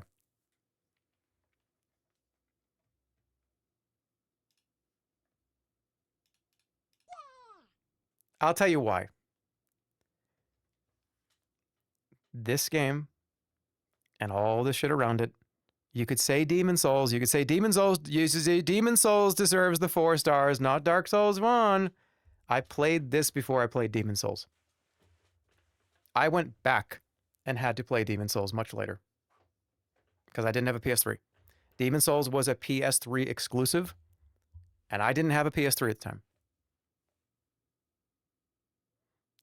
But this franchise, this Dark Souls franchise, started an unlocking of my favorite genre of video game, I think, honestly.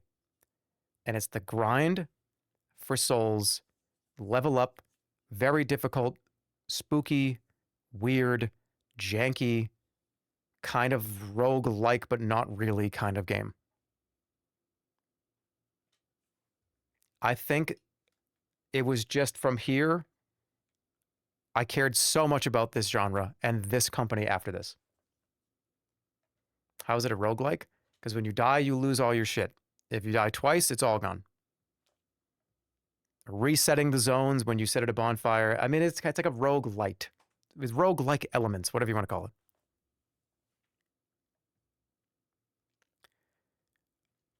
I originally had these two would be flipped, but I played these two recently, and oh my goodness, did I not enjoy this as much as I thought I did. I played this recently, and I talked a lot of shit about this game years ago. These two flip-flopped on me because this is a better video game than this. But this game, I just was so much less frustrated playing this one the 3rd and 4th time through than this one. Because I've beaten all these games 5, 10 times each. Getting through this game for the first time was awesome.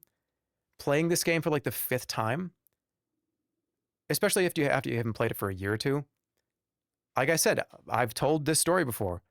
I played this with Holly. She sat right next to me, and every other area I looked over at her and I said, oh, hey, by the way, this upcoming area sucks. But once you get past this area, the next area is pretty good. And I said that to like every other area. I didn't do that with Dark Souls 2. But it's on the list. It's one of the most important fun games ever. Anything on Zombies Ate My Neighbors is better than Dark Souls 3. In an impact way, maybe. I don't know. Dark Souls 3 can fight its way up to Zombies Ate My Neighbors, and let's find out. I think that's fair, though. At least for me. In fact, I probably should do this. Because this was such a big deal to me, especially. Because Bloodborne had come out, and they were going to use the Bloodborne engine for Dark Souls 3, and everyone was like, holy shit, that means the combat, the animations are going to be so much better. Dark Souls 3 is going to be fucking amazing because they're going to use the same stuff that Bloodborne used.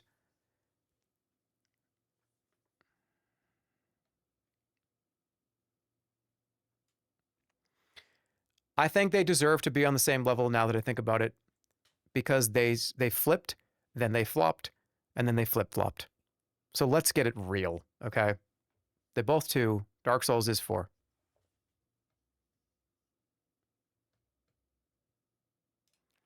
The original Darkest Dungeon 1.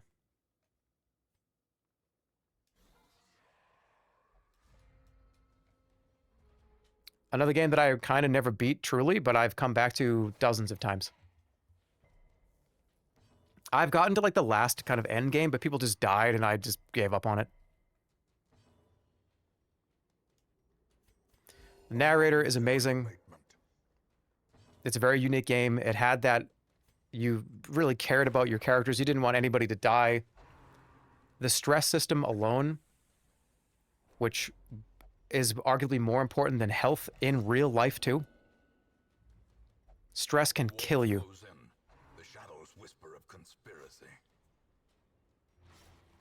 I think this also gets a 2. I don't know if this goes up to 3 immediately, but I think it starts. I think I'm going to seed it at 2. The town upgrade system, this game is awesome though. It really is awesome. It is awesome.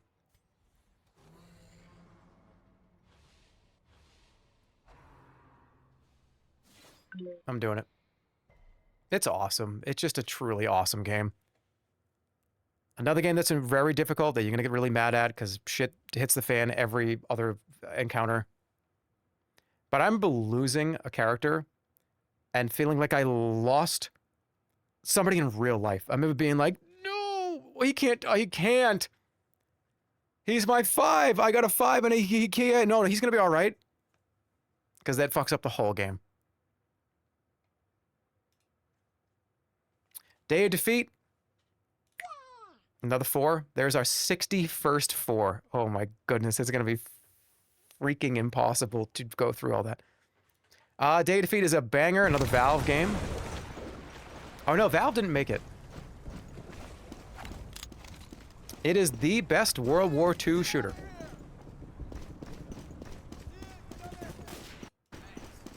In that same era of like Team Fortress, CS, Counter-Strike 1.6, Day of Defeat. I would love for them to make another like military game like this. This footage is from DoD source. That's fine. Same concept, same thing.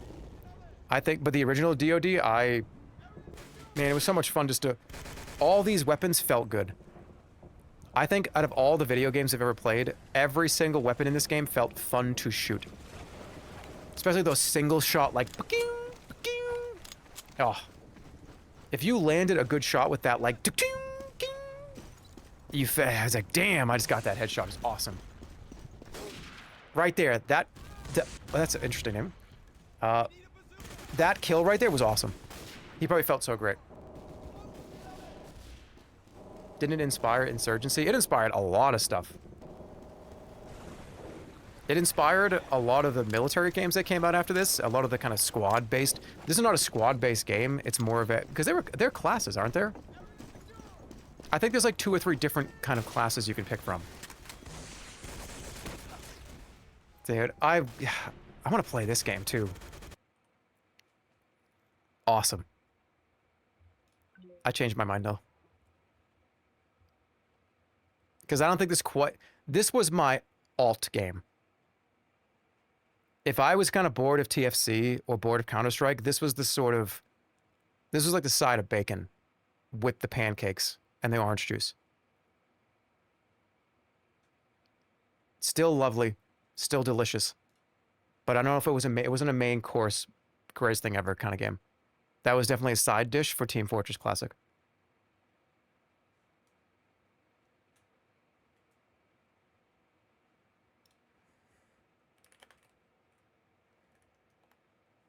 Okay, cool. Yep. Day defeat, great. Diablo 3, already gone. Dusk. Best boomer shooter, like. Had a lot of fun with this one. Completely nailed the aesthetic of that whole genre. Incredibly challenging. Super fun to play. The speed, I love the survival kind of mode that you get into. Boss fights were awesome. It was funny. It was interesting. And a lot of people have tried to make games that are like this, and I don't think they hit this well. The boomer shooter kind of look, I made a boomer shooter game in 2025. There's a lot of these. Only some of them actually hit. This one's one of them.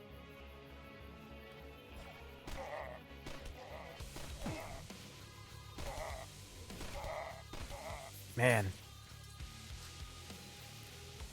This makes me just want to play it again. Yeah, the double shotguns.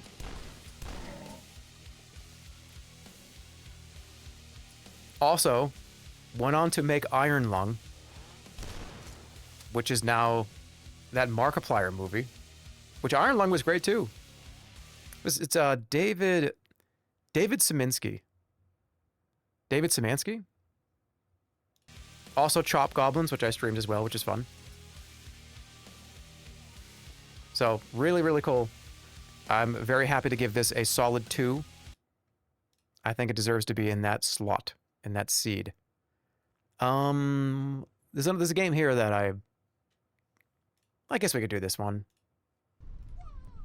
Elden Ring is a 4. It is a 4.0. Opening that door for the first time. This was the culmination of every single Souls-like. Because you just knew, holy shit, look what I'm about to get into here.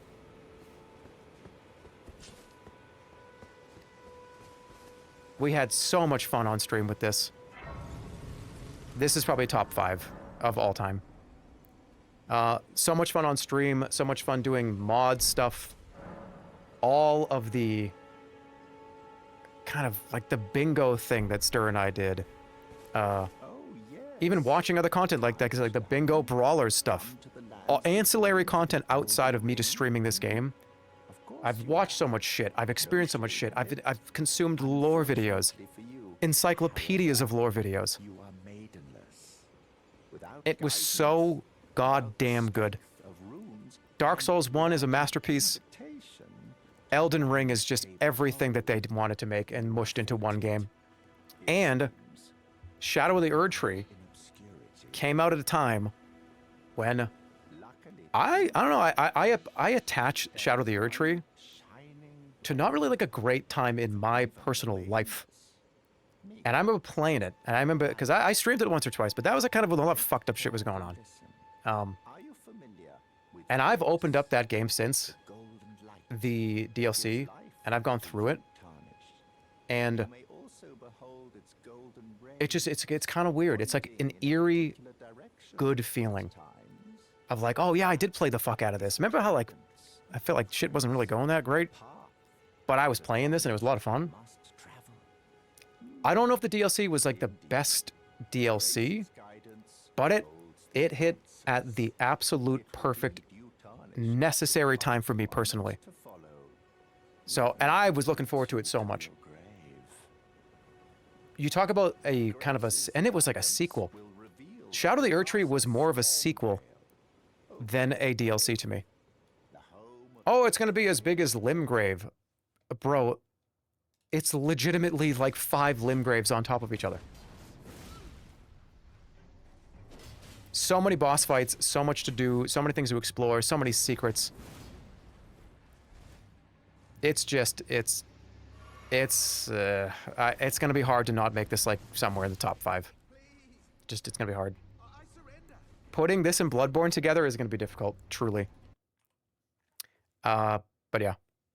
I believe it deserves to be there. I don't know if very many people are gonna disagree with that. Okay, here's Enshrouded. Kind of a surprise probably to somebody that this is on here. This is an awesome game to just chill and eat a sandwich and just explore. This surprised the absolute hell out of me, how much I thought this game was fun. The whole premise of the game is you have this little part of a map that you're on, and there's this kind of, it's the shroud, the enshrouded shit. And you can only be in the shroud for, yeah, see, like 5 minutes. You can clear the shroud by destroying this little kind of weird alien heart thing that's kind of somewhere in the vicinity. But you get Elden Ringed like 5 times in this game. This game is playable with a lot of people. There are servers that are thriving right now. It's a big kind of RPG where you have a character that you level up. It's just, there's so many little crates and treasures to open. It's not like a survival game. You might see that bottom, it's not like, oh, you gotta get the dirt to then build the dirt house. No, it's mainly like an RPG. I think it's wonderful. 3D Terraria Breath of the Wild. Yeah, the traversal is so much fun too, and the game is hard. It is not easy. It's got bland combat. Yeah, that's fair. I think the combat's not the strong part, but the strong part to me is the whole package of like going and exploring like this person is doing.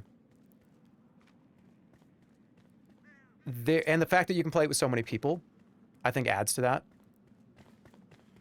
Like, I mean, look at the combat in... Like, you swing the sword, you shoot the magic spell. That's pretty much all there is to it. There's a lot of games that fit into that category of, yeah, swinging the sword at something is just swinging the sword at something, but it's the package around everything that I think makes it more fun. And they still update this game, and they still push a lot of shit for this game. This game gets a lot of support. I'll give it a 1. Oh.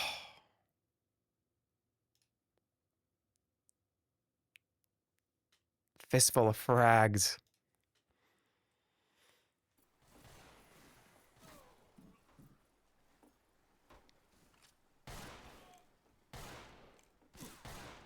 I have to be honest. It should be there. One of the most fun shooters of all time. And it was a mod, and then I believe it was like a standalone at one point. I think they did a standalone. If you've been desperate for a Western shooter where you got 6 bullets or 2 or 5 shots and not pink lights, yellow particle effects. If you are sick and fucking tired of that shit, this was the game that was right up your alley. I don't know how active this game is anymore, but it's genuinely one of the most fun games of all time. Every shot you did mattered. Every click mattered. Getting on that kill streak was so much fun. Getting that, what was the gun? The one-shot gun. It was huge. It was a big handgun. I think that was a teammate.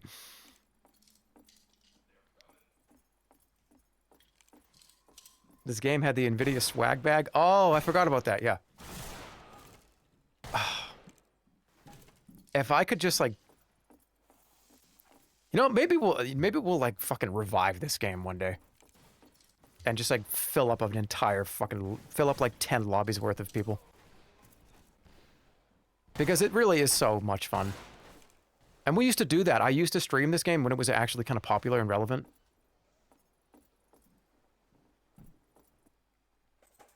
Oh, man. There it is.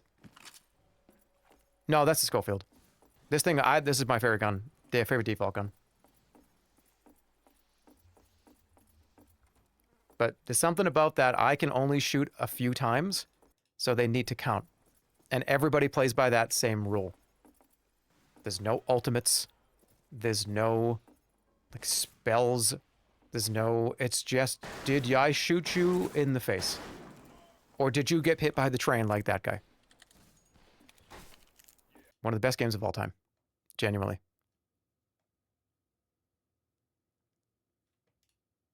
Oh, Game Dev Tycoon. Yeah!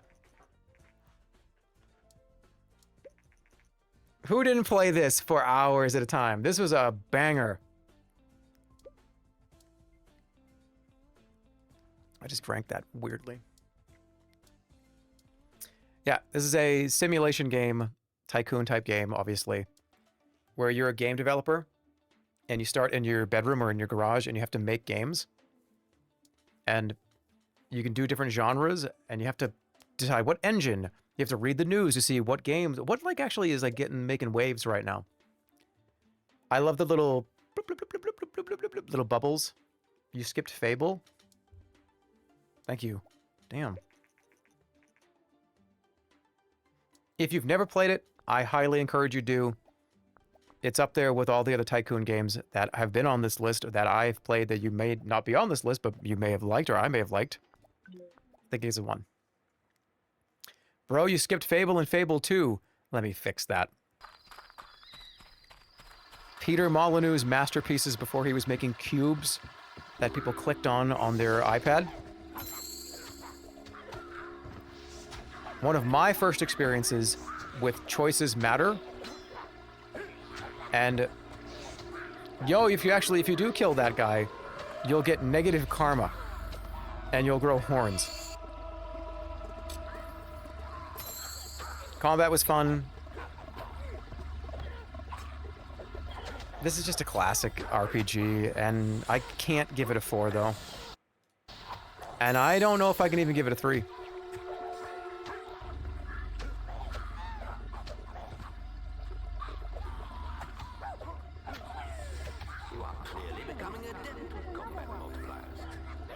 I think it's a 2. And the sequel is... Actually, I was really, really looking forward to this. But I'm going to give this a 1.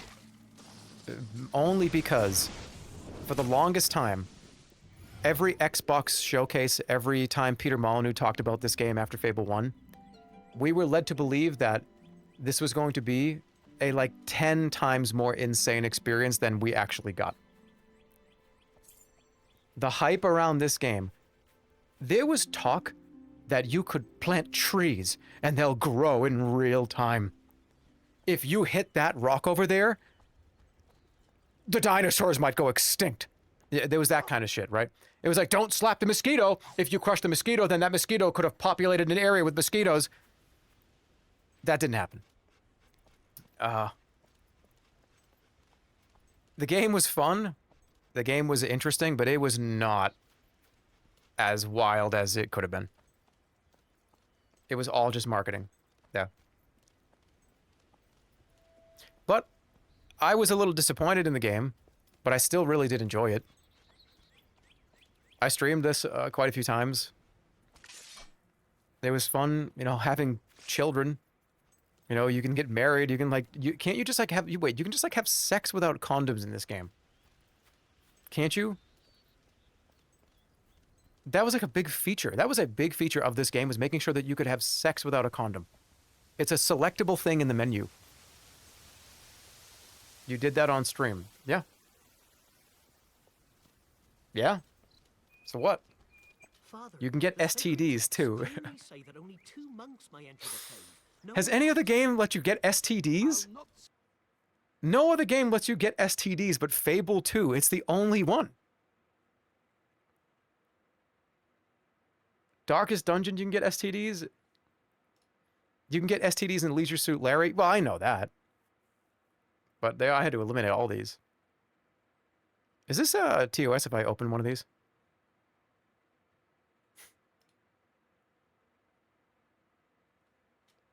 I feel like some of these games might be TOS. I can't click them. Okay, Fable, Fable 2. Yep. Yep, yep. Yep, yep. Let me get this out of the way.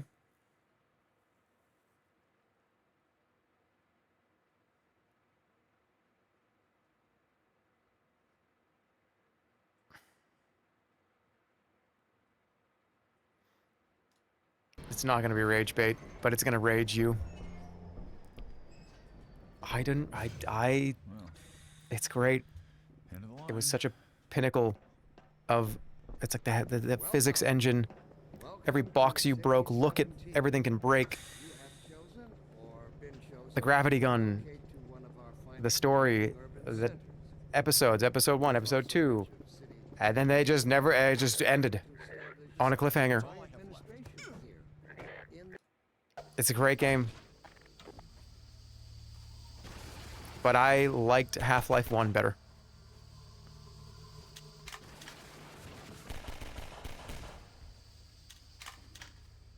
The boat level almost made me throw up.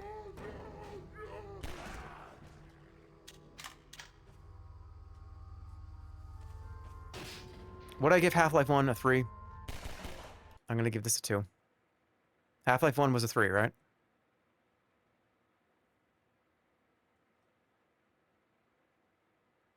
No, also a 2. Oh, but that's true though. Let's let him duke it out. Why not? GTA 4, it's a 4. GTA 5 is also a 4. I don't even know if I can compare these two. They're just both immaculate video games for different reasons. You ready? Again, talk about impact. This game, especially the 4th one. It's just so much YouTube content came out of here. This is back when YouTube videos were just barely blowing up. People were making crazy GTA videos. It was just everybody was making them. There was so much funny shit, so many funny mods and hacks and stuff to be played here. And the money is good, very good indeed. Rockstar just does not miss. They really just don't. I said this too. If GTA 6 is dog shit, we're gonna have another 1986 crash of video games. If GTA 6 is bad, there's gonna be a 1986 kind of crash of video games. Because every GTA is a stamp on an entire decade of everything. It's the next GTA that comes out. Of course, that's going to be the next stamp. So if the next stamp is very bad, oh, we're in uncharted waters. And if it's really good, smooth sailing for another 10 years. GTA is the canary in the coal mine for the video game industry, either doing very good or very bad. We'll have to find out. Video games are over. GTA 5 is a 2-star? No, man, it was so much fun. I played this it was all so many people, so many friends. All like the streaming friends and YouTube friends. This is all we did. GTA Online, it was just like so funny. It still is.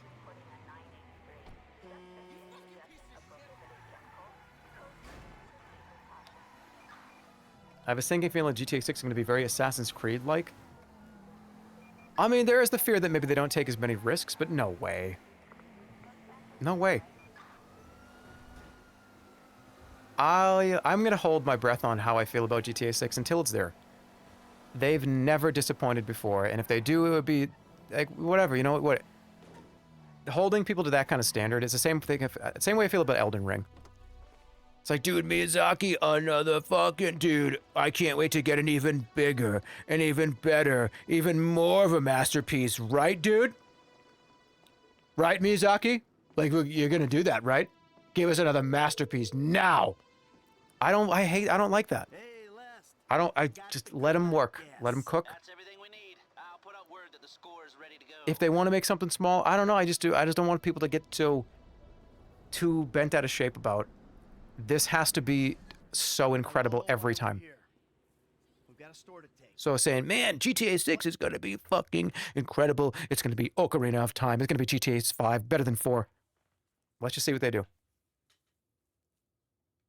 Plan is simple. They're both 4s. They're both great. So much fun, crazy shit.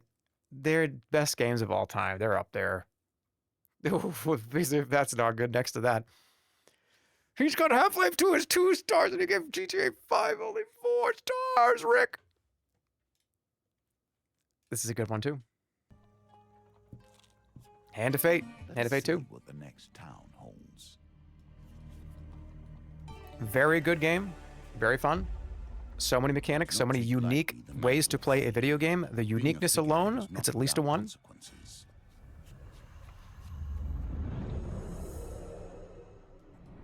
I don't know if this goes into 3 territory. But it's definitely at least a 1. I think I'm going to give this a 1. By sea and sun, fate and fame. Another game that I started to play on stream like a month ago and I just didn't play it again, but I want to play it again. It's awesome. It's no Wonder Boy 3.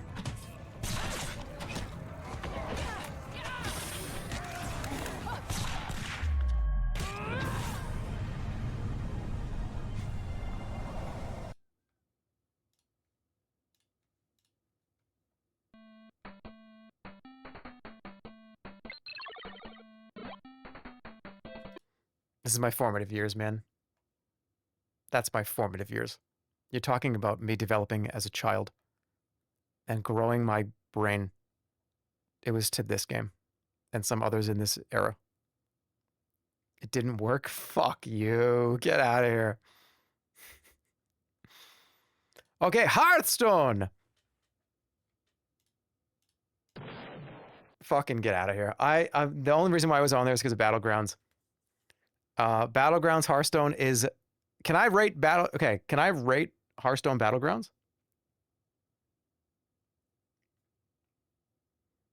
I don't want to rate Hearthstone the game. I just want to rate the Battlegrounds version of the game. It's your list, man. All right, so that's how I feel about Hearthstone. But how do I feel about Battlegrounds? Because that's the only thing that I play and the only thing I care about, and it's the best thing that they ever did to this game. After, like, expansion 8, I just don't give a shit about this anymore. It's too many cards, too much power, too much fucking characters, too many new characters, too many portals they opened. Hearthstone 1.0 was fun. I liked it a lot. Hearthstone Battlegrounds, especially the early Battlegrounds, was peak Hearthstone for me.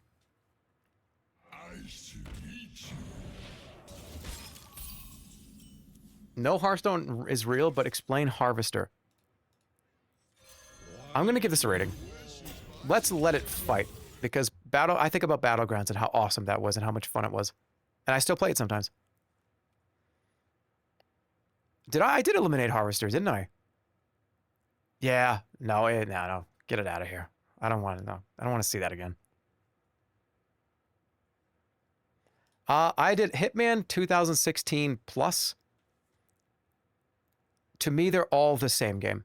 Just with added levels and added DLCs, effectively. Hitman 2016, Hitman 2, Hitman 3, it's the same game. It's just I'm rating that era of Hitman, effectively. Which is that fair? Probably not, but it's my list. Wonderful. Great. Stayed with the ability to do whatever you want. Some of the levels were so huge, so engaging.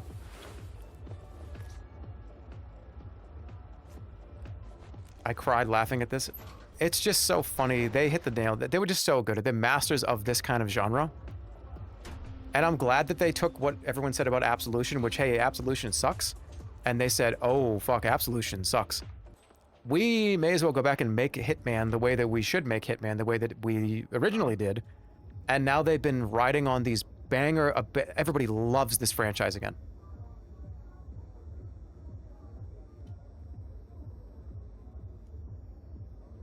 I'm gonna give it a 2. That era. All right, hold on. We only got like another. Dude, we're going to get this done in the next, like, hour.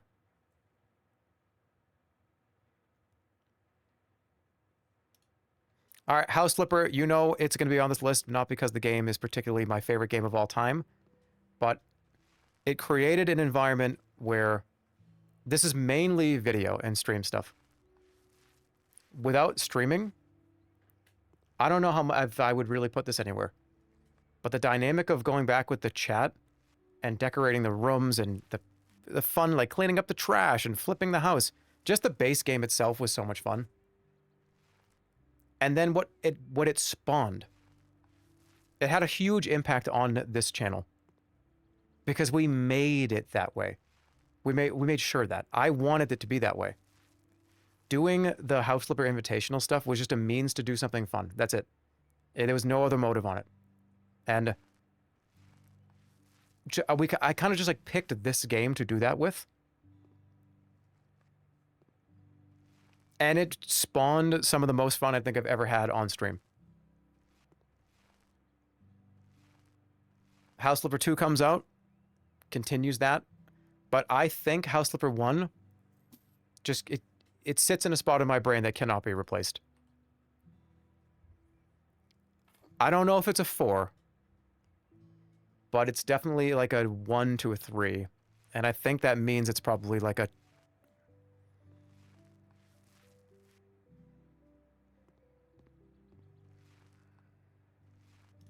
I think so. Just because of all the fun that spawned out of this, like I said. All the fun shit that happened from that game. Dozens of streams, tons of events, just so much shit around it that was just worth... It's worth putting it at 3.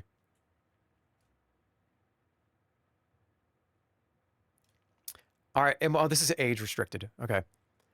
Let me open up a different tab.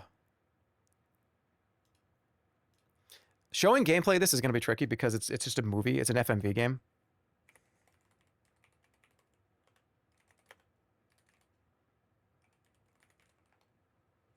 Wait, let me copy the link. Hold on a second. Can I just open this link? I can. All right, hold on. So this is an FMV game. And it's not the traditional FMV game. This game can't even really be explained or described. I can't even really show it off. It doesn't really make any sense unless you play it. It's a game where you go through video files and you're trying to figure out... It's just like, I don't even want to tell you what it is. So how the game works is you're trying to solve a mystery and everything in these scenes, so much of this shit can be interacted with, which plays another video. So for instance, you look at his eyes, right? You're going to go to another scene that has this guy in it. Hey, Tony. This was one of my game of the years when it came out a few years ago.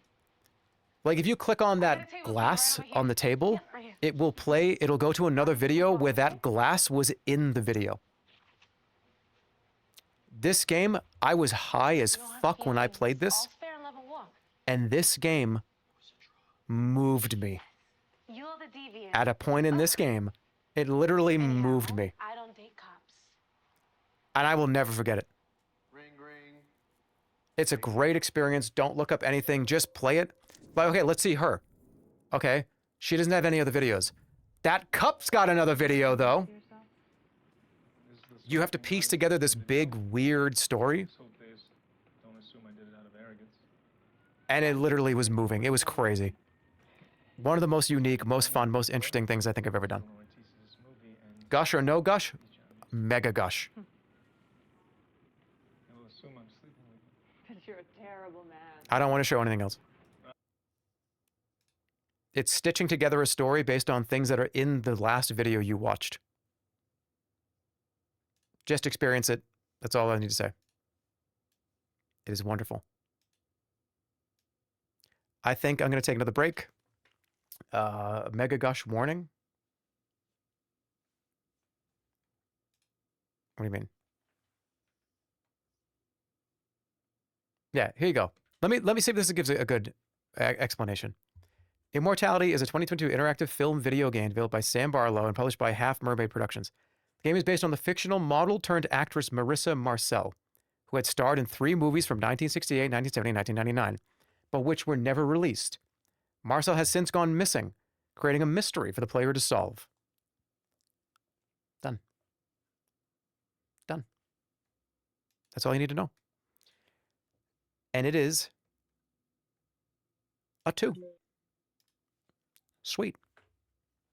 I'll be right back. And we will continue.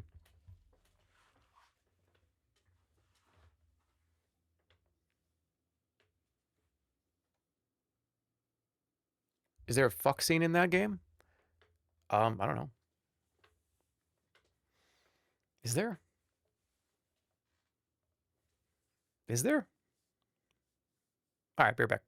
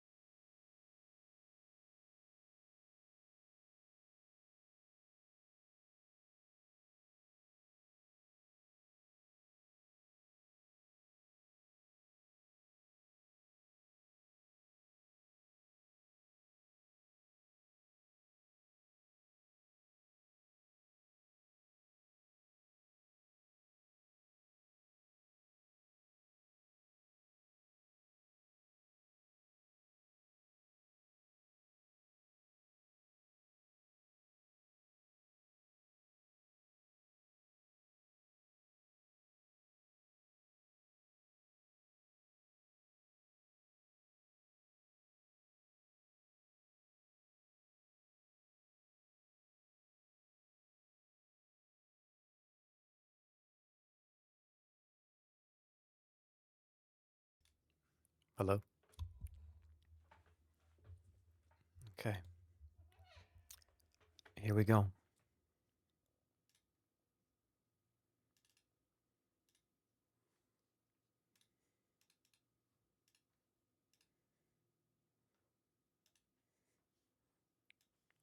What's going on with this? Why is it so light?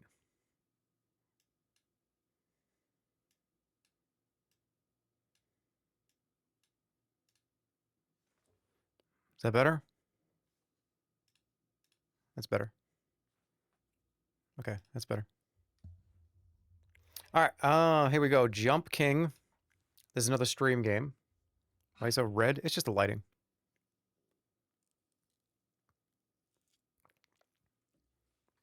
I want to give this an elimination, I think. But it had to make the list. I never played the DLC. I only did the base game. But it was a lot of fun. So addicting. Just the addicting nature of this game. Forget about all the crash outs and all the times all the curses. I'm not talking about swear words. I'm talking about actual physical curses that I put on this game. Forget about any of that. The addicting nature of the game was up there. This was a huge meta on Twitch for a long time. It was just dominated the whole platform.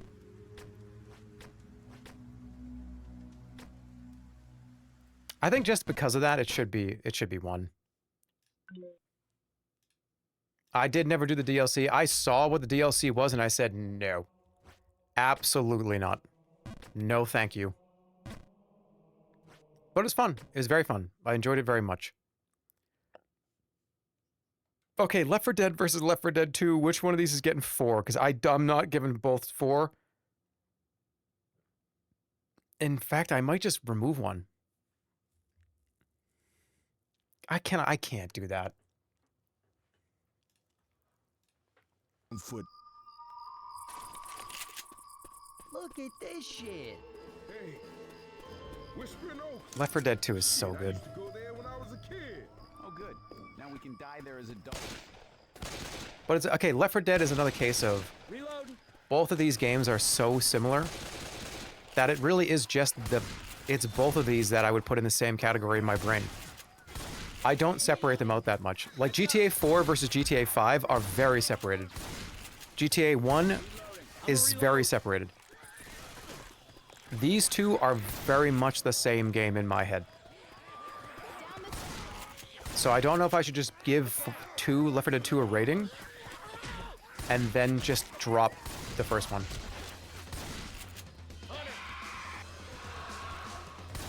Left 4 Dead 2 even has all the maps from Left 4 Dead 1. Adrenaline shot here. But Francis, check your fire.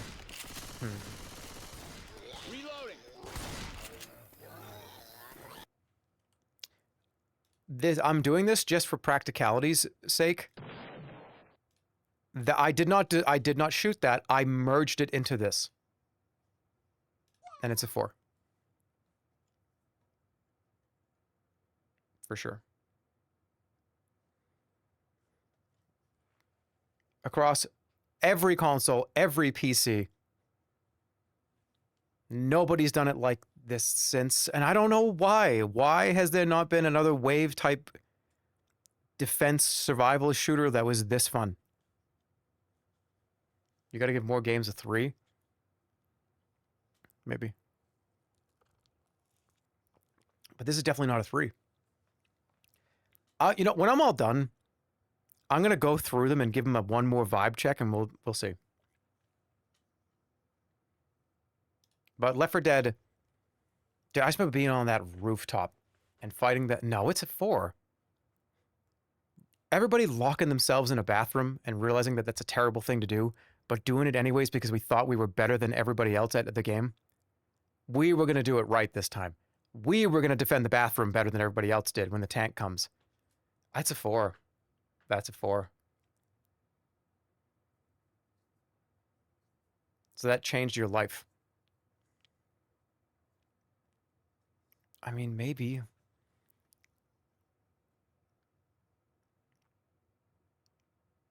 Maybe. We'll do a vibe check. I need to get everything done first. Speaking of giving things higher scores than maybe you think I'm going to give.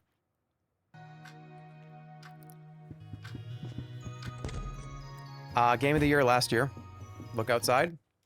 I don't want to show very much because I'm probably going to stream this game soon, so let's just do like the intro. So good. The vibe, the aesthetic, the atmosphere, the horror, the comedy. If you liked Undertale, you would probably like this game too. In fact, no, don't say that. Don't say that. Don't say that. Because I don't even know if it's true. And I don't want to be spitting out shit that is not real. That was close to... Oh, boy. I'm just going to drink my milk. The game had a crazy save system. If you don't know about Look Outside, it's a RPG, kind of like in the realm of... In the same realm as like an Earthbound, where your characters, you don't really see them attack anything, but just the portrait just kind of is there, and the move just happens. Turn-based, very, very fun, very scary, very odd. The story is phenomenal. That's one of the best parts, actually. It has multiple endings, and the ending few sequences are some of the most interesting ending sequences I've experienced in at least a few years. Also, the save game system is you have to actually go outside and play before you're allowed to save the game. You don't just get to save the game. You have to have done enough outside before the game allows you to save. It's a very, very interesting concept. Everything has this sense of dread, but not really. There's still hope here. It's a hopeful, comedic nightmare of a game. And there's tons of characters, some of which I don't... and this game's been updated like 1,000 times. You don't know who's at the door. People could come, people could be friendly. But some people might be playable characters. There's a shitload of playable characters that you can just find. Awesome. I did a bunch of the art. Did you seriously? Oh my god. Hell yeah. This is a 3. You know what's weird? 10 years from now, age me 10 years, and I probably would give it a 4. Oh man, look outside. Remember the music? Oh, and I would do this with my hands like I do. It's definitely a 3, and it might make it up to 4, depending. Ugh, Minecraft, god damn. How? What is Minecraft?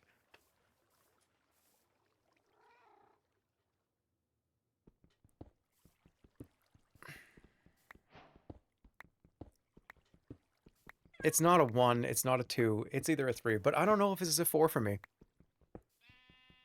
It's great, I loved it, but it's not like one of my favorite games of all time. It's one of the better games of all time that I've played, but I don't know if it's like my top 100. Maybe it is. Remember, 3s have opportunities to become 4s. It's important to know. The council can accept a 3.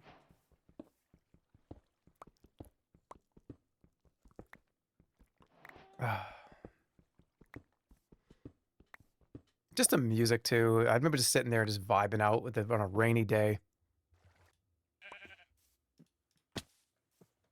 Just the rain is going, you hear that like dun dun dun dun dun dun dun dun dun. I didn't even play the game, I just listened to the music. Yeah, it's a 3 for now. And some of these are probably gonna move up or even move down. We'll see.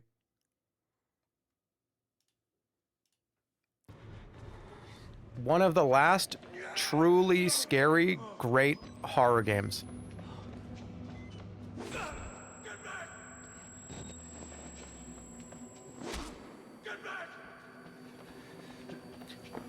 I can't think of a full experience that was a horror game, and not like a Resident Evil. I'm talking where you don't really get to fight anything. You just run around scared. An actual, genuine haunted house experience. This was up there pretty high. It's one of the scariest, and I don't even know how well it holds up, but back when I played it for the first time, it absolutely held up. Whistleblower was a full other game too. Kind of loud, hold on. Yeah, being chased by something in any game is awful, and this whole game is like run away from the thing you're being chased from. Plus the camera, running out of batteries, having to use the night vision. Let me see the night vision section. Yeah, right here. A lot of the game was through this lens, and you had to play through this lens.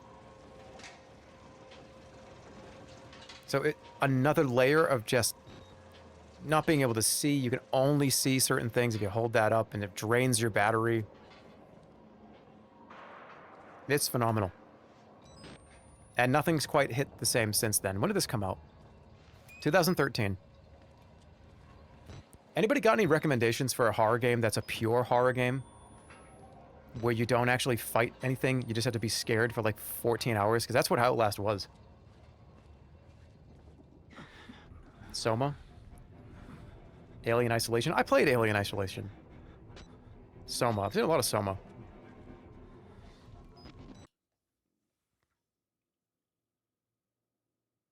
I'm giving this a 2. Overwatch. Overwatch is on here because it was the Team Fortress 2 killer. It was the game that was going to take over the world, and Team Fortress 2, its big influence on Overwatch. Blizzard was making a Team Fortress-like? No way! They put so much effort into this, so much time into this. The original 2016 launch of this game, I loved it. I thought it was great. It's just a year or two after that, I just think they just dropped the ball. I just think that they dropped the bag. They dropped the ball at the end zone. This went from being what I was genuinely going to probably transition from the TF2 world, because I still was in there. I still was playing it a lot, to maybe I'm going to pick this game up and actually take it pretty seriously. It went from that to, the game was kind of fun in its beta years later. But that initial period, that first year or two of Overwatch was so awesome. It felt like you were in the ground level of a new biggest thing in the world. And I just kind of dropped it a year or two later. I'm going to give it a 1. I think it actually deserves to be there. At least that initial period. One of the best indie games ever made. Papers, Please. I've experienced this game a few times. It's one of those try and spot the thing that's not supposed to be here, but in the most fun way possible. It got really stressful. It got really challenging. Thankfully, there's no time limit on this stuff. It's not like, oh my God, you have to do this. You do for money. You'll make more money that way. But to experience like the whole game, you kind of can just do it a little bit slower. I didn't play Oberdin, so I don't know how that compares to some of the other games that he has. But I think that this one is pretty high. I think this is one of the best indie games of all time. And I think it should be like required reading for a lot of you.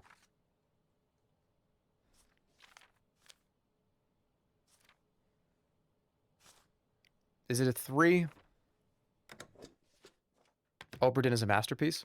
The problem with Oberdin is the visuals just give me such a headache. It's hard for me to play it.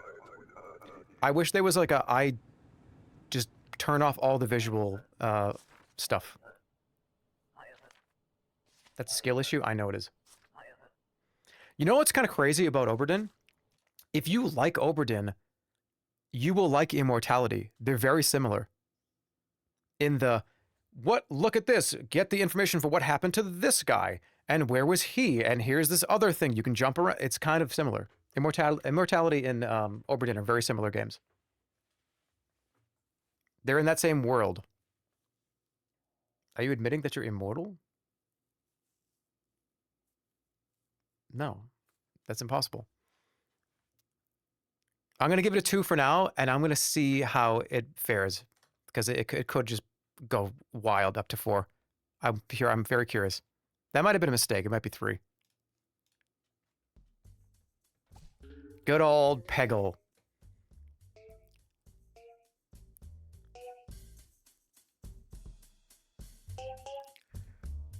Oh, good old Peggle.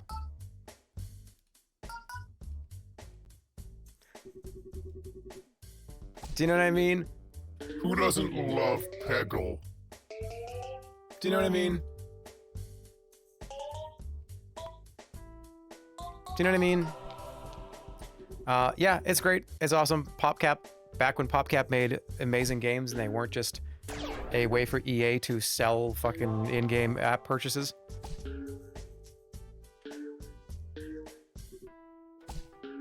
PopCap was awesome. Didn't they have this actually in a mod in World of Warcraft because it was so popular at one point? Dude, what was that? What was what? Where's Peggle 2? Peggle 2 is not on my list because I think Peggle 1 was more fun. Oops, sorry.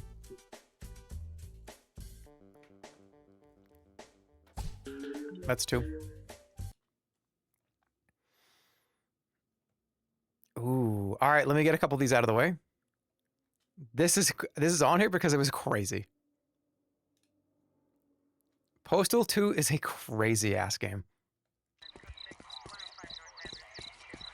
You've never seen a game before where you can like piss on people, you can hit people's heads off with shovels. This game is fucking crazy. It might even be TOS. Wait, is this game TOS?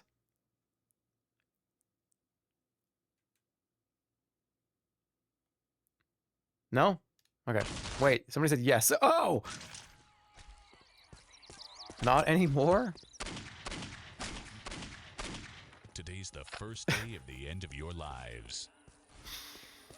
It's a blood, piss, and puke game. Yes, it's one of the first precisely blood, piss, and puke games. But I had a demo for this very early on as well. I had the demo. It's to go pick up some milk. And I would love to give this a rating more than 1, but I'm not going to. It just had to be on this list. But I'm getting rid of it. It just loses to everything here. Here's Raven's Cry. Tossed away. Christopher Raven, you stand accused of murdering an officer of the Spanish Navy. The penalty for your crime is death. And yes, it has to be here because of that video. That's the only reason why it's here. You're gonna regret this, Tirado. Kill him!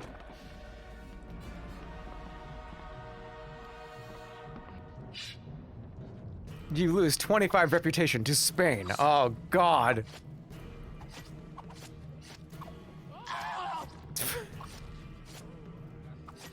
Should I play this game again? Should I stream this whole game? Hold the door. I'll take care of them. Got it. Oh, it's such a wonderfully terrible game. I don't know if I could stomach playing this more than like 10 hours. But they've released this game twice. The first version was so broken that they had to remake the game and re-release it. I'm not even kidding. That's what happened. There was Raven's Cry, and then there was Raven's Cry, like Vendetta or something. What was it? They patched out the swear guy, literally unplayable. Yeah, okay, so there's a guy.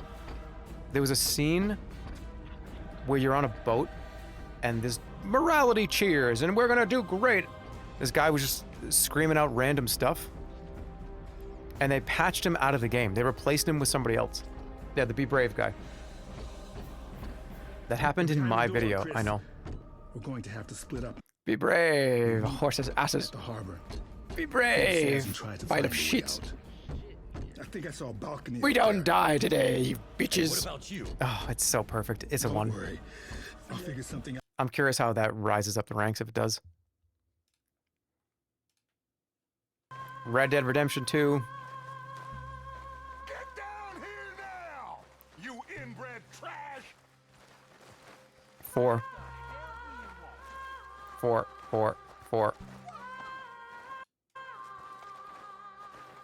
Finally, a Western game that was well thought out.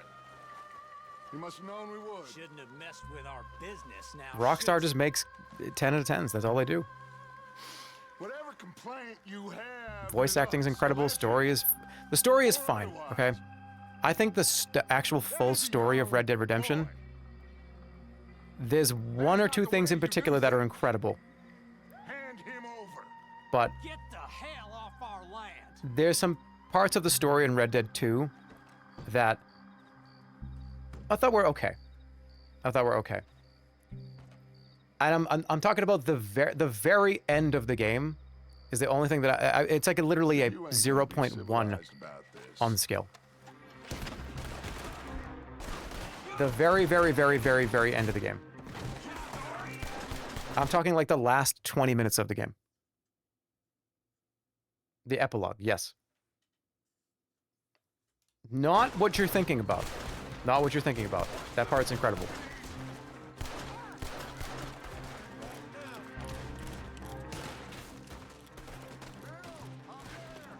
I can't talk about it. Yeah, no, the epilogue is great. I'm just talking about that last, like, 2 minutes of the game.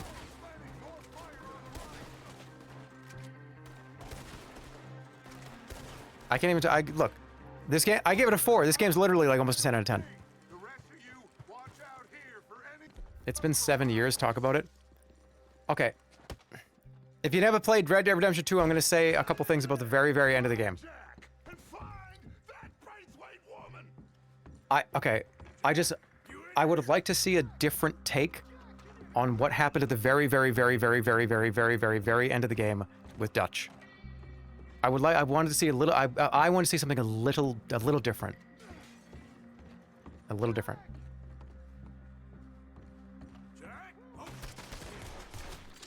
That's not to say that I didn't think it was good. I maybe would have wanted to see a little bit more. Because it kind of felt like this whole culmination of everything, and then just zero. Just done. Zero. I wanted to fucking talk to that guy. I wanted to hear more. They were handcuffed by Red Dead 1. Yeah. I just loved Dutch as a character, and I wanted to talk to him and hear more shit. I didn't want him just to kind of like sleeve into the bushes like Homer Simpson. You say everything else in Red Dead 1. Yeah, that's true. That's true. You're right. You're right. You're right. Jerma, this game is perfect. I know it is. I gave it a fucking perfect score. Look, it's got 4 Michelin stars.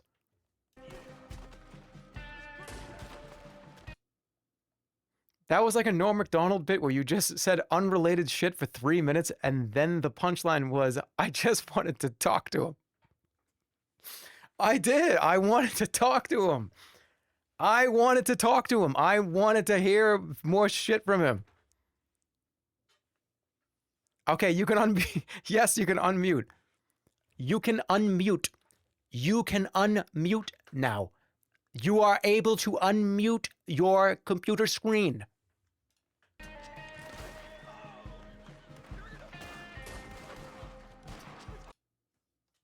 It's a perfect game. It just is. Damn, what a game. I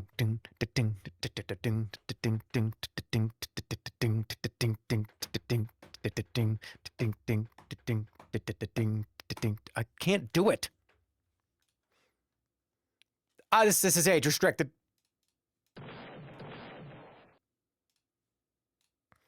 Resident Evil 2 Remake. One of my, I think it was my game of the year. Resident Evil 2 is wonderful, fantastic. I don't think I need to see the gameplay. We already know what it looks like. It's a wonderful third-person remake of the second game, which is one of the top games. It is a banger. It is wonderful, and I think it is wonderful. It's one of my favorite games in the genre. But I think the second one, the actual second one, needs to have a higher rating. You skipped a whole row? Yeah, I'll get back to it. I think the same can be said for the Resident Evil 4 remake. What a goddamn great remake. But I think the source material always has to be higher because that's what you're rating. The graphics might be better, the experience might be cleaner, but you're rating the original material.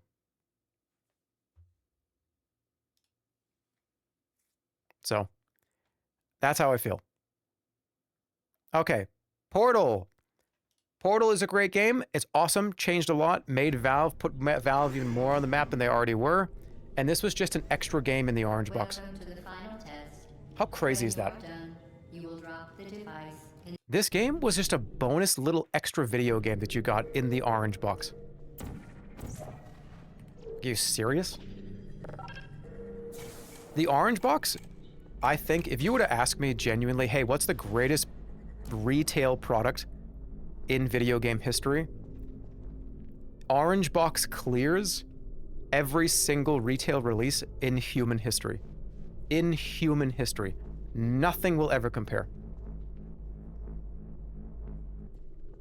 I don't care what bundle, I don't care what greatest hits collection you're talking about. The orange box was like 3 10 out of 10 games in one. I don't think they even knew they were doing that either. Imagine putting like $200 in value into one box and you don't even know you're doing that. Because TF2 was a kind of another add-on in a way. Half-Life 2 was the big seller, and then it was like, oh, by the way, remember TFC? TFC was great. What about TF2? We got it, it's great. And it turned out, my God, we all know the story. I unfortunately don't really love Portal like some of you might, but I do think it belongs somewhere around here, at least for me. And Portal 2? No, you know what?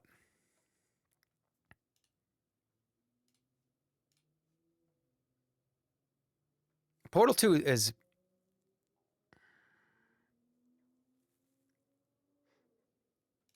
I think that makes sense to me. Because this one kind of gave me headaches, and this one I figured out like how to play it correctly. And I think there was more of a story. This was more interesting to me in a way. I think that works. Okay, original Plants vs. Zombies. Wait, give me one more second with this. The co-op in this actually was one of the big selling points. Yeah, the fact that you could actually play this with somebody was awesome because you could have somebody that knew what they were doing, do everything, and you just look at the pretty colors. The co-op was amazing too. Yeah, they nailed it. It's been so long. I wonder if doing like a co-op Portal 2 playthrough would be fun. Maybe not. That might be too much. Maybe. But yeah, both great games. This one way more fleshed out than this one. But very good. Love it. Original Plants vs. Zombies. Look at how many PopCap games are on this list. 3 PopCap games are in this top, like, 100 probably.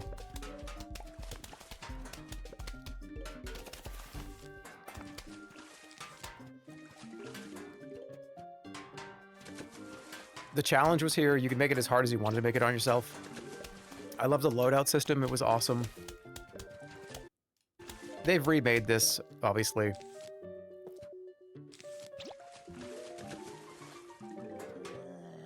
I'll give it a 2. I'll give it a 2. Oh, damn, we're going here. Oh, shoot, Mania Storm. Dude, we're almost done here. We've got like a few... Oh. Team Fortress 2. Why? Let's get it out of the way. Why not?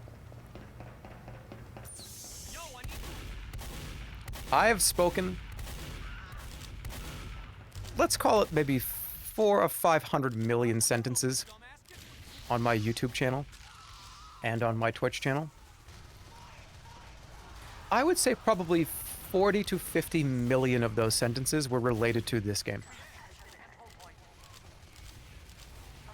I think 10% of everything I've said over the last decade has been about this game. You want to talk about impact, you want to talk about how it changed everything? It's this game. My whole life took a pivot when I installed this game. From the YouTube stuff to the other content, to it all started with me playing this game with fraps on. Kind of like I talked about with Modern Warfare 3, but not even close. It's the reason why I started making videos. This is the reason why I'm in front of this camera right now. It's the only reason why I'm here. If it wasn't for Team Fortress, I would not be sitting in this chair. I'd be doing something else. Whatever it is, I don't know.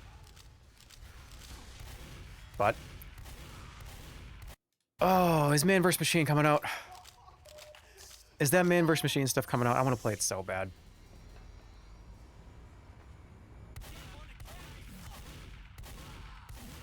This was his game. Oh, this is... you want my prediction? Here's my prediction. This is number 1 of all time. Number 1 in the top left slot on S+ tier. There's one other game, only one, that I think can take that spot. After looking at all of this. And let's do it right now.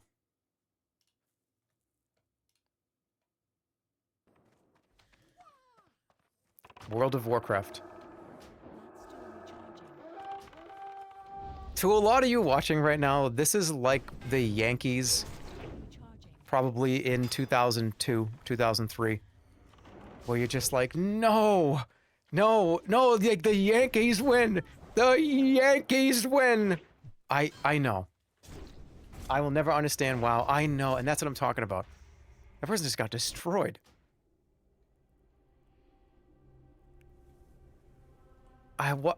But everything. I've been playing this game for like 25 years. And I still play it.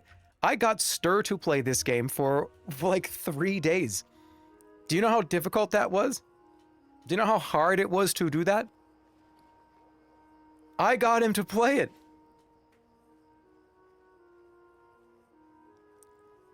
I think I probably could successfully perform brain surgery more than get Stir to play World of Warcraft for 1 hour. And I did it. The community that came with this, the friendships, the whole entire ecosystems were built on this game. Especially Classic.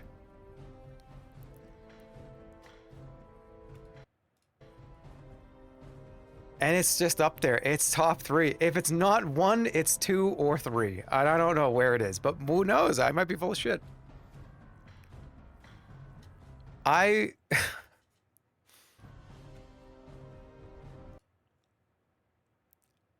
remember playing this with... we talked about playing this with family. And obviously here are all of the expansions. Let me just do you a favor, okay? I'm going to do you a favor. That one's gone. We don't even have to talk about that one, but it had to be on here. We're going to get rid of that one.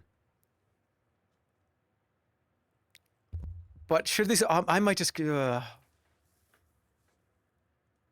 should these be individual, or should it just be kind of just mold them all into WoW? I feel like Legion is a different game.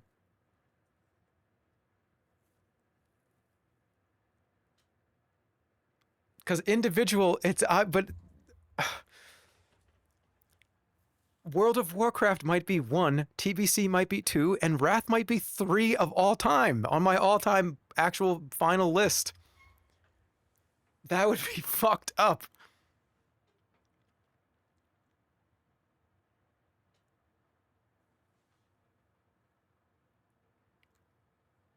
That's valid, though.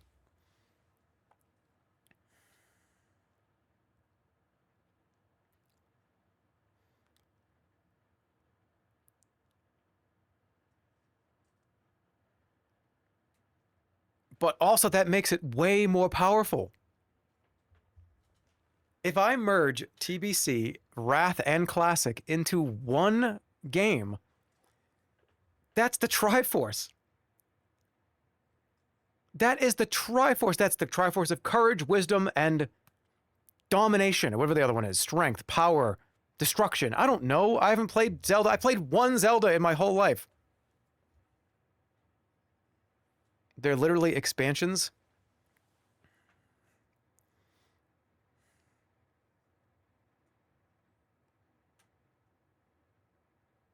It's just more content in the same game.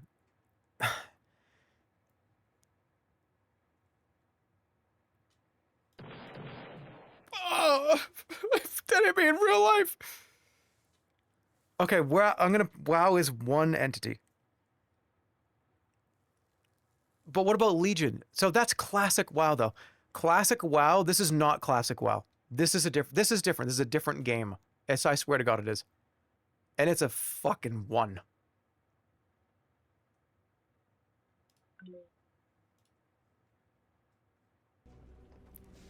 Okay.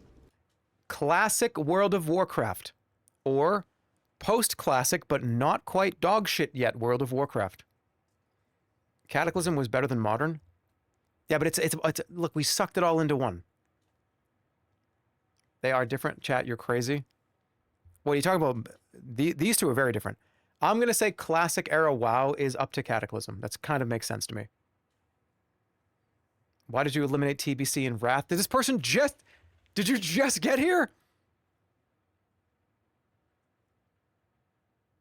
Okay. That's what I'm going with. That's what I'm going with. Let's talk about the coin game. This game is sick. What an awesome game this was. Playing all these arcade games in 3D. Why did you eliminate those? Oh, that's funny. I had a lot of fun with this. I'm going to give it a 1. Because it was sick. It was so much fun. There was so much to do. The person that made this game updated it like 1,000 times. There's so much good content in this game. I've gone back to it multiple times. It's a solid 1, and I think it's going to go pretty far. Okay, we jumped around way too much. There's like 10 left here. Oh, fuck.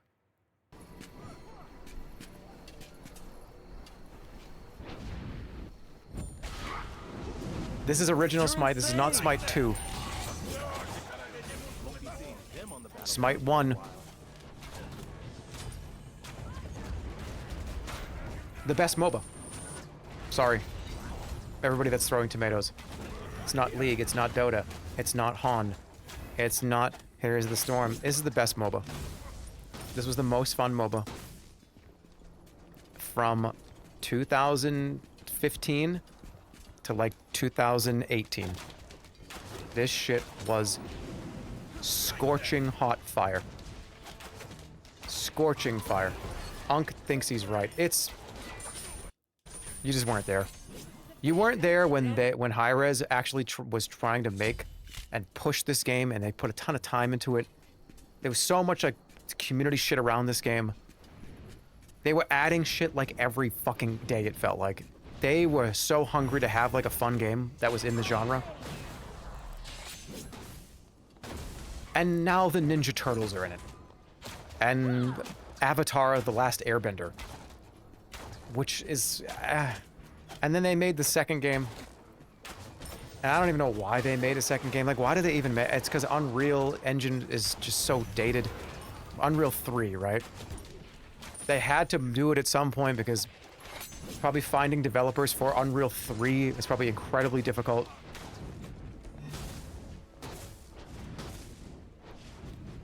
But I don't know. I don't know how you fix that. It was more fun as a casual MOBA. That's how I played it. It was just a really good time. And the gods... Yeah, original characters are cool, but it's actually awesome. I thought it was really cool to see, oh wait, we're gonna have all the gods ever fight each other? You know, oh, there's Apollo versus Ares. Oh, and don't forget about, like, not just the Greek gods. Yes, I did. Yeah, I made Smite breakdown videos. Oh my god, do I have to watch that? Fine. We watch this like once every few years to embarrass me. Beginner tips plus god breakdown. This has been the alpha. Fucking whatever. Fine, let's do it.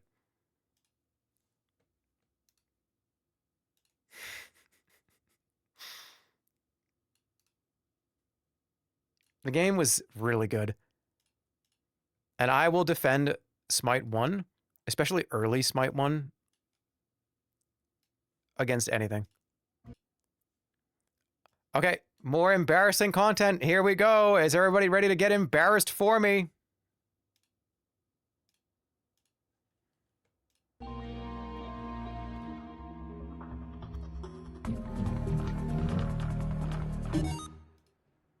Hey, what is going on, everybody? Jerma here with Smite Sunday. Welcome to the first Smite Sunday on this channel, where I break down a god or I show you a good gameplay every and Sunday. Talk about it potentially, I did or this I do a live 3 commentary. times. But today I did this 3 is times. going to be a god breakdown. I'm going to talk about the god Anubis, the god of the dead.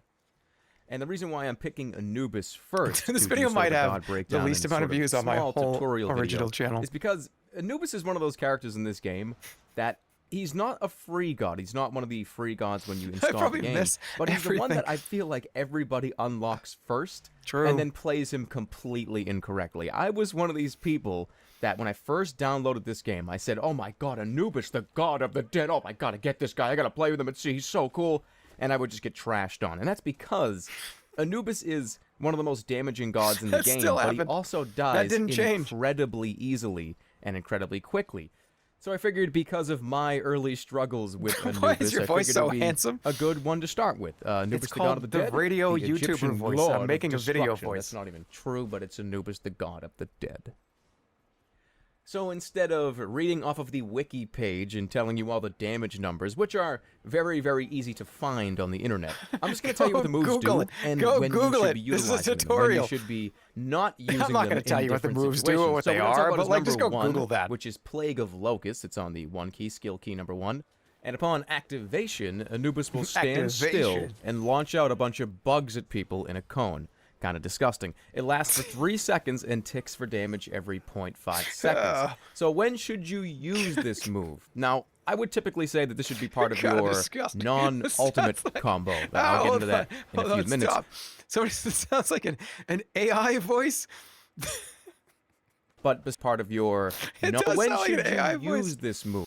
And ticks for damage every 0.5 seconds. It does sound like an AI voice. So when should you use this and launch out a bunch of bugs at people in a cone?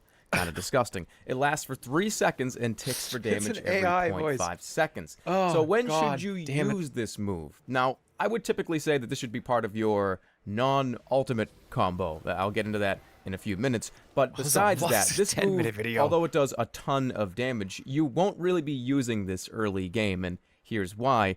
Anubis does not have any escapes, and if you don't know what an escape is in this game, it's a jump, it's a dash, it's really any way to distance yourself from another god or from another player. So trying to utilize a move like this when you have to stand completely still, you're just going to get destroyed by the other lane. I would have been awesome if I died right there. You're level 1, level 2, whatever, like really very, very early game. You're up in the lane with a buddy of yours, you're in playing Conquest, and you have this move, you go up and you use it on a minion wave, and you're standing still, the other team sees you, they know you're Anubis, they know you cannot get away, so they jump on top of you. You gotta play it safe, and standing still up at level 2 in a minion wave when there's 2 other guys about to kill you is really not playing safe. This is good advice for this is called beginner early tutorial. Game for Anubis, I would say. But we'll get into that when we get to that. Also, that kind of leads me to another point about some beginner tips for you guys. Standing still is bad. It's very bad. If you stand still in this game, because everything is a skill shot, well, most of the things in this game are skill shots, there's so many stuns, there's so many slows, there's so many people that will be able to hit you with all of their moves. You don't want to be standing still. So that's another reason why the number 1 is not the best choice early. I don't like hearing him act like he knows things. His 2, which is arguably his best move, and that move is called Mummify. And basically, this is just a stun that you can do very, very frequently, and it wraps up anybody you hit with it. Do you guys want to watch the rest of this? Do you really? This is an offensive and defensive move, because if you're trying to run away from somebody, landing one of these can literally save your life. He doesn't have a dash, he doesn't have a jump, but landing a Mummify can really get you away, especially if you use something like Sprint. You can get yourself out of a lot of trouble. And there's not very much else to say about this move just yet. We're going to cover Anubis' 3 and 4, and then return to this bad boy and really talk about the bad. You don't have to stand still to use it. What's the most viewed part of this video? It's a little bit better in Team right here. 2. You wrap up an enemy with your Mummify, and you instantly place your grasping hands underneath them. Oh, that's and a while good they're tip. still wrapped up, getting them in the cone of your locust swarm, you do your 1 instantly as well if you're close enough. The intro, and then it falls off like crazy.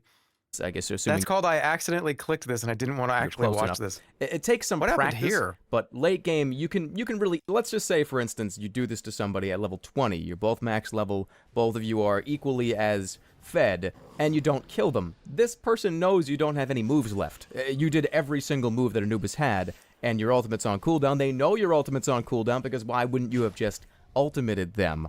So they might just come after you and just smoke you with some of their moves, because Anubis dies very quickly. So it's gauging these situations and knowing, okay, is there somebody in the jungle? Do I have a teammate nearby? Can I just kill this guy instantly, ticking over time?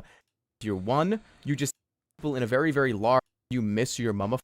A raw Sunday. I'm going to break down Eric. Going to break down his moves, going to break down how I play him and some of the things you should be doing as Ares, and that's going to be next Smite Sunday. So thanks for tuning in, guys. I really do appreciate it, and I'll see you guys all next time. Okay, how many views did this video have? Let me take a guess. I think this video has 40,000 views. Let's find out. Of course. Take care. 73,000 views. That's from hate watchers in the last few years. I've shouted this video out before. Those are hate watchers from the chat for sure, without a doubt. That video had like 10,000 views for like 8 years. It's just hate watchers. It's fine. All right, let's keep going. Smite, it's a great game. It's my favorite MOBA. It's my only MOBA, let's be honest. Oh! That was like Hank Hill.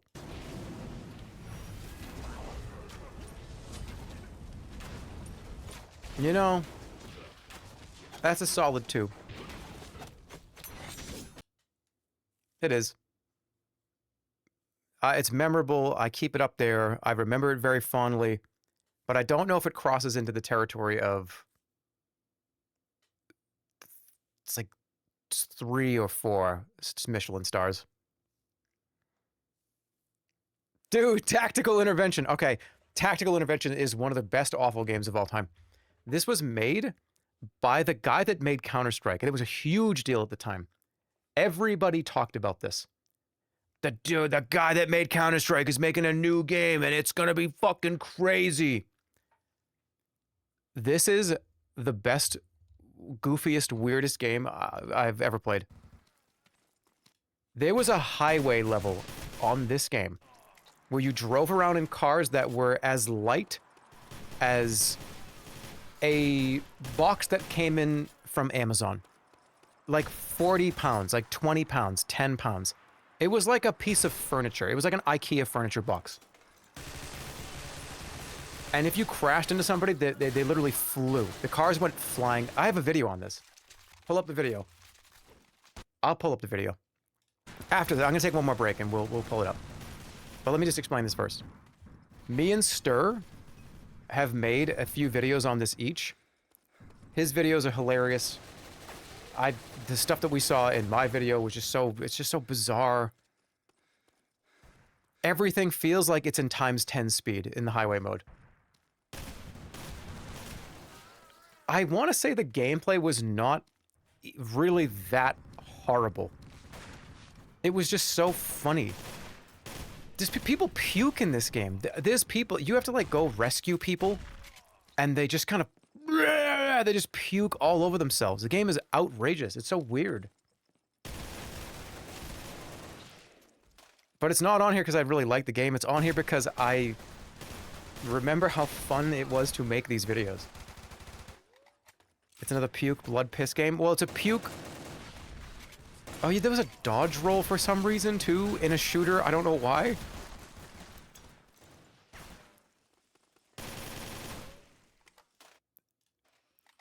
We'll watch pieces of the video when I get back. But it's gone. Let's not and say that we did. First person roll is sick. Somebody said it got really pay to win. Really? All right, BRB. We only got like a 30 left. So we're definitely going to get past the seating part. And then I'll see if I want to, because the actual ratings are not going to take that long. But I think we'll do that tomorrow. We will do the actual, here we go, let's freaking go, tomorrow afternoon. Everything is leading up till tomorrow. The epic climax, that's right. Be right back.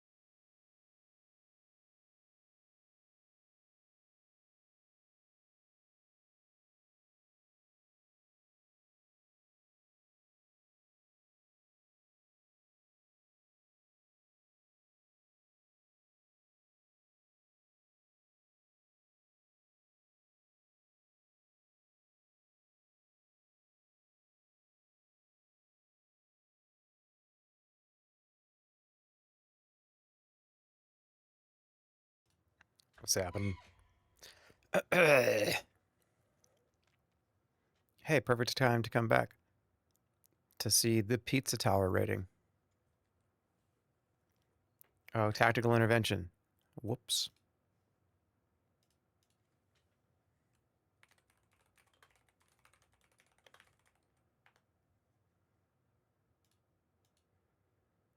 I love how we're just watching videos. This is just a watch old video stream.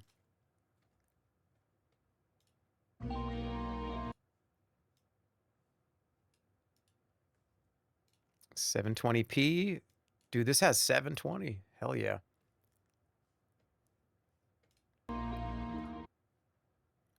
Okay, so tactical intervention, again, one of the reasons why it's on this list is because of videos like this. What? Everything is so loud. You are so loud. You are so loud right now. I'm sorry. Your microphone is so fucked. Hey, look at this card. Oh, Dude, you can control this. You just... What is the objective? Oh my god! That wasn't even a player.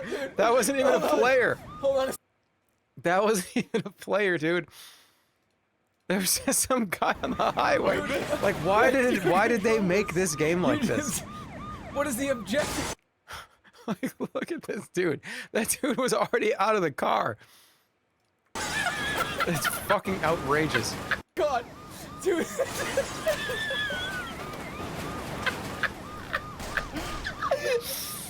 Dude, did you hear that? Listen to that squeak. That somebody is literally like crushing me. Add an emote of you laughing and call it Jerma car crash. Oh, I need to.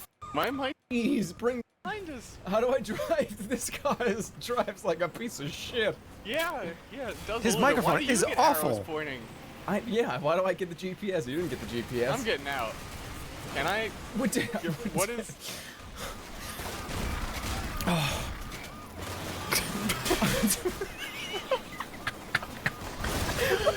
What the fuck just happened? I can't.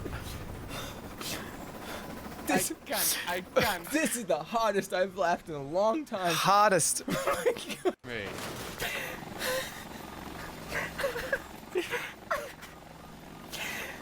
This is the best thing ever. How's this guy doing? He looks like he's... Oh, it's Boo! He's just like looking at me, just beeping. He's just... Alright, it's been a long time since I've seen this. That's pretty good. That was fucking crazy.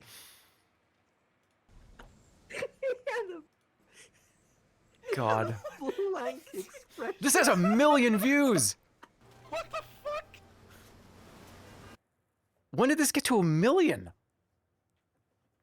Damn, okay. Almost at 1 million subs. Wait, how many? 9? Okay. I'm at 994,000 subscribers on my dead channel. I need 6,000 more subs so I can get my YouTube gold bar.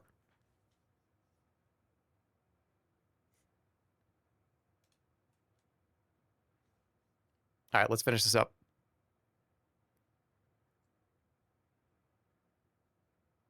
But yeah, that's why it's on this list. Tactical intervention is just so broken and so weird. You can't even play it anymore. The servers are off. You can't even buy it on Steam. I don't think it even exists. The game does not exist.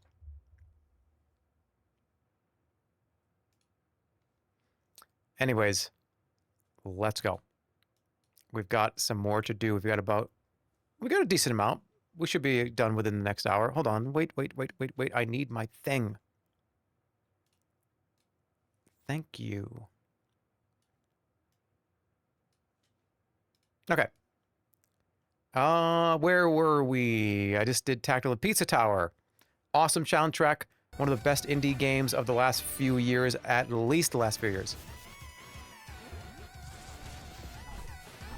Dun, dun, dun. Dun, dun, dun, dun, dun, dun, dun. It's at least a 1.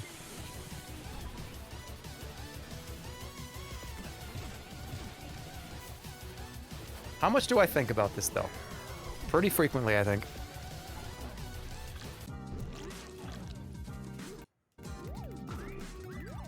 Art style is amazing.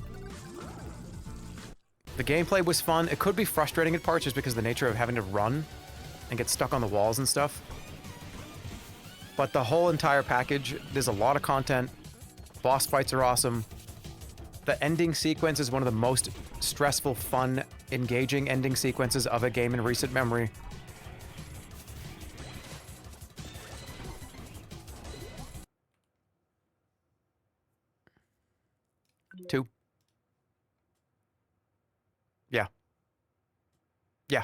Oh, yeah. Yeah. Yep. Okay, wow, we have... Oh, Shoot Mania Storm. Jerma, what the fuck is Shoot Mania Storm? Well, I'll tell you. Shoot Mania Storm is a... I don't think it's even available anymore. I don't think you can even play this. But it's an old kind of single rail shoot game where one hit killed anybody. And it was all right. It wasn't like I wouldn't say this is a life-changing experience, the game. But what was a life-changing experience is I got to go to E3 and play on a giant stage playing this game in a big tournament with a bunch of other creators. And it was one of the first experiences I ever had being invited to something like that and going, wait a minute, I just make YouTube videos. I'm getting invited to do something cool? Oh, that's different. And I was on a team with Stir. It was me, Stir, and I think Incredible Orb was on this team too at one point. But I don't think he could play because he was international. I think you had to be like US based or something. I don't remember what the logistics was. But it was also MLC Stealth, I think, as well. Shoot Mania Storm.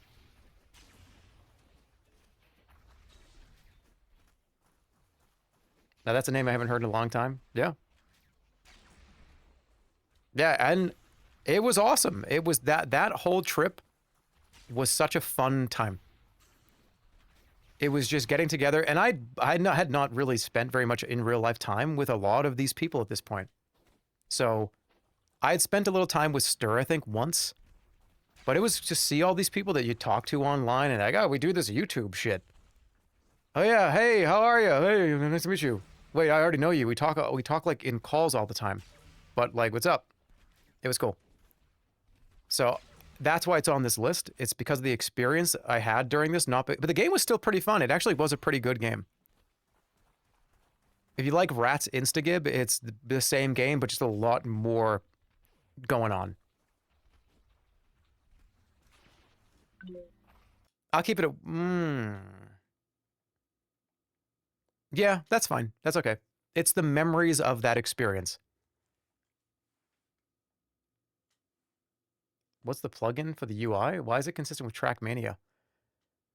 I want to say that this is...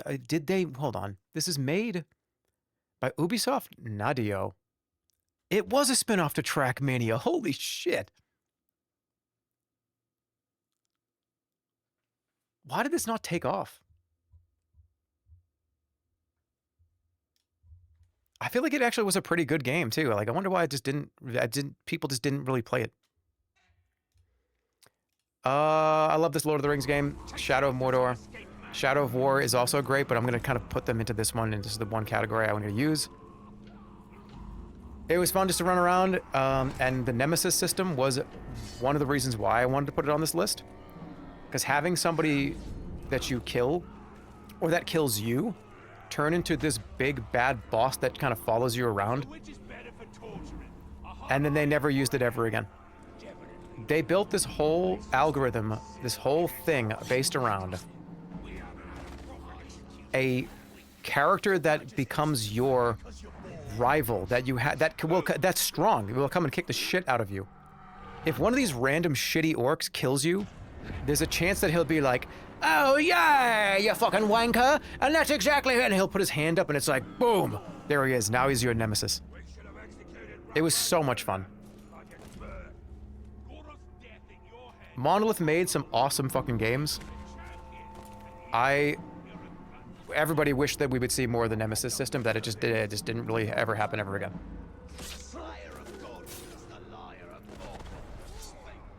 What was that? It's patented, that's why. The hardest difficulty, the Nemesis can be impossible to kill. It's just an overall great game too. Action RPG, Lord of the Rings, voice acting's great, story is good. It's a solid 1 to 2 game experience, I think. For my memory. You know what? I'm gonna give it a 1. I'm gonna give it a 1. I think it's just a solid, great, not eliminate this immediately game.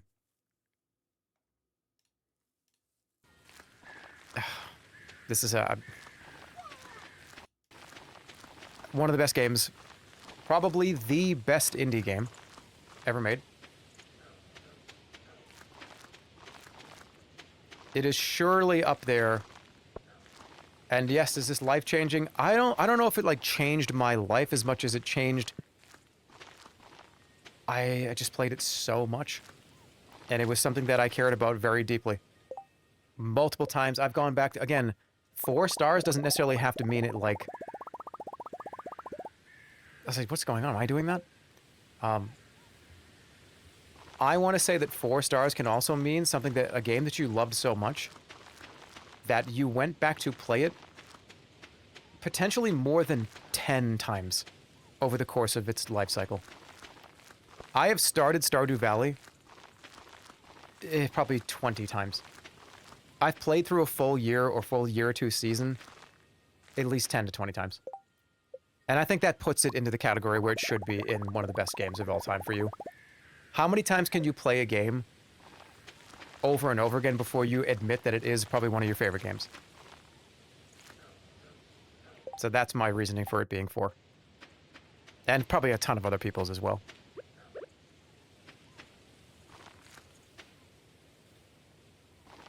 Wonderful, wonderful game.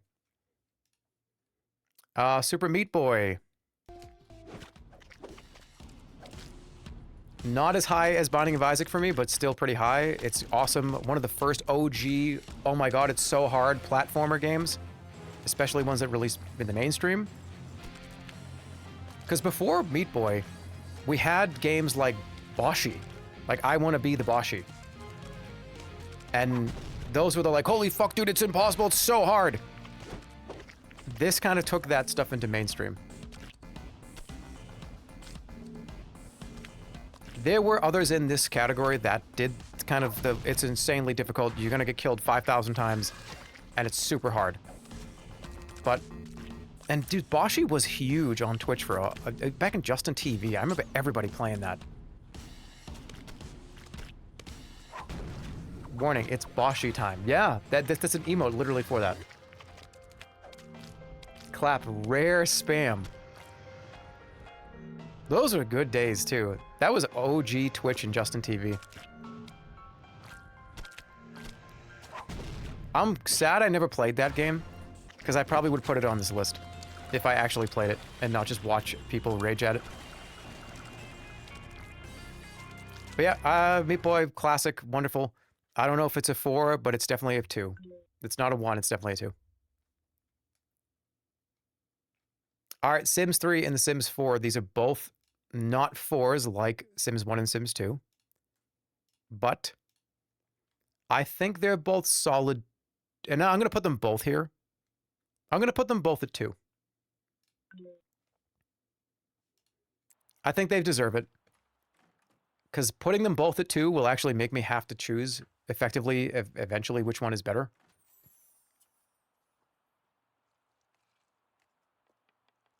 I'm trying to remember, because the problem with 3 for me is 3 becomes 4 in my mind. 1 and 2 are so distinct in my brain that I can pinpoint them. But a lot of times 3 becomes 4 when I think back on Sims. And I think it's because of the art style. They did a distinct change in how this game looks after 2. And I don't love it. I preferred the art style of 1 and 2. Sims 3 is just a better Sims 4. Yeah, that I could understand. That makes total sense. I think 3 is probably a better game. You know what? I'm going to do this. The only reason why I like 4 is because of that video where, in the stream, where it's the hardest I've ever laughed in my entire life. That's why it's on this list. I wouldn't have even put it on here. I just think back to that stream where I thought I was actually going to die on video. When the dog was pissing in the house, the guy on drugs took his dog for a walk in his house, and it pissed all over it, and then he rolled around in it. And then the fact that there was like the shooting people mod, it was just, what a fucking wild day. I got hurt from that. That took years off my life. But It deserves to be on here just because of that, honestly. When did Sims 4 come out? 2014? 2015? It's been a long-ass time. 12 years ago. Are they going to make another one, do you think? I know they've talked about it before, but... Or do you think just going to add another expansion to 4? It was good. I liked it. It was very good. Speaking of other games that are very good that I really loved, that I feel like kind of just went on the wayside. Tribes Ascend. Nothing can compare to actually hitting a blue plate special. I wish that this game would just come back. Stir is such a huge fan of this franchise, and when Stir is going to do a list like this too, I would imagine he's going to have one of these on there. When you were to get one of those shots from 1,000 meters away, let's see if we can find like a good shot. Somebody getting like a good like blue plate special. Yeah. Oh, man. Nothing compares to doing this. It's like, it just hits so hard when you get one of those long-range track shots. It's so good. This game is so fucking fun. I have so many good memories of playing this. And then Hi-Res Studios just decided that they were gonna just fuck it all up.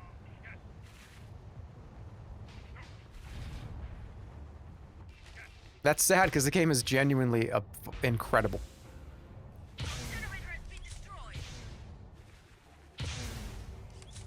Come on, get a good shot here. That guy right there. Imagine hitting that guy all the way down there. Does this game exist still? Can you actually even play this at all?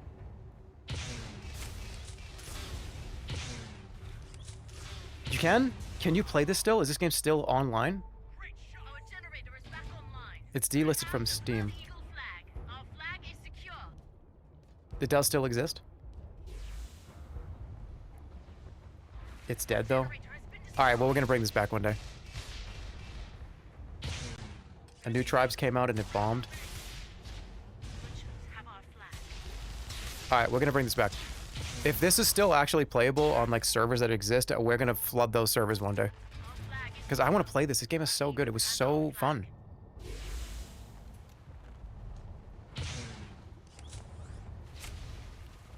Oh, that was a sick shot. Yeah, this gets at least a 2.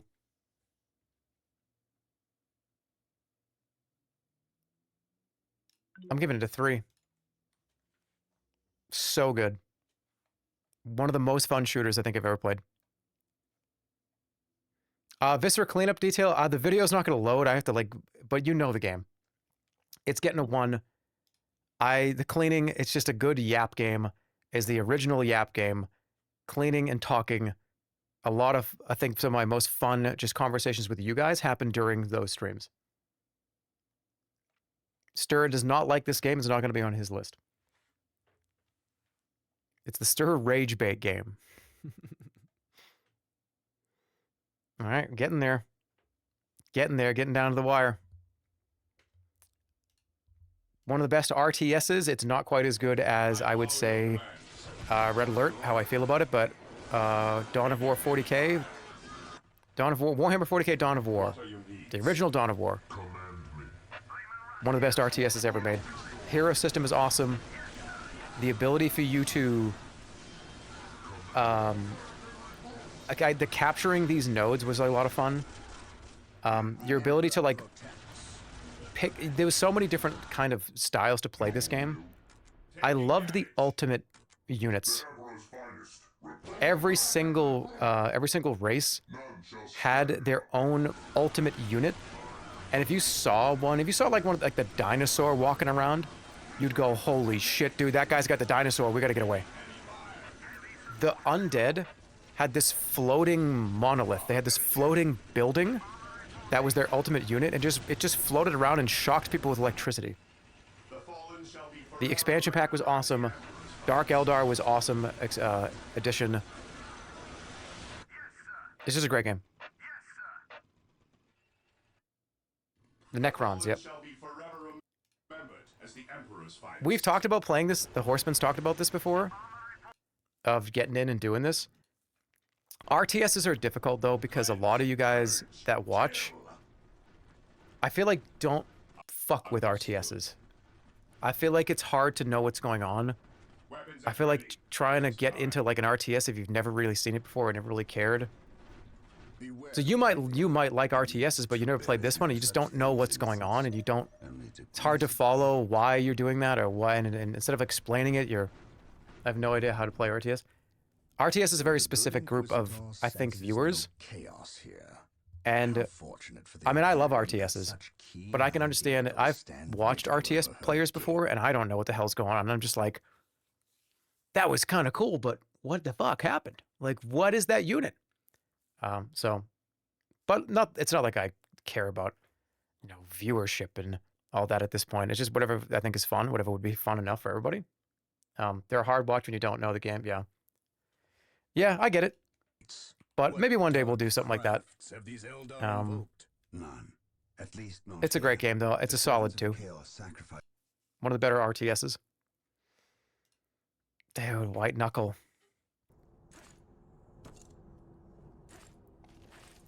Good old White Knuckle. One of my favorite games from last year. No, I never completed it. I did not beat this. This is one of the hardest games I've ever played. It really is.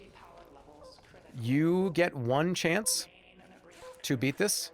If you don't beat it in one go, you got to start the whole thing over again. And it is a brutal concept. It's all kind of generated in the procedural. It's a great experience, and I get why it's that way. But I even watching this, I'm like, oh man, I want to play it. I want to just climb up that ladder. Great game. Awesome. It's not even done, isn't it? Isn't it still kind of technically not complete? So it's kind of, it's like an early access game, isn't it? It's still in early access. Terrible for people with motion sickness. It actually isn't. I get motion sick, believe it or not. This is the fluidness of the game and how you grab stuff. It actually does not give motion sickness at all. It's going to get a new region before the end of the summer. Dude, I'm not going to get to the end of that region. I can't even get past Act 2 or Act 3. I had to play the Super Mario RPG and Super Mario Galaxy music just to get to the end of Act 2. It's really good, though.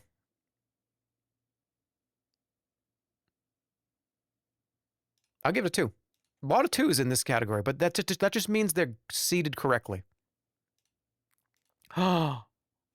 Withering Realms. Withering Realms comes out, I think, at some point in the next year. Stir has insane VOD. Yeah, if you want to see high-level play, Stir's VODs are incredible. He's one of the best people I've seen play that game.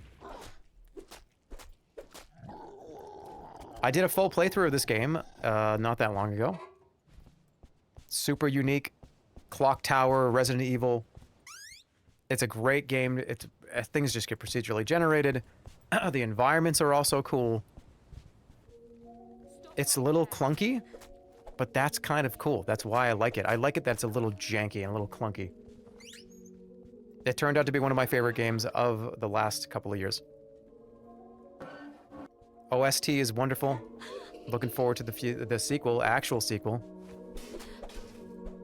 If you like exploration, survival kind of horror, rogue-like type games, give this a look. Genuinely, if you didn't look when I've talked about it 1,000 times before. I don't think this is a 4. I don't know if it's a 3 either. And I think it's a 1 or a 2. To be honest. But I think it has an opportunity to go from a 1 to a 3 once I actually do the eliminations and put it next to stuff. Dude, we're rocking the 2s, damn. Oh shit. Oh shit, we're almost done. Wrestling Empire. You all asked about if there was going to be an M. Dickey game on here. There sure is. One of the funniest games ever made. This is one of the funniest video games you can play. If you are not laughing your way through this, I don't know how. I don't know what humor is to you.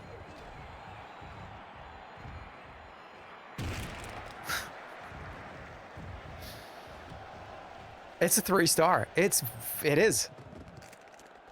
There's no doubt in my mind that the amount of joy I got from this experience, the maybe 20 to 40 hours I put into this, I went back to it one other time off stream. It's just so fucking funny.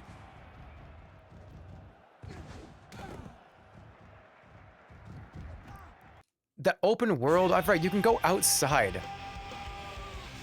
Kind of like Hard Time. Just there's an operating world out there where everyone just like walks around and you can just beat the shit out of each other.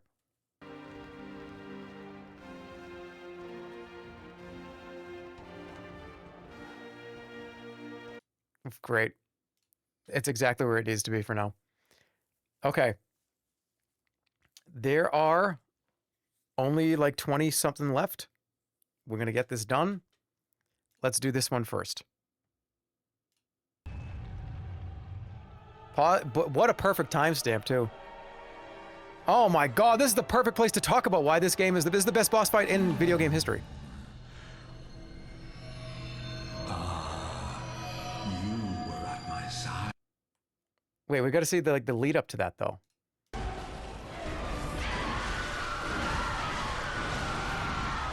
I could spend an hour telling you why this is one of my favorite games ever made.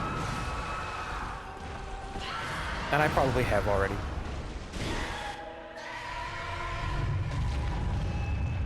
Almost every area in this game is very well made. I don't look back on some of these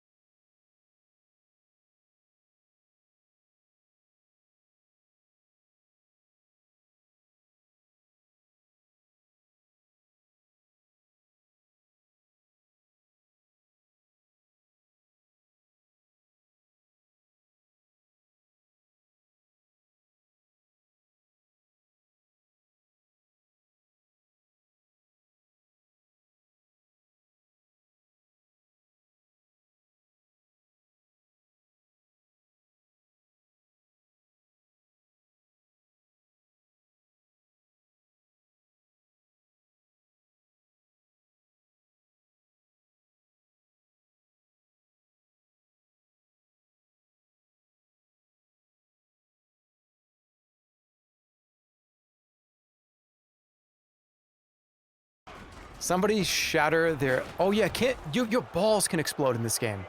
I forgot about your ball exploding. The career mode is just absolute chaos too. I forgot your testicles can explode. And it shows it. Wait. And then you do drugs on the sidelines to try to get better.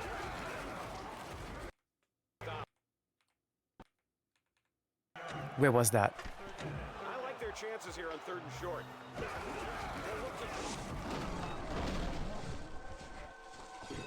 It's like right here. 149. Okay, here it is. Let's see what happens to this guy.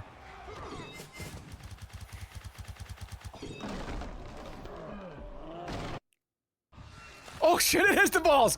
It's his balls! Oh fuck! Get...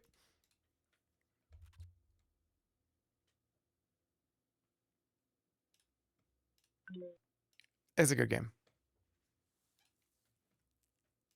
Original Dead Rising. I have fond memories of the stream of this game. It's Capcom, when Capcom just continues to not miss.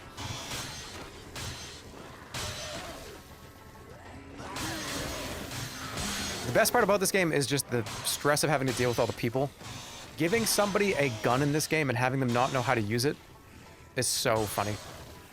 Or trying to run from point A to point B with 2 survivors with you, and you end up hitting one in the face like 5 times with a baseball bat accidentally because they're standing in the middle of all the zombies.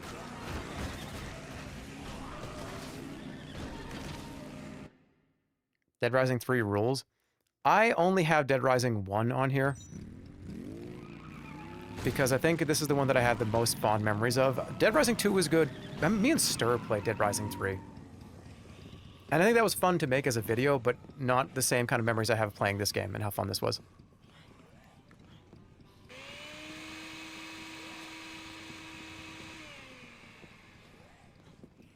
Dude, we got another 2. It just is. Very good. Alright, this is the Demon Souls remake. No. This is Demon Souls. This is just Demon Souls. This is Demon Souls original.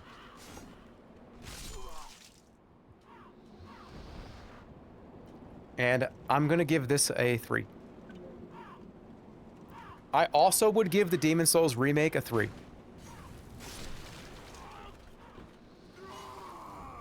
So pretend that it's on this list because they're effectively, I'd put them in the same place.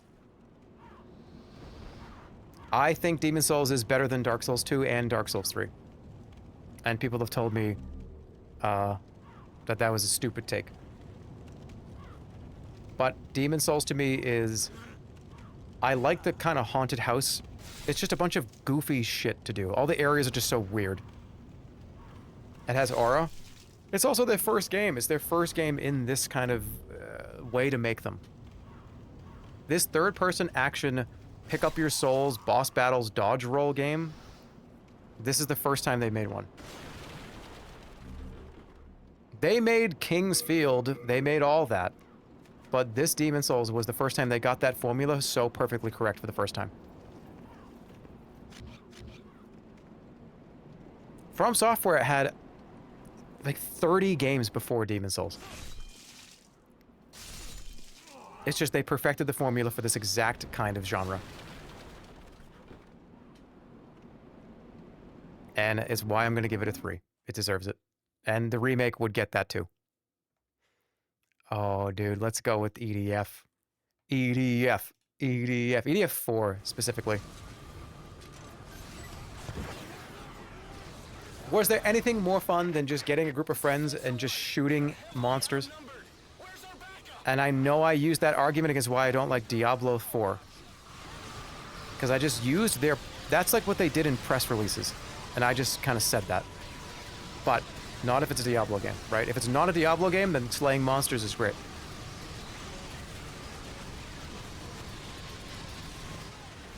There's 500 levels in this game. There's so many weapons. Collecting the weapons was so addicting. It has some of the most fun gunplay. just perching up somewhere with one of the long-range rocket launchers and just smoking people. Especially those frog enemies, getting a frog right in the face with a rocket launcher from like 3 miles away. It's a fantastic video game. Awesome co-op game, one of the most fun co-op games ever. And they've made the same game like 10 times. So if you play EDF 4, you've played probably all of them. But that doesn't mean that they're all not amazing. The scale is fun, the amount of enemies on the screen is amazing. EDF is gonna get a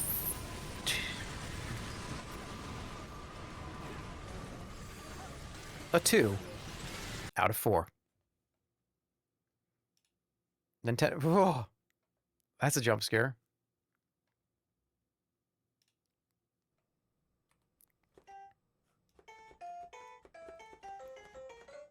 Those of you that don't remember what the Labo was, it was a Switch 1 game that was building. I can't listen to this guy right now. It was building cardboard toys.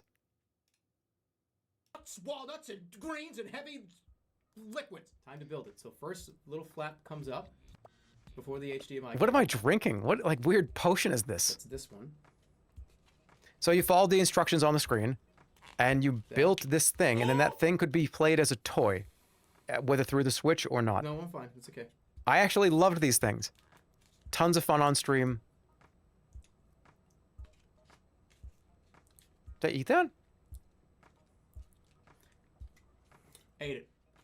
Wasn't even that hard. You know, I was actually thinking of like what a funny joke might be. This is comedian Jeremy. This is comedy Jeremy. Like, okay, here's the Nintendo Labo. Are we ready, guys? Here it comes. And then just burn it in front of you. That would have been awesome. It's sick. Oh, dude, comedy Jeremy. Yeah, I miss that guy sometimes, you know? It was just you getting wasted.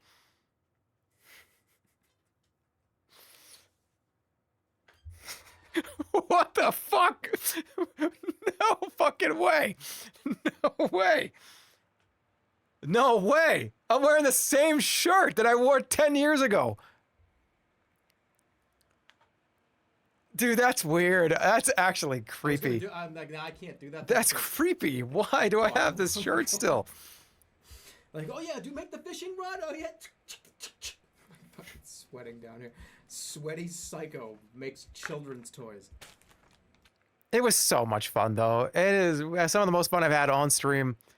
The actual toys, I did all of them. I did every Labo. There was 3 or 4 of them. It was so much fun. I'm gonna have to. I want to give this. And I'm giving it 3. I'm giving it 3 because it was so fun. Those streams was so much fun. I remember them so fondly.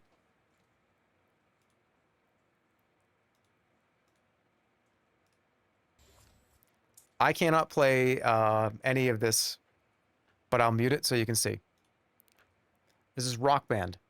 Rock Band 3 specifically. Going back to my college years and everybody having an instrument that they played. There was the guitar, there was the drums, there was the singing. This was a way to bring buddies together and just have a great time. Didn't matter how good you were, how bad you were, the difficulty was fine. I missed this era. This was an era of, yeah, this harmonics had a stranglehold on the entire video game industry for a few years. But yeah, rocking out and having one of your buddies just be like, hello, I'll wait for you there like a stone. Right, it was just like that dude, he's just having fun, and we're having fun too, and I'm jamming out on the drums. So it sits pretty high for me. It was just a co-op experience. So many fun tracks. I actually learned a lot of music that I didn't really even know from this game. Being introduced to a bunch of rock songs that I had really never even heard of by this time in college, because this came out when I was in college. I'm going to give it a 2. Do they even still make games like this? Does rock, no, people don't, we need people to get together again.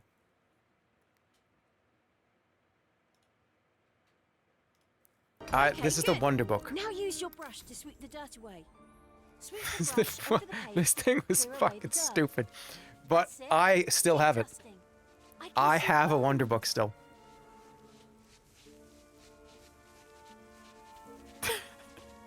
Your first dinosaur. I wonder what it is. He did the thing! He did the thing! He did the thing! Wait, hold on a second, he did the thing. And slot them in. I did the same thing in my video. That's it. Keep dusting. I can see bones.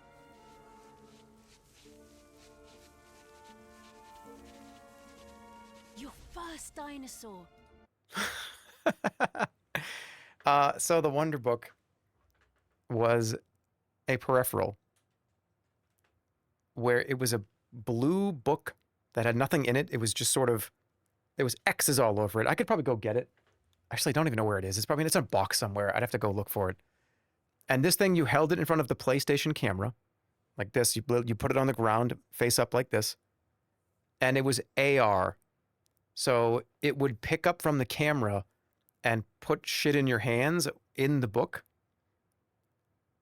And it was actually really kind of fun to play. I can imagine being 12 and loving it. Activision milked it into the fucking core of the earth. But there was some fun edutainment stuff on it. I think some of my favorite videos I made on the original channel were Wonder Book videos. I did every single Wonder Book, I think except for one. Cause see, yeah, you had the PlayStation Move camera thing. You know what I'm talking about? That little like dildo thing. You know what I'm talking about? The PlayStation Move thing. You know what I'm talking about, right? We're back in the forest. And there's What? Juniper.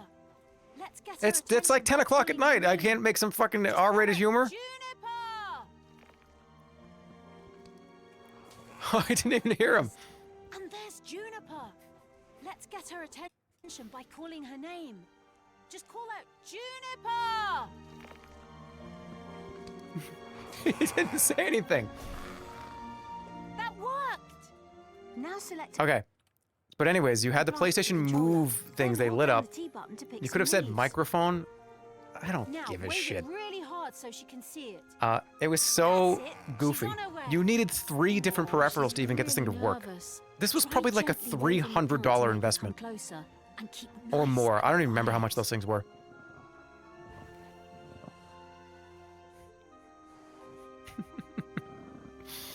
This shit's getting a 1. Yeah. All right, WWE 2K14. What did we, the last 10, the last 15, last 20? WWE 2K14. Why is this on the list? Because this is the last WWE game where people could have hands that were as big as their body. This is where all the Jerma Rumbles were made. Were made in 2K13 and 2K14 specifically.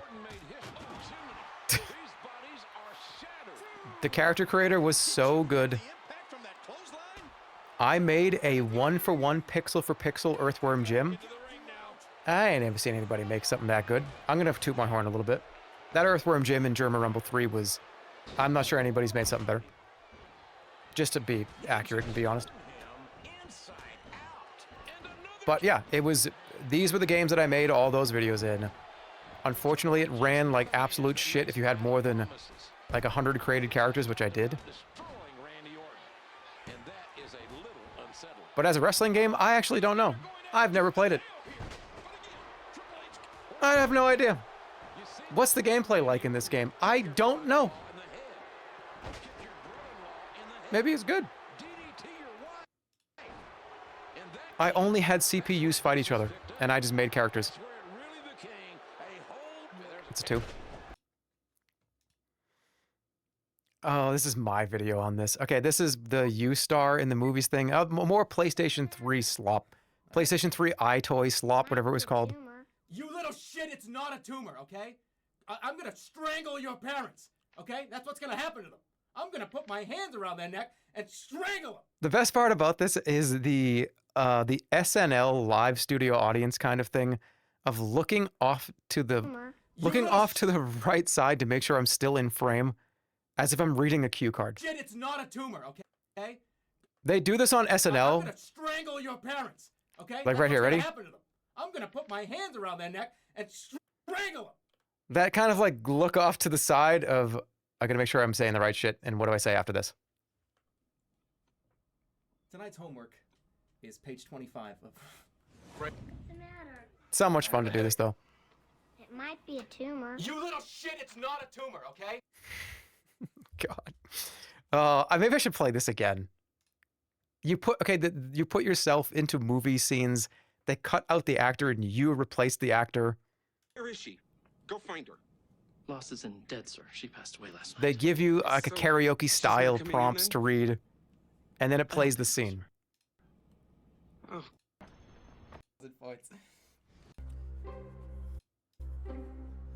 He's over there, right? Yeah, let's be an actor for once.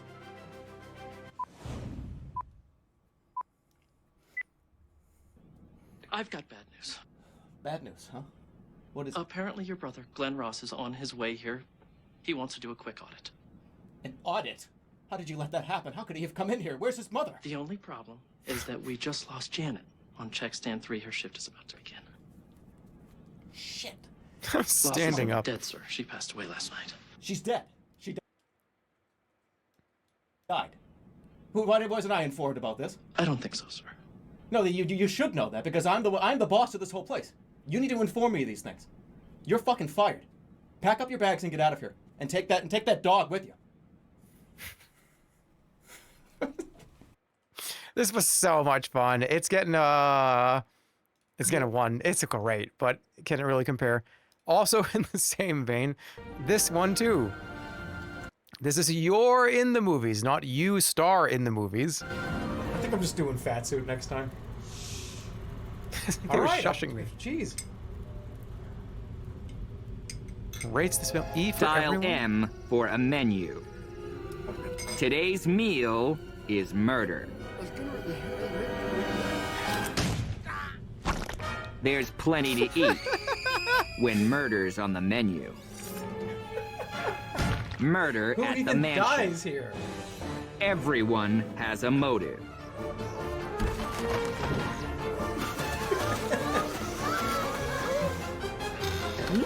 Everyone has a secret. Everyone is a suspect. What was the dancing? Who has the last green laugh behind me? when a joke goes too far?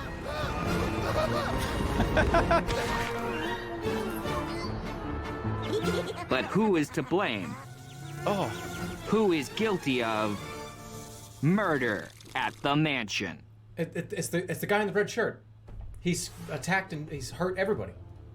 Okay, this game is incredible because everything that you're seeing is not me acting in front of a camera. You play a series of mini games that are pump up the balloon, jump over the hurdles, and the game then takes your mini game video footage and puts it into a movie. So it's not you acting, it's you punching a punching bag, and then they take that footage, they take random snapshots of it and put it in the game. It's really fun. I put it in the same category as U-Star. Awesome. Why did they not make more of these? They were so good. So fun. Hey. We're almost done. It's just arcade. It's just these. This is the last cubes that are here. We already eliminated Big Bertha. Gauntlet Legends, I'm already looking at it, but we'll get to that in a second. I already did a few of these. Why is Tomodachi Life not on here? Has to be something I can't have come out this year. I need to have some time to think on it. So where do we stand right now? Because as of right now, there's almost 101 stars, 85 2, 53 threes, and 74s. Oh my goodness. I feel like that's going to change very soon here tomorrow. But let's get them all seated correctly. A lot of those 4s are probably 3s, maybe. That's very possible. We'll find out. All right, so this is arcade cabinets, arcade machines. Let's just start. We did Arm Champs already. Big Bertha gone. Cracky Crab good. 2. Dungeon D&D Tower of Doom. Yikes. One of the best arcade beat 'em ups. Awesome to play with a group of 4 people. It's kind of like that Golden Axe. You could cast spells. Sticks to snakes. Hold person. I still reference this to this day. That's an awesome boss fight, by the way. You only get to see the end of it. It was very tough. I love the different classes got their kind of different D&D spells. Hold person. Let's get some more footage here. What else we got? Yeah, let's get like one of these. Just like some fighting. Sounds were chunky. Everything was great. Played really well. The hits really hit. Is this better than some of the other ones, though? Probably. Amazing art. Oh, yeah, the art's awesome. I love that. Pachoo, pachoo. Who made this? Capcom, of course they did. I was going to say, it sounds like Capcom. Stringing together combos was really good. I would play this right now. You should. You should play it right now.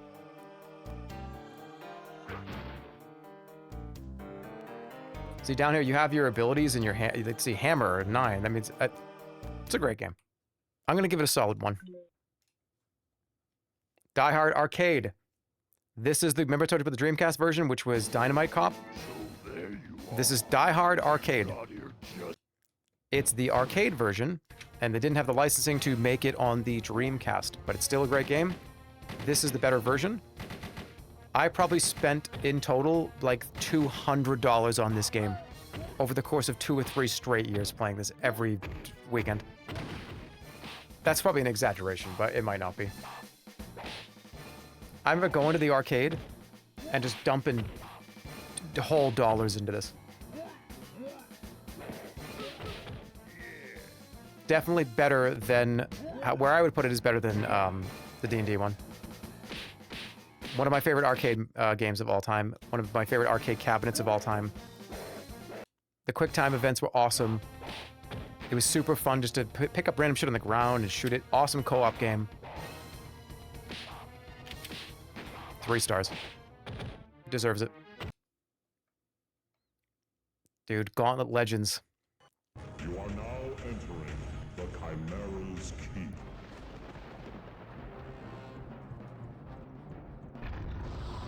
Where do you think this is gonna go?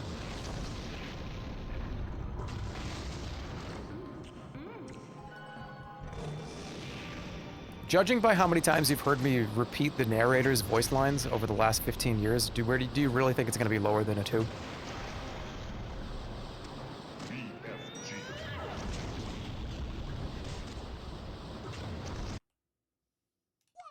It's 4. This game tracked your progress, and it was awesome to kind of go up there and punch in your password and your initials. And you'd go up there, you know, people, you might be up there with a few strangers. And it's just, oh yeah, hey, you know, J-E-R, and then here's my little password. Oh, what's that? I've got like a level 50 wizard. What are you rocking with? Don't worry, I'll carry us. What do you need? You want us to kill shit? Because then you would level them up, and they'd get experience from doing it. I was that dude. You are now entering Space Station number 5. Space Channel 5? Before time runs out.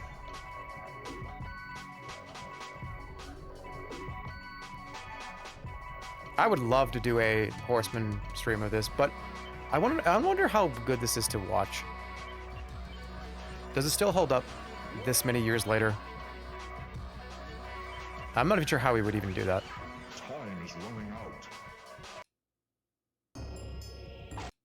I've beaten this game probably 50 times in the arcade. Made by Atari. They developed and published it. Atari developed Gauntlet Legends. They ported this to the N64 at one point, but the arcade version is way better. The N64 version runs at like 18 frames a second, like 10 frames a second. This one's the best version for sure. I think it's a different game too.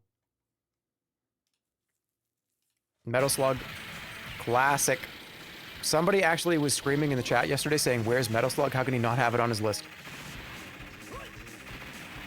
Here it is.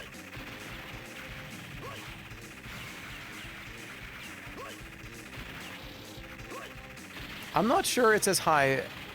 I'm gonna give this a 1 because I drive.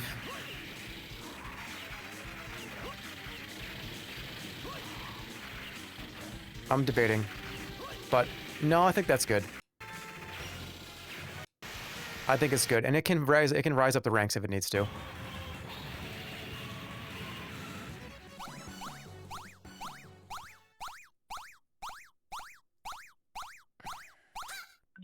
No, it's 2.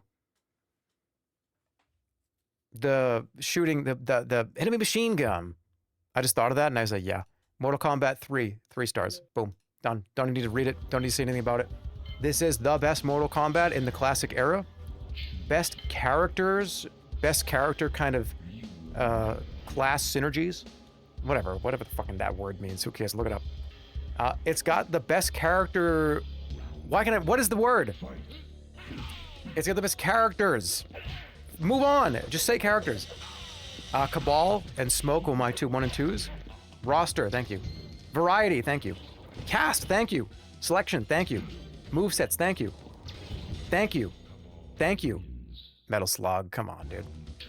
Yeah, I could do a like 25 hit combo with Smoke in this game, and I would beat all the older kids. All the like adults would come up to the machine, and I would destroy them. Best Mortal Kombat out of 1, 2, and 3. But I think the first one was the most impactful, but I think this one was like more fun of a game. What did I give Mortal Kombat 1? I think I gave it 4. Where is it? Super Nintendo. No, I gave it 3. Okay, no, that's fine. I think that they're on the right place. Look at all these games. Look at all these games that are about to be eliminated in one day. Okay.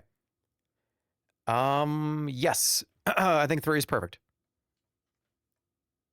Fatalities were a PogChamp. Original NFL Blitz in the arcade is also a 3. This is the first cabinet I would go to at the arcade every time. I would find my way there. I would just be shuffling through everybody. Where is that Blitz cabinet? Because I'm getting there, and I'm gonna get 5 touchdowns in a row. Let's go.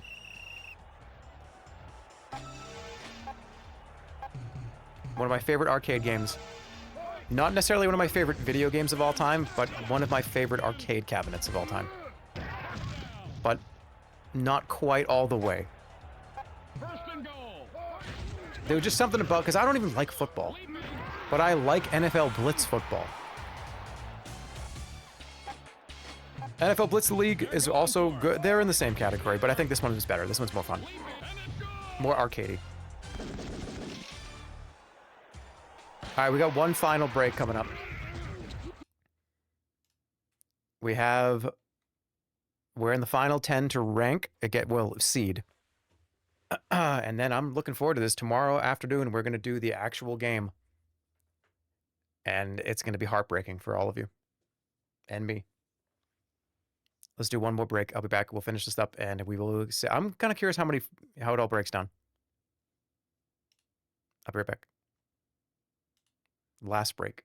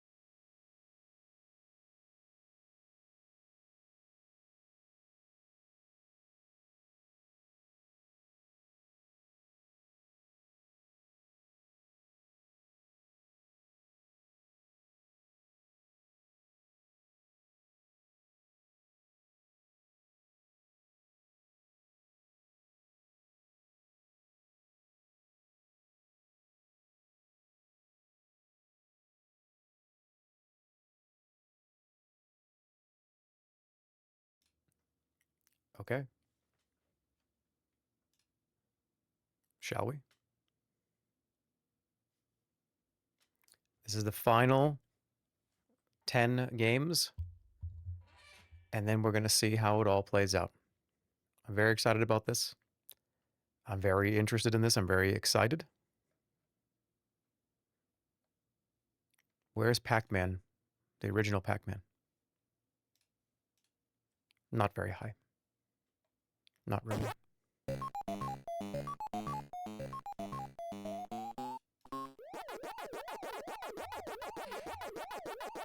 But, I mean, it's got...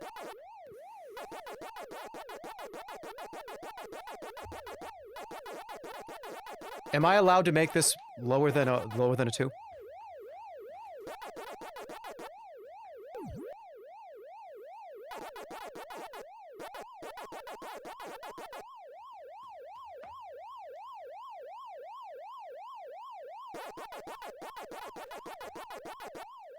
I don't think so.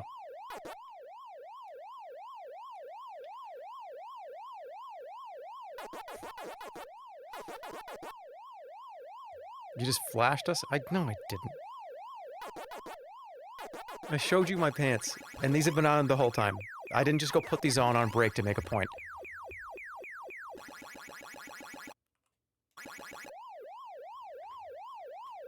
I thought I was muted. That would have been so funny. If I would have... Oh, too bad. That would have been sick if I was muted. And all you hear is Pac-Man music, and me standing up being like... Oh my god. Okay.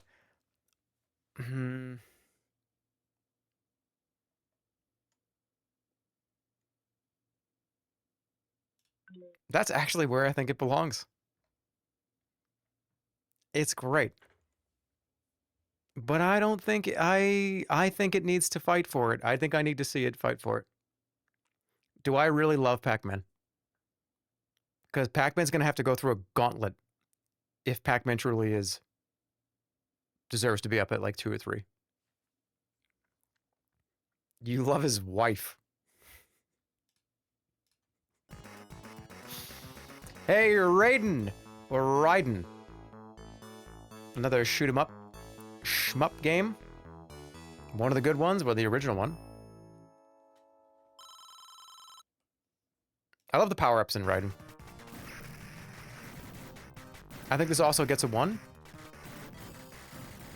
The third Raiden game is on this list. I just put the first one on here. Raiden 2. I remember it was a little thin, little narrow cabinet.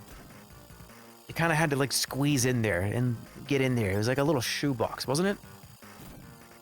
I played this game at times 2.5 speed on a Mac in 2012. Oh, no, you did 0.25. So at 25% speed. That actually probably made it easier for you to play. Playing a bullet hell game or shoot 'em up like this at 10% speed is effectively cheating. You know you cheated. I don't want to be the one to tell you, but that was cheating.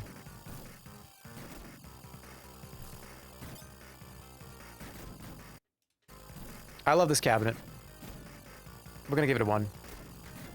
I'll deliberate more on that later if I need to.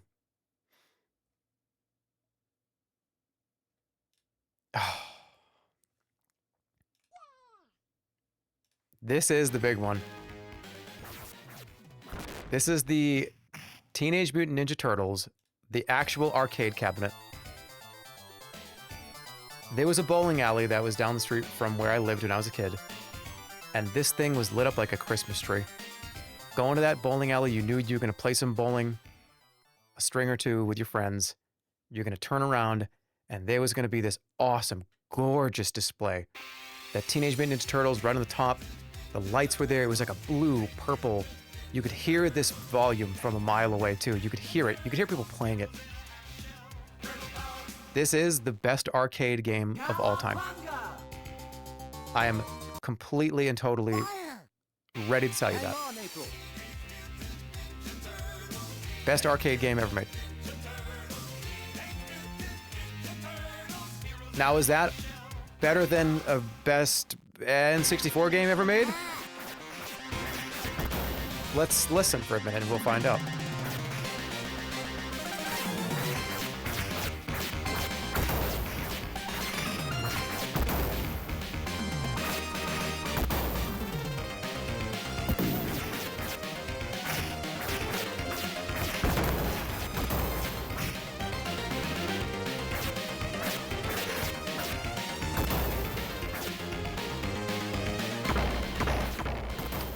Somebody said Turtles in Time is better.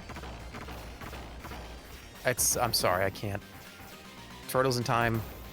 That's like me picking between which one of your twins do you like more? Hey, can you pick your son or your daughter that you like more? No, I can't. I'm not gonna choose between my children. They're both perfect games. Turtles in Time son? No. Ninja Turtles Arcade Cabinet son or Turtles in Time daughter?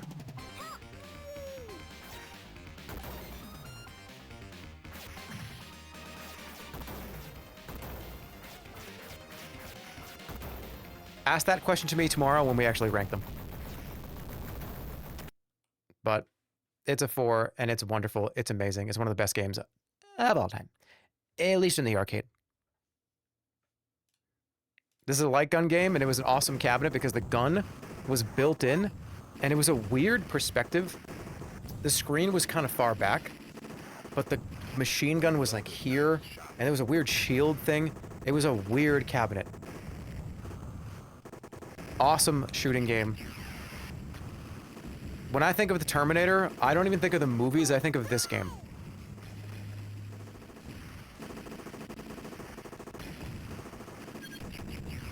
I played this in Laughlin, Nevada. What is even happening on the screen? Okay, so that crosshair is you. And it's a gun. It's like a submachine gun that you hold. And you hold it like this, and you have to move it around. And while you're moving the gun around, and the crosshair is moving on the screen, you hold the button down for the machine gun. Resident Sleeper, Terminator 2, T2, the arcade cabinet. What's your favorite arcade game? Let's read it. What's your favorite arcade game? This is Undying Museum in the chat. What's your favorite arcade game?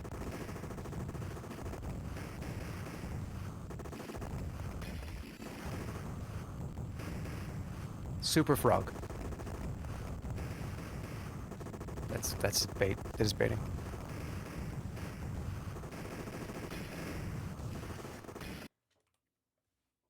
It's a 1. It's definitely up there. It's good.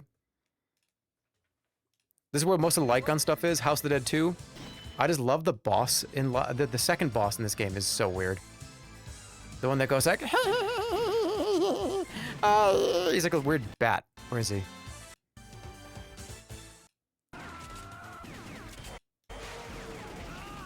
All these light gun games are probably going to be in the same tier.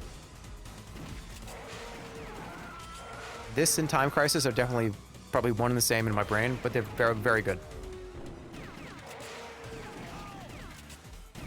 I got this on free play for my birthday and I played it the whole time. Yeah. Now that's a core memory, which is why you should give it more than 1 star.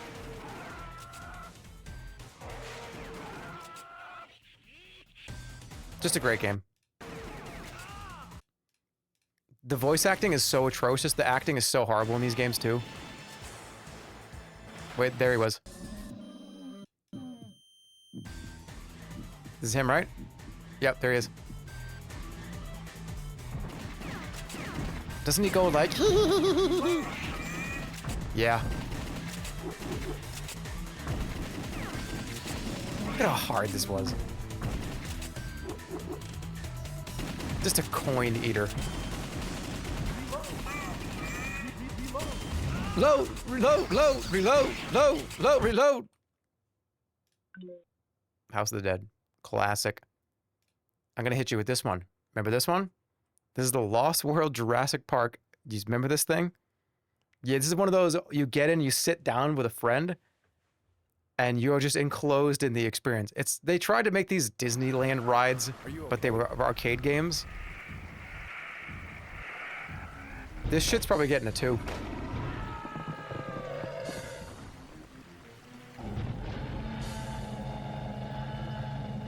This T-Rex sequence is so good.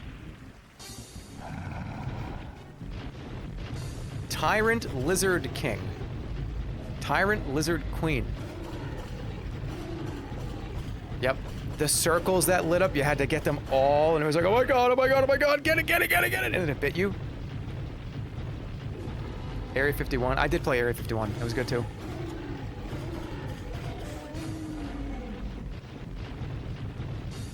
This also has the beginning part is what I remember the most. And when you fight the little dinosaurs, the little teeny ones that come out, they start jumping all over the place.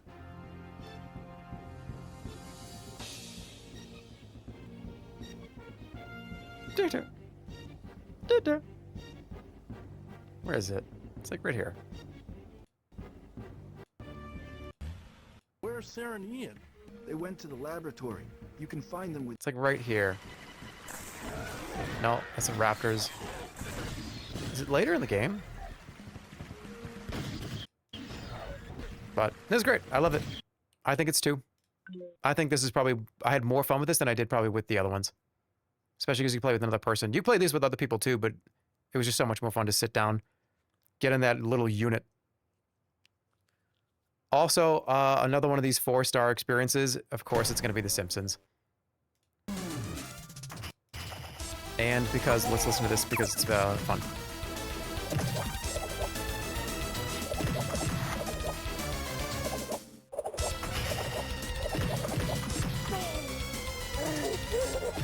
Oh, he didn't do the whole thing.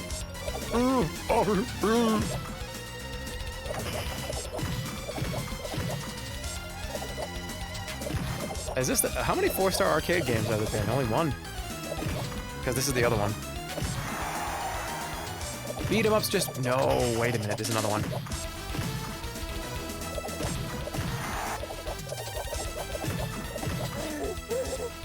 There it is. The game's just good. I've played this many times. If you were a fan of the show at this period in life, this was awesome. Everybody loved this show. This, you know, the animation domination on Fox.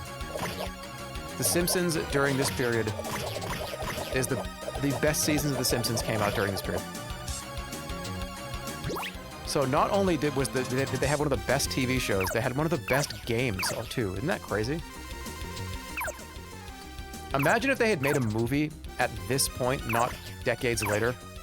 Imagine having one of the best video games, the best TV shows, and the best movies all within a year or two of each other. That would be crazy.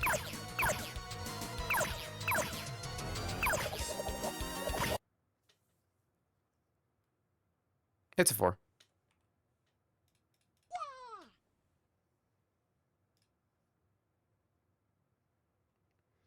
All right, almost there. Time Crisis, it's going to be a 1. Shoot him! That action, stepping, shooting. This is the game that introduced that recoil. The like recoil light gun. Actually, you know what? This might be a 2.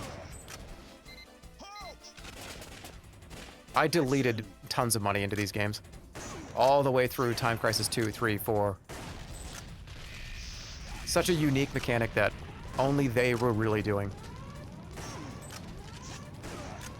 There were so many other light guns, but that duck, hide, and reload was just something that they just patented. This also probably was the cleanest light gun game. It felt the most fair, and I think the best calibrated.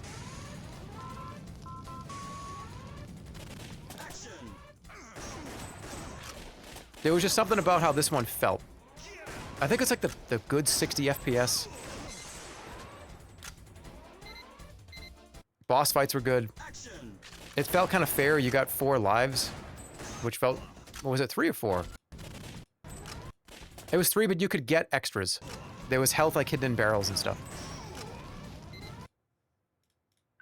Yeah, it's 2.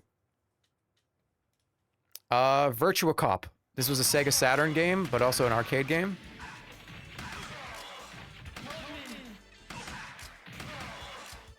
I just loved when you shot them multiple times. They did the like, go, go, go, go! This is a downgrade from Time Crisis. Yeah. It's a good game.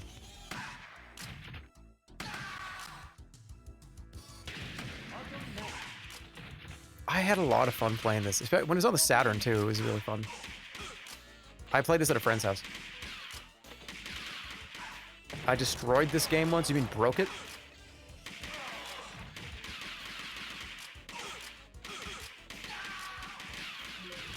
I think it deserves to be on there, but maybe I should just nuke it. What is going on? Why is Wheelamin and Big Bertha the only two eliminations that I have here? I took too much shit from chat. You guys just bullied me into deleting those.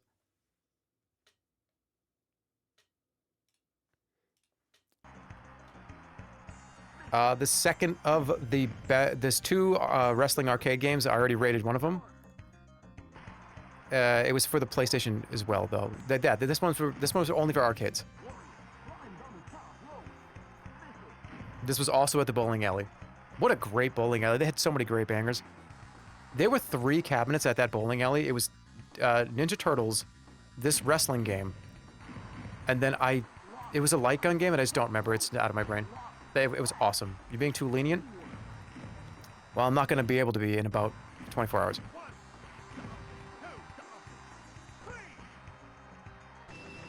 It's good. It's a 1.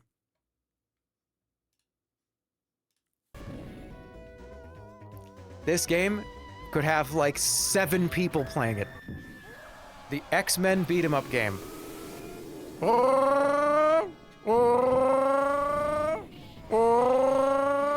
That's the first time I've ever been able to do that. I've tried to do that even on stream before, and I've never been able to do that. I did it pretty. I think I did it pretty good. You just woke my dog up. Oh, who's a good boy? Oh, hey, who's it? You, come here, come on. Who's the best dog ever? Are you a good dog? There, I fixed it. Your dog likes me now.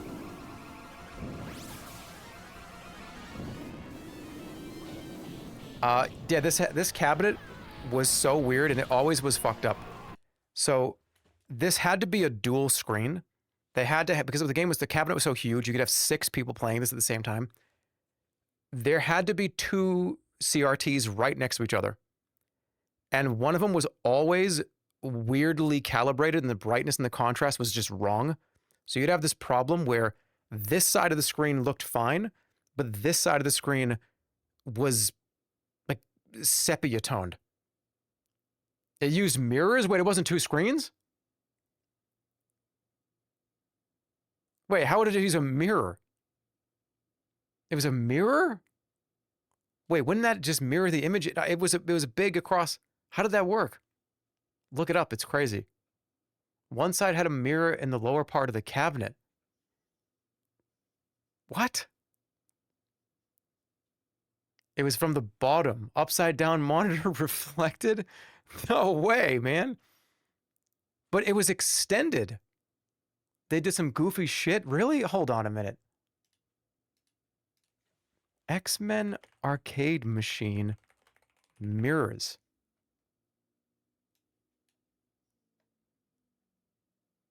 What?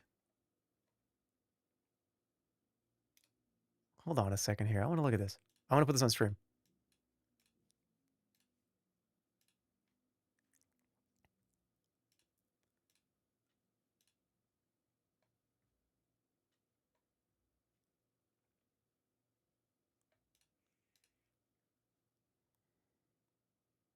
This is from a channel called John's Arcade. Looks like does cabinet reviews. I'm just curious. I just want to see it.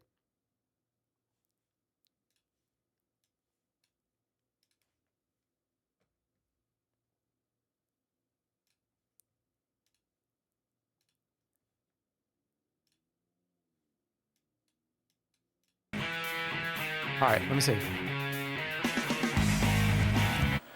Hey guys, we are in The Basement, and today we're going to talk about a game This guy's that was got such a released sick in setup. 1992 by Konami. Oh my god, is And this game this dude's is house? actually pretty crazy.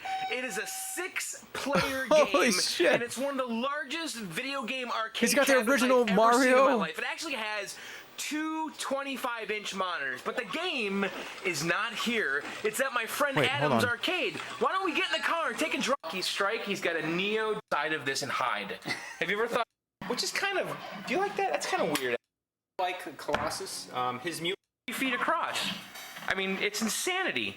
And it actually does a really good job with the mirrors to line up the two images. What? I mean, you can kind of see a seam, but it's not that distracting. Again, this is two 25-inch monitors that are next to each other. I mean, this picture is gigantic. It's like how far across? It's like 3 feet across. I mean, it's insanity. And it actually does a really good job with the mirrors to line up the two images. I mean, you can kind of see a seam, but it's not that distracting. I can't believe this. I've never heard of this Since I'm over before. here, I'll be Nightcrawler. All right, and I will be this Colossus So that's dude. why it looks All right, so weird Adam sometimes? doesn't have this on free play, so we have to kind of coin up It's both two screens reflected to be next to each other. manually here. Nightcrawler, Nightcrawler, Colossus. He's gonna be Nightcrawler. That's actually crazy. I did not know that. Wow. Well, more things you learn. All right, so we got some. But yeah, sometimes that other screen would be totally messed up. It'd be like green. I wonder why. Was it just the mirror just dirty? It's just like a dirty ass mirror. Emulate this on an ultra wide monitor? That would be crazy. It's awesome. It's getting a 2. Oh my god, that's it. They've all been seeded. The seeding process has become completed. And that's just phase 1. So what do we got? I'm going to zoom out a little, actually. Dude, that's a good game. Okay, so how this is going to work is, so there's 101 one-star games, 89 2, 56 3, 73 4. So I do agree. I agree with some of the people that have said, hey, dude, it seems to line up well until you get to 3 and 4. I would say there's probably 20 games on the 4 list that probably should be 3s. But we'll see. What's going to happen tomorrow? I'm going to click next on this. We're going to go to the next round. Round 2 is going to take every one-star game, and they're all going to go against each other. So there'll be, I'll press next. All the one-star games are going to get shuffled. Going to go, and then it's going to line up 3 random one-star games. I have to pick one to move on. The other 2 are eliminated. Gone. It's not a, well, I can like put that at 1 star. They're just deleted. Once that's done, anything that made it past that round is going to be qualified as a 2-star. The 2-star games, after that round, it's going to be a 1v1 for things that are 2-starred to place them into 3. So we go up that way. The final round is everything that has been determined a 3 and 4-star game. We're going to do, baked into this same site, a big giga tier list with the final, probably top 100, top 70, whatever it is. So Sonic Heroes can still win. Only if it's added to the website before tomorrow and I do it on stream.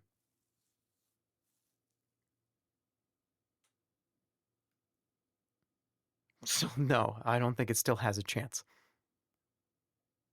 But yeah, the tier list is going to be fun because one of the reasons why I didn't want to do like a 4-star elimination bracket is because everything that I'm giving 3 and 4 stars is considered to me to be one of my favorite games of all time, one of my favorite impactful things that's happened, right?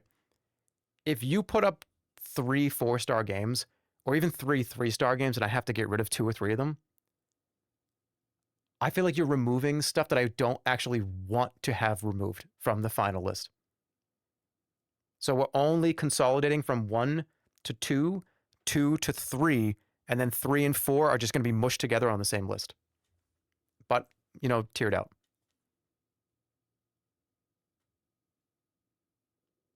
So I'm excited. It's going to be fun. Thanks for sticking around.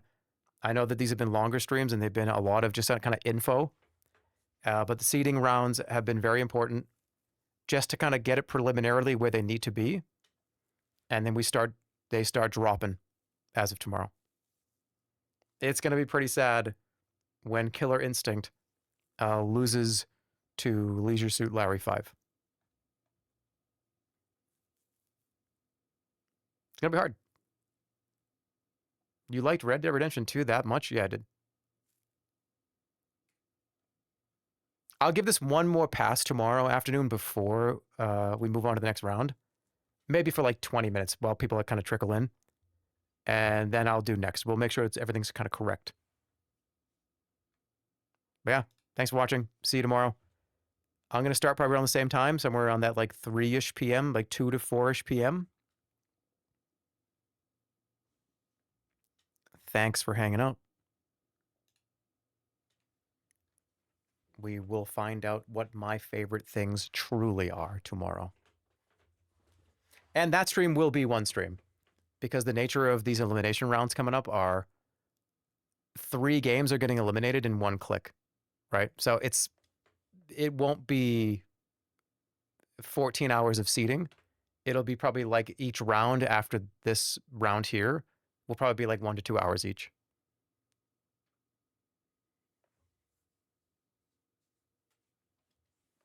But yeah, take care. See you tomorrow. Thanks for watching. I'm excited. I told you this is going to take a week. Bye-bye.